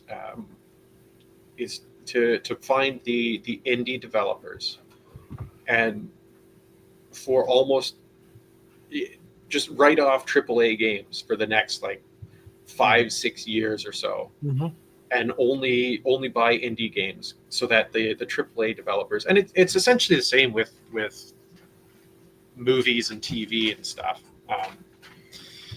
Well, that's like what I was thinking about. Make them financially unviable, suffering the consequences of entirely unviable until they change their patterns. With Ubisoft, they have 2 games coming out, one Assassin's Creed Shadows and another game, I think it's like a battle royale game. And if they both fail, it will bankrupt the company. So we're like, fail, please fail. And it's one of those things where, like, my thing with like Elon Musk, I'm like, hey, go to Elon Musk and be like, look, we want to just totally win the video game war. We want to win the culture war. We want to spit upon the mutual enemies. We want to like really take over the industry, bring back entertainment to those who actually like this stuff. And we can do it very easily. It's a tried and true method. It's guaranteed to work. Your money back guarantee. Like it's you can't fail. You literally can't fail, because you're going to the gamers and saying, we hear what you want and we want to give you what you want. It's the magic pill that solves all the problems. But if you go in there and just say, we're going to just pick a couple games, give them 10, 12, maybe $15 million each, get a whole bunch of these little games to maybe like the total of like 200 million, break that down amongst a whole bunch of games. As a publisher, they go in, they make their games, and within a couple of years, because indie games take a lot less time to turn back around. Easy. Yeah. So let these guys come in, or even if they're indie games that are already doing it on their own, just like, hey, we'll come in, we'll publish it for a ridiculously cheap thing, and we'll get you as many places as we can. Because my main problem with the Steam stuff is that Steam gets all the people to go to, but they don't go anywhere else. Like, I want GOG to have the same library as Steam, because GOG is DRM free. Or Steam can just say we're DRM free. Either way, I'm happy. But I want them to have balance, because I don't want to lose everything I have. Like, Steam goes bankrupt for whatever reason, God forbid, and I lose 800 plus games. I'm in the cold. I have to go somewhere else to get my games, because physical games don't exist anymore, except for like Baldur's Gate or the occasional game that I can get, like Stellar Blade or something. Yeah, but even Stellar Blade, a lot of Nintendo games still are.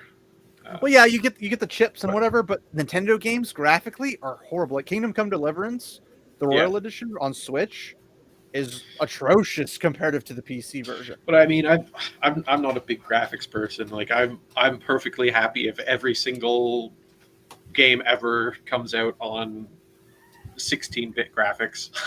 I care more about the game mechanics and such, but graphics also imply things like stuttering or RAM overload, like things where it becomes too stressful on the system. It can cause your system to overheat.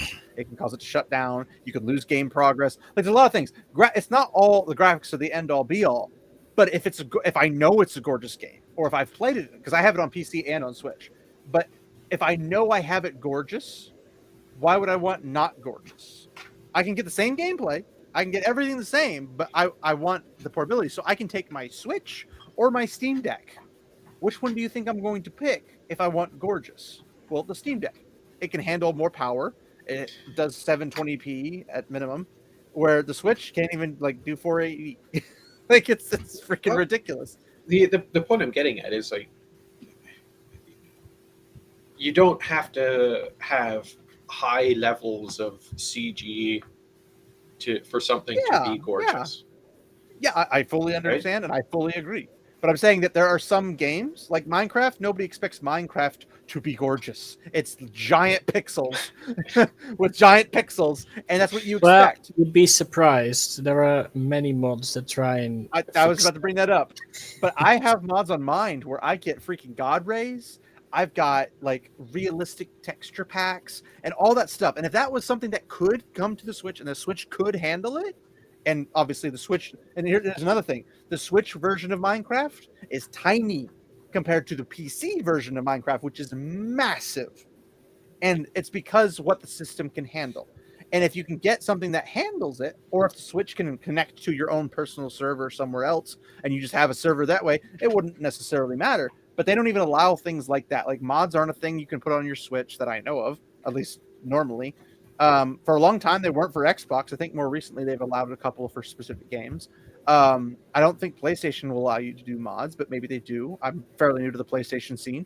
But it's not just depending graphics, on the game, and usually the mods are paid mods, so not really. Yeah, well, like like Bethesda has their creative, what is it called, Creative Club or whatever, and it's a joke. It is really a joke because all that stuff should be doable straight. Like I should be able to host a server with my mods and all my stuff and be able to play from any system by just connecting in, typing in a password. Boop, I'm into that thing. I can play all the mods. I can have Skyrim or they have Sky Oblivion. They have the other mod that's like a whole reenactment where they're basically creating Morrowind in the Skyrim universe, and like on the Skyrim engine, it's like I could have all of that stuff lined up on a super overpowered PC and just access it. The Skyrim play engine is the Skyrim mechanics are the worst mechanics of the three games.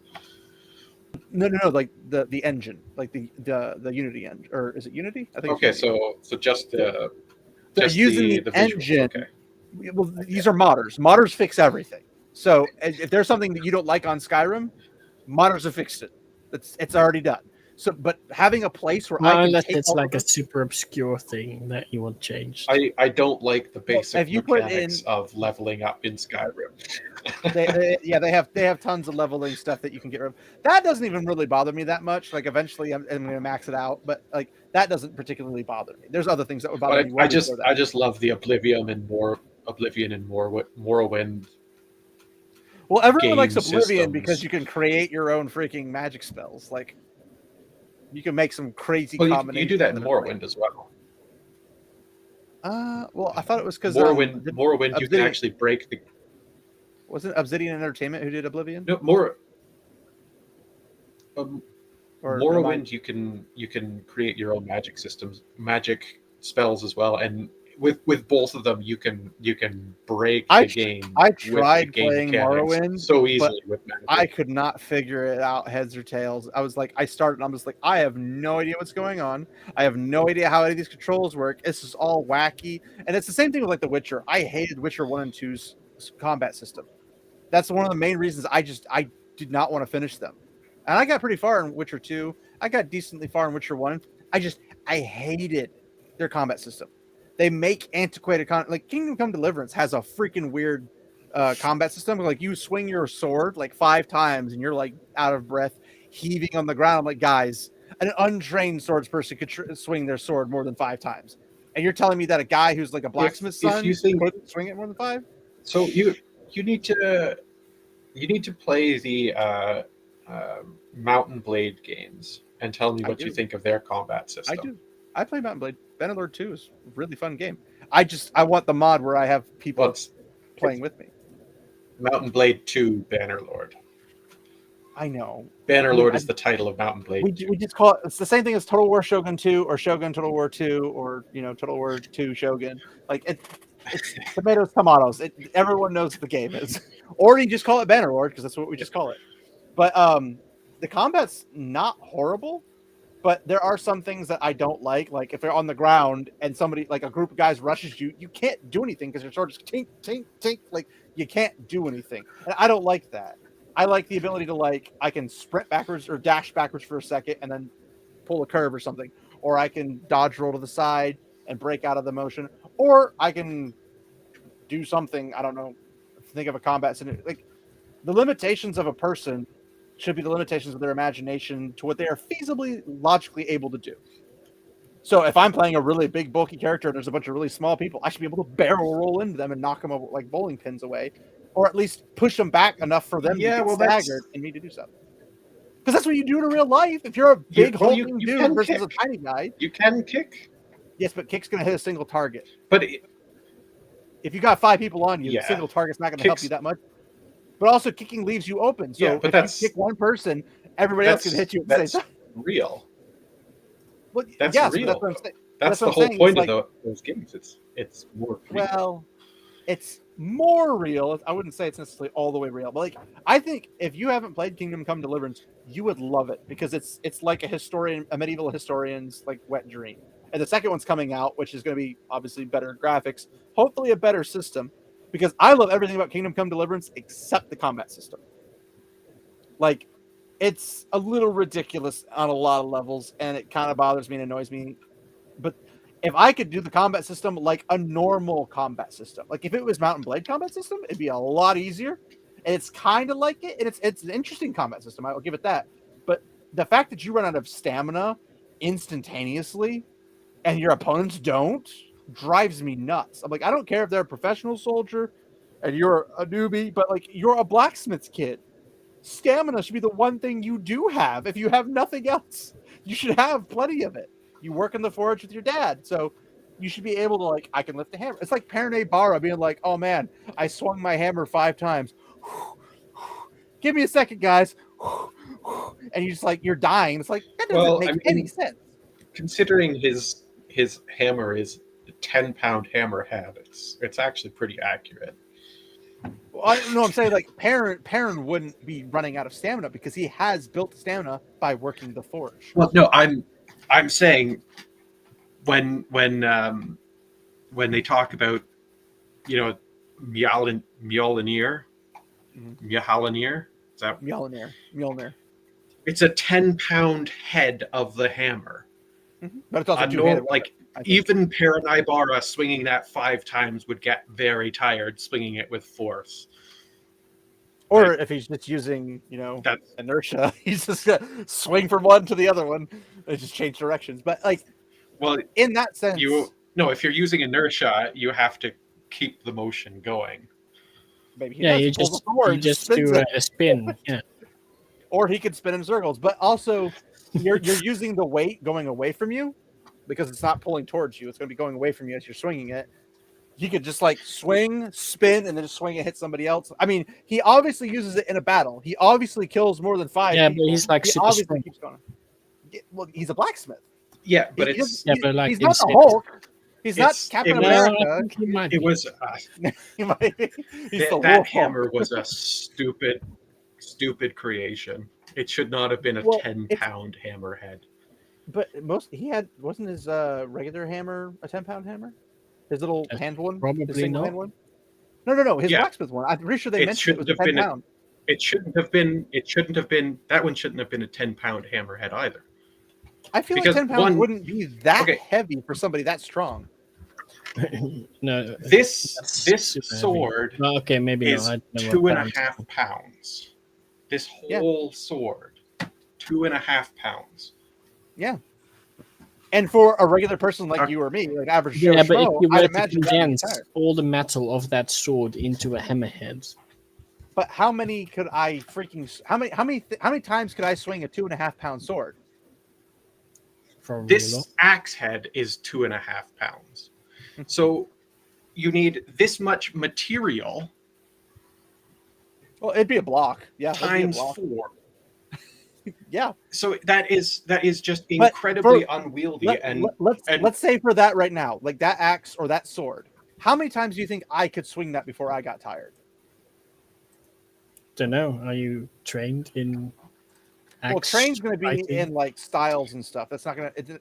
I'm saying like no, but it also means the muscles that are necessary. There's a lot of differences in swing. If you're swinging it like this, that is a huge amount of momentum and force that you have that is going through your arm. Yeah. But whereas I'm saying like with this, if you it's think because I it's could more swing balanced. That, do you think I could swing that 5 times before I ran out of stamina? This? Either of them, sword or the axe, either one. Depends on how much. With this one, because the momentum and the force and the weight actually, unless you're pretty fit, no. 5 times? You probably wouldn't be able to swing it fully. I could swing a woodcut axe more than 5 times easily. I'm sure the wood axe is probably heavier since it's a solid metal for the whole thing as opposed to just bits and pieces carved out. But I mean, if you were to imagine, this is much longer.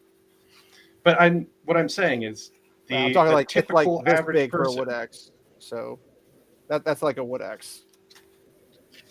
Like it's but this much has wider. a hammer and the extra length. Yeah.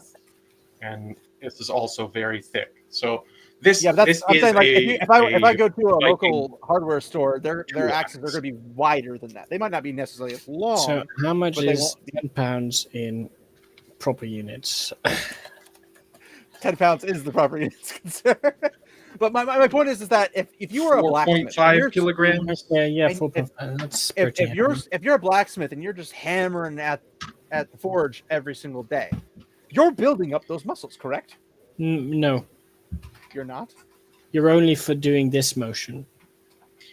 Well, you're lifting all sorts of heavy things. And the hammer size you're using, the hammer size you're using as a blacksmith is short. Well, typically it's going to be 2-pound hammerhead. Sometimes when you really need to spread metal, it's going to be 5 pounds. Let me check, but I'm pretty sure he mentions his standard hammer for blacksmith. There was a 5-pound and a 10-pound. I'm pretty sure he mentioned that. Yeah, Robert Jordan is way off base with that. He's like completely way off base with that. Doesn't he also have weird weightings for regular swords? A little bit, yeah. Yeah. Somebody actually posted Perrin's hammer and the 3 oaths. I'm like, it doesn't break the 3 oaths because it was freaking Ashaman. But let's see. First off, is power rot gonna equal the same weight though? Maybe it's like mithril. I don't know. Well, I'm saying like power rot is going to be. What you were saying is that power rot will have to take weight away from the material. Yeah, but I'm saying like power rot would be like mithril armor in Lord of the Rings, where it's super light. It's not going to be like normal chainmail or something that's really, really heavy. But he starts off with 10 pounds, so he has an end mass of 10 pounds. Unless the magic is what's screwing with it. That's what I'm saying. It'd be like putting a magical bubble that makes it lighter. Then Rand's sword would not be like a typical sword weight. Oh, I apologize. It's Ashaman, but and it is a typical sword weight, right? So that's one of the things that irritates me about Perrin's hammer, in that it's every other power rot item that we are presented with, every other military item we are presented with in this world, it has a real world cognate. This 10 fucking pound hammerhead has no real world cognate, and it's Brandon Sanderson with Mjolnir wanting to be his coolness self, and with earlier on it's Robert Jordan have no fucking idea what blacksmithing is like. Maybe I'm not saying he does or doesn't. I'm just saying that if you were a blacksmith And if you had a 10-pound hammer, and if you used it on a daily basis, and if you do a lot more than just the swinging motion, like you're doing. If you used it on a daily basis, you would be a horrible blacksmith, because blacksmithing is more about precision than force. No. I'm saying using it as in like a quantity of products. Like if somebody comes in every single day, like I need this done, like you have work orders out the wazoo, and you're like, well, I'm going to be at the forge every day because it's my job, it's my livelihood, and I'm like, kitchen knives done, swords done, hammers. How much could he possibly get from that in just the 2 rivers? Well, I believe it was all the horses, horseshoes. That have wagon wheel based stuff. They'd have barrel making stuff. Like but you don't need like a hardcore blacksmith. Well, I'm just saying in terms of like he's already a naturally huge athlete, big guy, right? Like he's naturally big. Then he's also is a blacksmith on top of that, so he's going to deal with things with precision, which means he needs proper muscles to be able to control the amount of pressure he's hitting with. Like. It's not unbelievable that he could potentially be able to handle that every single day and still be able to. It's like a 6 foot, I think 6'6" or 6'5" or something like that, being able to handle a 10-pound weight. No, like, taking up 10 pounds like this is Rand not is that bad. 6'7", so Perrin is probably 6'3" maximum, I think. I thought he was half a head. But I'm telling you, half a head. 6'7", half a head, like 4 inches shorter, 6'3". Okay, maybe. I was trying to remember off the top of my head what he. But Rand is 6'6" though, right? I'm checking right now. I thought Rand was 6'7". Maybe this is from the wiki, so. Okay, so Perrin's 6 foot 1.5. Why the half? I don't know. So 6'1". So he's too tall. Too inches taller than me. The point I'm getting at is the presentation of what blacksmithing is by Robert Jordan is very incorrect. 6'6" is for Rand. So as presented, Perrin is a horrible blacksmith because he uses the wrong hammer completely. Maybe, but again, I don't know exactly all of his little details. I don't know what things he's hammering. Maybe he's using the completely wrong one. I don't know. But even if it was the wrong thing, if he's using it every single day, he's going to build up for that, wouldn't he?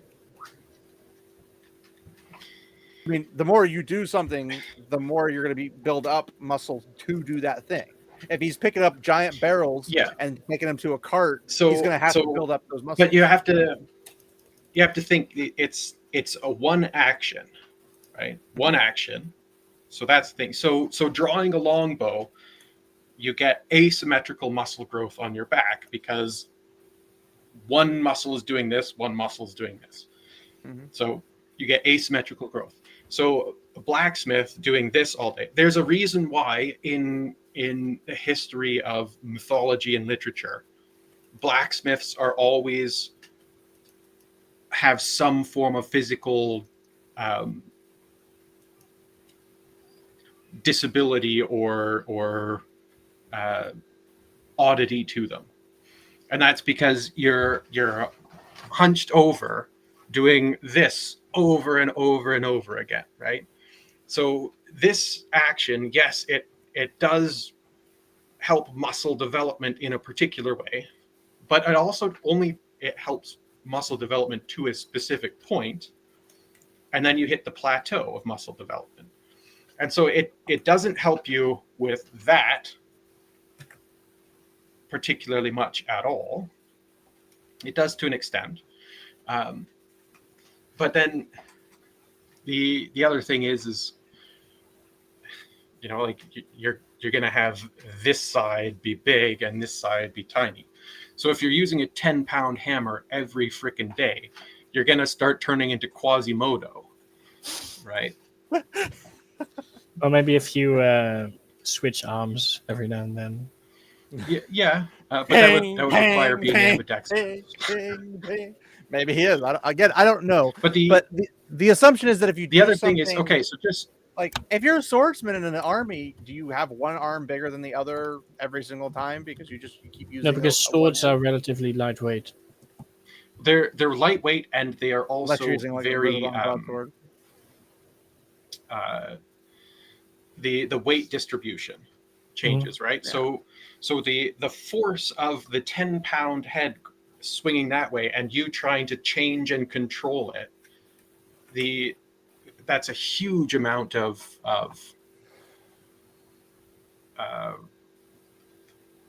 inertia that you have to overcome, right? Well, I'm just saying, like, especially if it's got a very long handle. I'm not sure. Especially if it has a very long handle. If I remember correctly, because it's Ma'alanir. Yeah, I don't know. Yeah, something. However you say that. It's supposed to be like Molnir, but it's it's MAH apostrophe ALLEINIR, which is unnecessarily difficult to say. So it's but fancy, I'm pretty sure it's a two-handed. It's maybe like this. It wouldn't be like super long or anything, but it would be a two-hander. But again, we don't know if the one power infusing into it has any effect on the weight. That's the problem. Well, we do because Rand's power brought blade isn't lighter than every other blade out there. There's a functional real world cognate effect for it. It weighs just like a regular sword of that shape and size. It just keeps its edge permanently. When you're saying power rot, you mean Tam's? Yeah, Tam's power rot sword, and then Rand's other sword that he gets from Layman. Like, well, I was going to say, sword, right? Like when he summons his fire sword, is that going to be the same weight as a regular sword? Of course not. It's fire. It's magic. It's not metal. Well, it's not been infused into metal. But I'm saying is that if he summons a fire sword, it's a sword made of fire, and fire doesn't weigh anything. But it also doesn't stop objects from coming towards you like an enemy sword. No. Exactly my point. It's magic. So if a Murdral swings a blade and he blocks it, but maybe there's like air mixed in, right? The shielding air bits. I don't know. I don't know the details. Well, maybe Mjolnir has an air thing that makes it lighter because air. I don't know. Like I'm throwing out a concept that because it is a magic system, because magic does exist, and because magic has a lot of properties we don't know about. It doesn't fit with the information as presented elsewhere. But that information only has half of the one power being used. It only has Sidar creating those power rot weapons. Sidene and Sidar being added together. That doesn't matter. Well, why wouldn't it? Every time they're used together, they're always a better product outcome. You are putting onto it some extra property for which there is no. No, I'm saying it's a reasonable possibility. I'm not saying that's how it happened. I'm just saying you can say it's a reasonable possibility, but it's not presented at all in the text. What I'm saying is that happened. For the Warder's swords or any Blademaster swords that were power wrought themselves, were only done by half of the one power, which is Sidar. Because men were gone well before they started making those power wrought blades. Yeah, but for this, it was an Ashaman and Wise Ones combined. Which, as we know, the constant theme in the entire series is better together. When men and women work together, including the power, it makes better. Different. Well, better could include lighter. But it's not presented as Perrin picking it up, being like, "Whoa, this is a lot lighter than it should be." It's presented as Perrin takes a 10-pound chunk of metal and they turn it into a different hammer and axe. I couldn't find the actual weight in that actual scenario, so I have no idea how heavy it actually is. Because when I went to the chapter, it's supposed to be chapter 40, and when I went there, it doesn't say anything about the weight. He puts the hammerhead that is his hammer that he's used in the fire, and he's forging that. And that is the hammer he got back in Tyr, which is like a 10-pound hammerhead. which is a ridiculous weight for a hammerhead. Especially a one-handed hammer. Yeah, it's really annoying that they're not just telling us. Let's see if it says here. But anyways, just the notion of having that massive, even if it is lighter, it's entirely non-conforming with the world as established by Robert Jordan, where weapons have a real-world proper cognate. If you wanted to have a hammer-axe combination, yeah, I'm fine with that, but make it at least representative of a real-world equivalent. Well, apparently it's like Instead of like traditional warhammer with a wedge-shaped back in place, or it's less warhammer like with a wedge in the back. It's more like a single block. It says it's about 4 foot long from the whole arm, and it has a large brick-shaped head. That's all it states. It doesn't state anything like that, which is disappointing because I like details.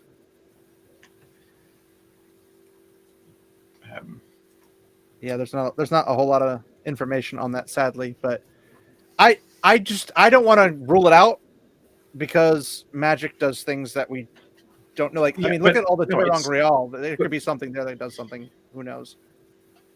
But once again, I'm saying there is no presentation that is what happened at all after it happened, and there's no idea of it having happened. If he can only swing it so many times for a short period of time, and now he can swing it a lot more times, then something might change. Like if we're looking at him compared to a regular man, and again, he's a beast of a guy, so he's got that on his side. But if you add in, well, he's going out there and doing this for an entire day. Well, no man's gonna be able to do that if it's a normal hammer. And most of the times we see him using his regular little tiny hammer, he's only doing it for a short period of time. So if there's a long period of time and a short period of time, but he's doing one that should be even harder to do, that's where it kind of like, okay, is that, and that's not a perfect representation, but is it a case in which that could be a possibility that something might happen? Because other than Power Rot being non-broken and can kill Dark most likely just an oversight. Well, and again, I'm totally open to it being an oversight, but if I can see a magic mithril thing can stop being skewered like a wild boar by a freaking... Yes, but see, mithril has specifically been mentioned to be harder than dragon scales and light as a feather before Does that mean it can penetrate dragon scales? If you made it into a spear or probably, yeah. Because I've never seen it used in offensive. I've only ever seen it used in defensive. So I'm sure there are mithril weapons. Probably never mentioned on how much you can make it into a single entity. But anyways, I'm going to have to jump off. Yeah, we might as well go ahead and wrap up anyway. Yeah, the whole point of Perrin's hammer is just, it's Robert Jordan not... The rule of cool, good sir. Not the rule understanding, of cool. Not understanding how blacksmithing works and general hammer tool. And again, I have no idea how much knowledge he has on the topic. I don't think he'd have a lot of it because a lot of the stuff he had to get further information from other people. I don't know how much he spent time looking at blacksmiths, but I'm sure it was just the rule of cool for him. It's something I know a fair bit about since I am a blacksmith. So lies. I've got the paper over there somewhere. Paper means nothing. I could copy and paste that and put it in my room, and I'm not a blacksmith. But in Kingdom Come Deliverance, I got really tired of the whole trying to attack people and then literally being like, I'm gonna black out from all my stamina being used. I'm like, dude, we've been in combat for 5 seconds. How could you possibly be tired? So that's my only fault with that game. Aside from that, it's gorgeous. I love seeing the armor. I like seeing the castles, the big villages, the towns, the walls. Everything looks really good, and it's pretty much to scale, minus like some of the, like none of the towns are like Paris where they're just massively huge scrawling type places. but they're usually like a decent amount of housing and stuff where it would be a highly populated enough. But it's the video game curse where you can't make cities the same size, like Assassin's Creed did for some of them. But even then, it's like, how much of this is actually a city that could actually like hold this population size? Well, because the considering Rome at its height had over 1 million people in its as a population of its city, right? And the size of it expanded dramatically. You think of some of the size of these cities nowadays, and you can start at one end of the city and walk for an hour and not get to the other end, right? Yeah. Well, it's like with Minecraft, like in real time, in a PC version, it could take you multiple days to reach the other end walking. In real days. Huh? What do you mean the other end? Well, because if you look at it, the server is technically like a big brick sheet. It's basically infinite. Well, it's infinite based upon what your computer can handle. But there is like a brick by brick percentage before you hit kind of like the other side or a wall, if you will. Yeah, but that takes way longer than 2 days. No, I said multiple days, like 5+ days. Like to walk from like, if you could hit the very end and go all the way to the other end. It's not been upgraded since. Huh? That's what? That assumes that it hasn't been upgraded to be longer. It might be bigger because computers can handle more, or maybe it guesstimates what your computer can handle and then builds one based on that. No, it definitely doesn't guesstimate. Well, I'm saying that Xbox is much smaller. Like it's only like 5,000 blocks, where I think it was 30,000 plus blocks for. Okay, so might be an Xbox exclusive feature. Then. Well, no, it's a console issue. Everything that's not on PC in Minecraft is limited by a lot because they like back to the Switch argument. The Switch can't handle it, despite it being a low graphic quality. It can't handle the size that a PC could. Mm-hmm. And that's what, to me, is like, yes, I want graphics to be there, but I want the game to be presented as the game was intended to be presented. And the Switch should just be upgraded to be, like, the Switch 2 should come out and be stronger than the Steam Deck. It should be at least a 1080 version of the Steam Deck, where it has the battery capacity, because if it doesn't have the battery capacity, what's the point in taking it with you? Because it means you turn on a game, boom, your battery's drained. That's ridiculous. But they got to find the right battery, the processing, the graphics quality, and all that. Like, they have to find a good balance. Because I tried Fortnite on my Steam, or not my Steam Deck, on my Switch, and the graphics were horrendous, and it staggered, it stuttered, everything. Like, it's unplayable. And I'm like, why would you ever choose to willingly play on this system when any other system is more viable and probably cheaper to get into? So, like, I don't fully understand that either, but we can go ahead and close her out if I can figure out how to do this properly. But again, first time doing the stream thing. I don't know. What do you guys think of the new layout? Let's see. You have to see it on YouTube because you can't see it where you're at now. But on the actual live stream, the little squares were small rectangles. Very small, I must say. 16 by 9. Well, they are small, but that's also because if I take something and do this in the middle, we still got to have room for all of us. But I figured instead of having us all on one side, which eventually we wouldn't be able to, like, it would make us really small if we had more than like 4 or 5 of us on the side.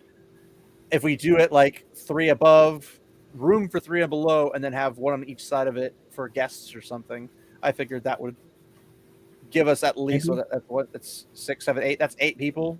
When we could always slide the guests up to add another 2 people, so we could have easily 10 people in this style. So, wasn't sure what you guys thought about that, but yeah, I mean, aside from that, it looks good.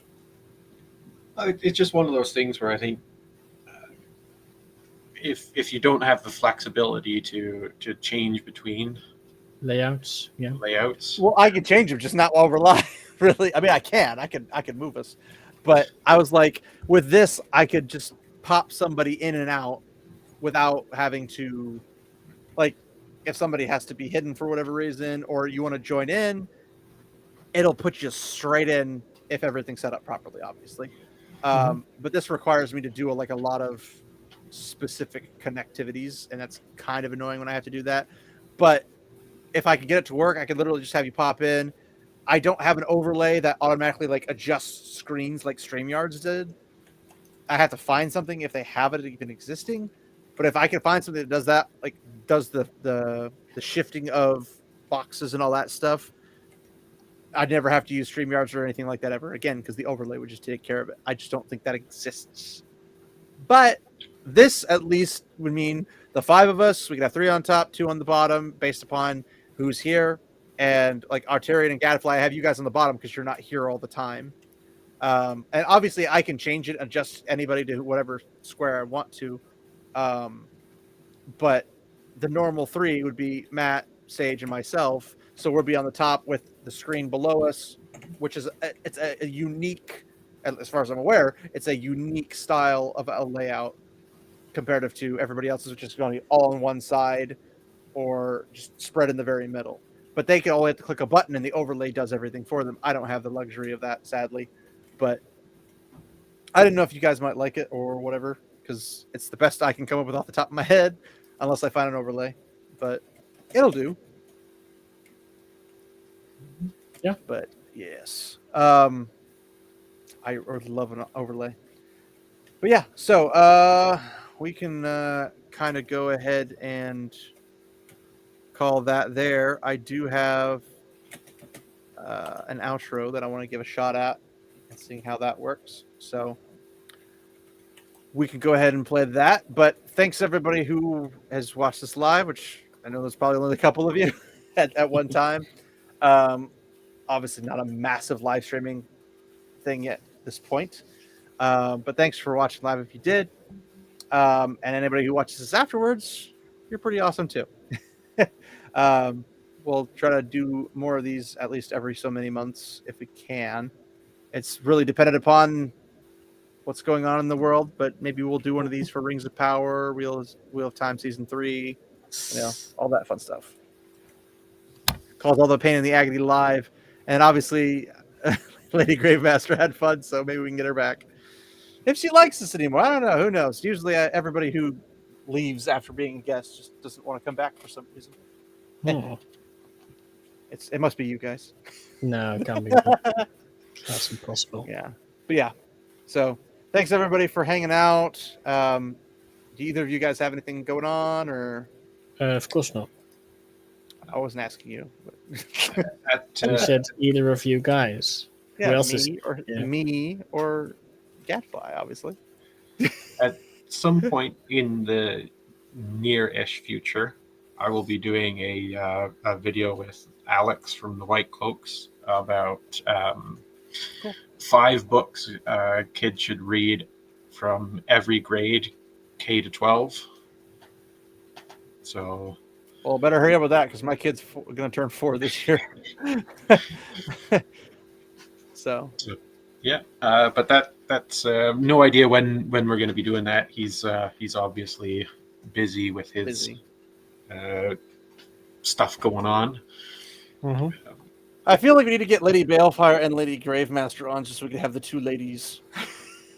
Just see how they enjoy the same content or not, because they're both, I believe, both Tolkien and both Wheel of Time nuts. So that'll be an interesting conversation, especially if we could find that sweet spot where they get really triggered about something that's happening. And I gotta say, the War of the Rohirrim thing, finding out that Hera can commune with eagles, I'm just like, that's just crap. Oh yeah, that. The eagles are in there specifically because they were there in The Hobbit and Lord of the Rings. It's nostalgia bait. It's not nostalgia bait. That we don't have hardly any interactions with the great eagles. They just kind of are there. They participate, but we never get any direct contact with them. It's also Mary suing Hera already. Yeah. But I mean, that's basically. I mean, she's a redhead. Of course, she's overpowered at everything. When they do the live action adaptation, you know what's going to happen. Exactly. I do. They're going to turn her black? Yeah. Probably, yeah. Because, yeah. I mean, the track record so far with Seems legit redheads. to me. But, all right. Well, we'll go ahead and close it out here. I'm going to try to pull this off. So I don't know. It may or may not mute you guys. Probably not. So We'll find out. we'll find out. But thanks, everybody, for watching. And remember, my friends, walk in the light. Farewell.